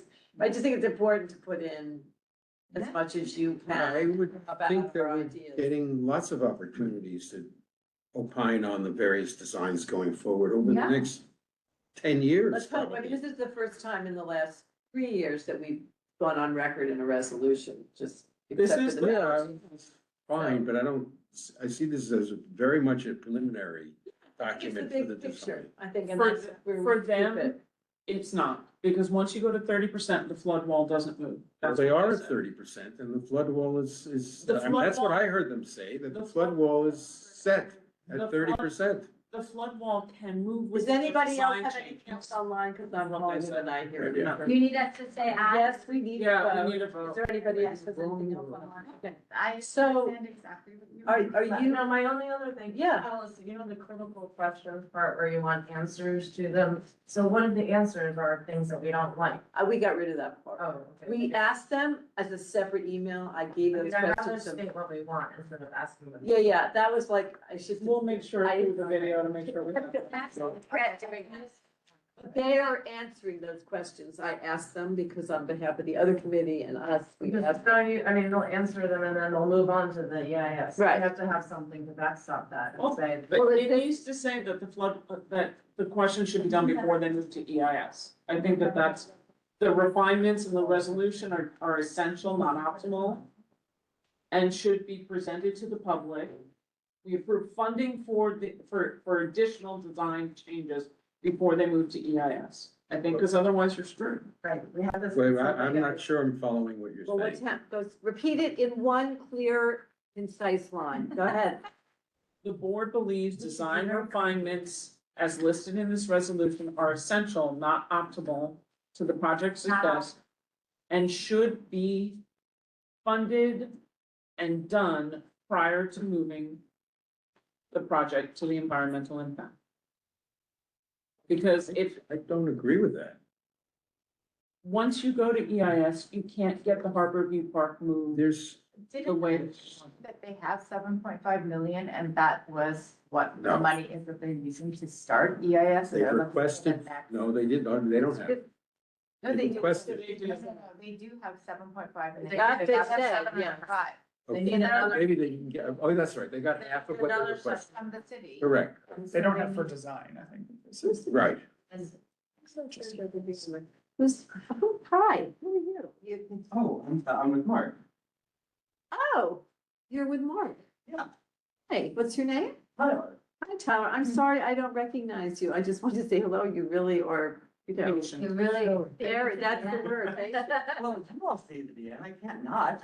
Oh, all right. Well, thank you. Are we, I'm sorry, are we like, I lost the thread here. Yeah, we did. Vote on a resolution. Yeah, I heard Richard say he doesn't like something. That's all I got. He doesn't like the fact that I said that we support the money for the project, we support resiliency, but we want to see design changes before it moves to EIS, because we know that once it goes to EIS, the flood wall, we can't get the changes that we're looking for Harbor View Park, or potentially over where Jonathan is looking on the fields. I don't know if that is true, that That's makes sense, but if They, it's she not. said, when they go to EIS, the flood wall alignment is fixed. Well, you know what? Why don't we just clarify tomorrow with Alexis whether or not they have started EIS? Because then otherwise this whole point is moot, right? Because they started EIS.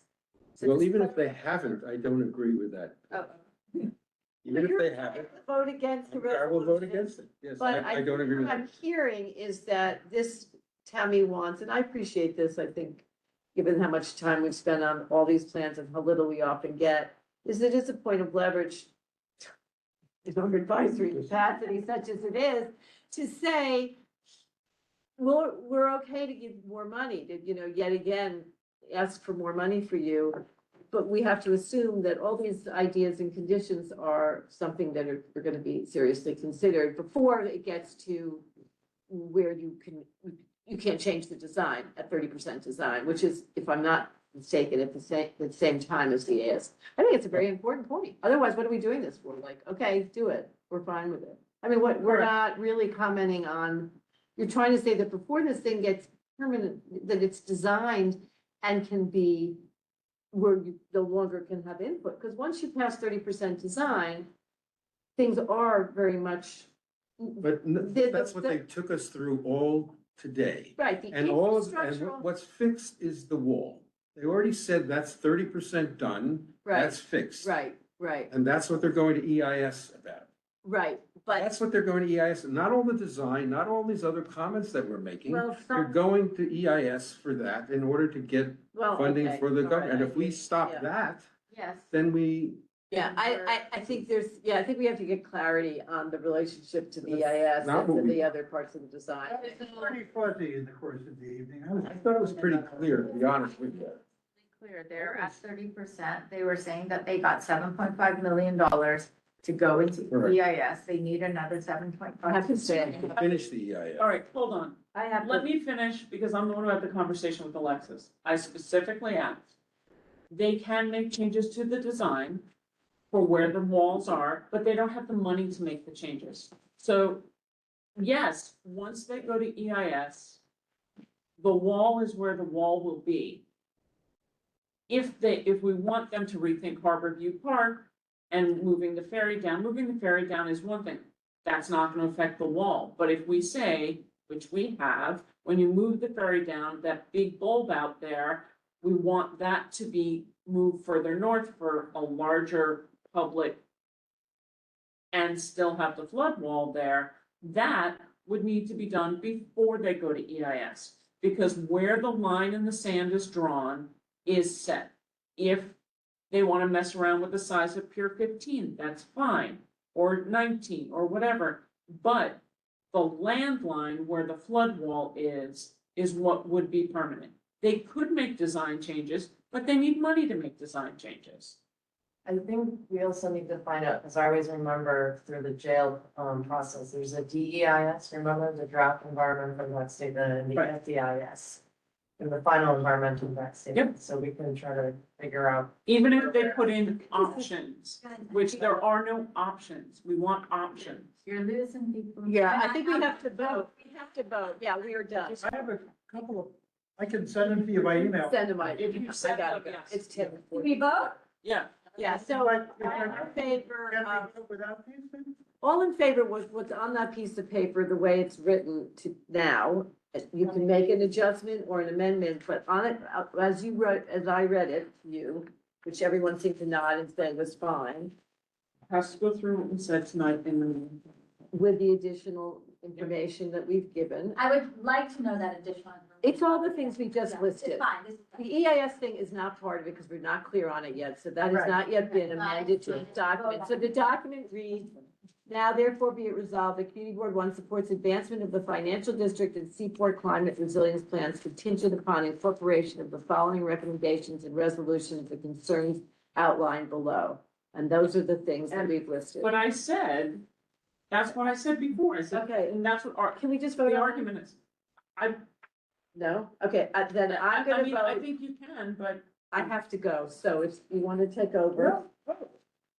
But are we good with? Thought we voted. So advancement means and financing, right? Advancement Yeah. is financing included. Okay. Yep. There has been no vote. Okay, so. Without the EIS question, correct? Without that. The document as it's written and with the additions that we talked about in terms of the list of things that we'd like to see as our conditions, that's. Is it before the flood wall is, before they go to EIS? Or are we just, If that can be defined as something that's, I can't, If that could be separated out without. that's the next step, that's what they showed us. People online you're relying for to vote, or are they still there? We only need 7. Actually, we need less, we have 2 less people in the committee. 1, 2, 3, 4, 5. I am not on this committee. 1, 2, 3, I'm not voting. 4, 5. I'm 6. staying out of We're fine. We have 6. solidarity. We have 6 because we've had 2 resign from the board. It's fine. to resign from the board? Yes. Oh, you mean literally, not like from tonight. Okay, so. My vote is not. So, okay, do you have somebody who's gonna second, did somebody make a motion that I make, no, I I can't. made a motion to Okay, vote. Second. Okay. okay, so all in favor of the resolution as is noted here with the additions that have been mentioned tonight? My additions are in there, yes, if not, then. Okay, well, your additions are in there, but the last addition seems to have a lack of clarity, so we were letting I don't this one go. understand the lack of clarity. That is, I don't think anyone's voting for it. I don't understand what the lack of I clarity think is. people are not going to vote yes to it then, so that's gonna either pull the whole road. I don't know how to, So it goes to environmental, that we're saying, yes, it moves to environmental study, draft environmental study without the changes. no. Can you just get clarity tomorrow on that? Yeah, just get clarity. No, We make it very clear that we support advancement contingent upon these items, contingent upon, and we all agreed to this earlier. Okay, I would, that seems like it encompasses what you're saying. okay. I don't know, did I miss something? Then you can vote again. Okay. My solidarity. No. You're gonna vote no, okay, Yes. all right, okay, so, But Richard, then. that- so your point is you don't want to see any contingency? There should be nothing that holds back the full, like they should. Not go the full EIS, fight ahead. nothing But that, that doesn't say the EIS. well, I think that's what I just heard. No. No, we told her, No. so Richard, then you're voting against the funding support letter. Right. For the I community. I don't want this thing to stop EIS, that's But fine. it's not going to stop. the Okay, then, EIS. if that's the case, then I'll change my vote. It's, I think there's a kind of clarity to add. Right, I Lady think you're gonna decided- need to get the point of clarity for think the our whole opinion board. has gone through that. Okay, well, so let's do it this way. The way it's written here, we are getting support or not, the way it is written? Yes. That's a yes. The point on the, so Tammy, you want to just use your words again, because it seems to derail everyone when you're saying the EIS. So if you want that, you can amend that, and if the committee decides to do that, it's fine. So I think it's best to amend it at full board when you have the absolute clarity as to what these things mean and don't mean, because it seems to be a little bit of a gray area. Does that seem fair? That's fair. That's I a hear very you on fair this, path forward. but I'm concerned that you're going to get a negative vote on the whole thing. I'm, And that might be what you want, so. no, it does not. I'm supportive of everything. I think that the community's viewpoints should be considered in design changes. And that's where we are. Right, I think that's what's critical here. But I understand your point, is you don't want to have us disabled from making any changes. I mean, that's a very important point. That I agree. I have to say, I agree with it too. I do. And I'm not sure you're hearing that. I don't understand. Yeah. If you have something very specific, this is an enormous range of requests in this resolution. If you have one specific area that you want them to reconsider design, then maybe you say that. And you ask for that specific request. But that's not what I'm hearing. What I'm hearing is all of this has to be considered before moving to EIS. And if that's the resolution, then I vote no. But what I heard, which I think to your point, which is that if you're talking specifically about reconfiguring One section. expansive green space and making sure we can move walls, then let's be specific. about So we But could, walls in that one particular area is what I think you're talking about. that's actually a good way to do it, Tammy. The motion passes, even if Richard votes no, we have 6 people in the room, and it passes 5-1. I'm voting no too. And we haven't taken, we should do a full vote. Yeah, we should give a full vote, but I I have to agree that if we were actually in a position to negotiate with the EDC, we'd want to really limit our demands. So But we're not in that position, so we might as well give them the laundry list. So to your point, on terms of where the flood walls are gonna go, maybe Tammy, you pull out the specific areas that you're talking about, which are not infinite. And there's a special thing about that, Yes. does that seem like a good way to Much do it? different. I thought we had those. I thought it was in the Staten Island building that they, it. It is you know, very big. There is not that much. But when we talk about it, everyone is being specific, but the language is not specific. so for me, what I heard about the changes that affect the wall are in the Staten Island building to try and include the Statue Cruises kind of a thing, because they said that the wall is a wall. So, and that there's not enough room in the way they have currently designed it for any of the needs of the battery. So that was one. The second was at the. I have a good idea. And the third was at the piers, where the Seaport Entertainment and the museum wanted changes. And the last was over at the Brooklyn Bridge Beach to ensure that it was more open and accessible. So Those were the to me, 4. it seems like a great way to do this, maybe specific requests prior to EIS or something. I don't Those were the 4. And then just specify those? That makes sense. I would be in favor. Is that a possibility? No. You would say no. And then I don't mean to put you on, that's not fair. We don't even have the verbiage. We don't even know what the it says. rest would be just, These are. As they have it. these are what we want to be incorporated in the design. Well, they're all gonna be incorporated. I would frankly just bold the ones, like say, bolded below are the ones that are affected by the placement of the flood walls. In terms of going ahead of 30% and getting the EIS, EAS, I think it's, yeah. Yeah. It's the EIS, what's on? the- EIS, It's the- environmental. No, I know impact is, but I just was thinking, then why is it not a draft EIS That's what I was- that they're asking maybe- for? But maybe- whatever. maybe she meant- Whatever, it doesn't matter, it's early, it's just a review for EIS. That's the only thing I'm thinking is to just highlight of the groups, things we've asked for, those 3 or 4 or 5 that are would And the rest- require And the rest are just other conditions that we'd like to see done. For, right. Look, I'm open to you. I don't, this was a shot in the dark. I don't know, like, what do you think? I mean, if you think this is not valuable, you know. But isn't the whole purpose of this so that they can get a letter of support from community board one that they can add into their package? Which they Of can, Your support, which they We can, can, which they can with exactly what we're talking about. we didn't know that until, I didn't know that till today. When I wrote this and we had a meeting a month ago with land use, this was about This is opining about the on overall design. Okay, the so- design, But. not about helping them fund anything. Clearly, that's. And that's kind of pushed us in a That's way why that's we're very here. uncomfortable because we're like, now that's what's happening here. No, you know, we wanted to opine on what we thought this design looked like for the community at large and have the community involved about the maritime interest and parks and quality of life, you know, people. I know, but I guess my question is, can we separate out the two? Because if we have essentially a letter that then details all the, like, the 30 things. The that we letter want. will not detail that. The letter would be more general, that we in general support. But there are design changes as discussed with the agency that we are looking for. That's all the letter says. The letter is See, just. That's actually the critical that- thing, because we can't have any of these discussions if there's no money.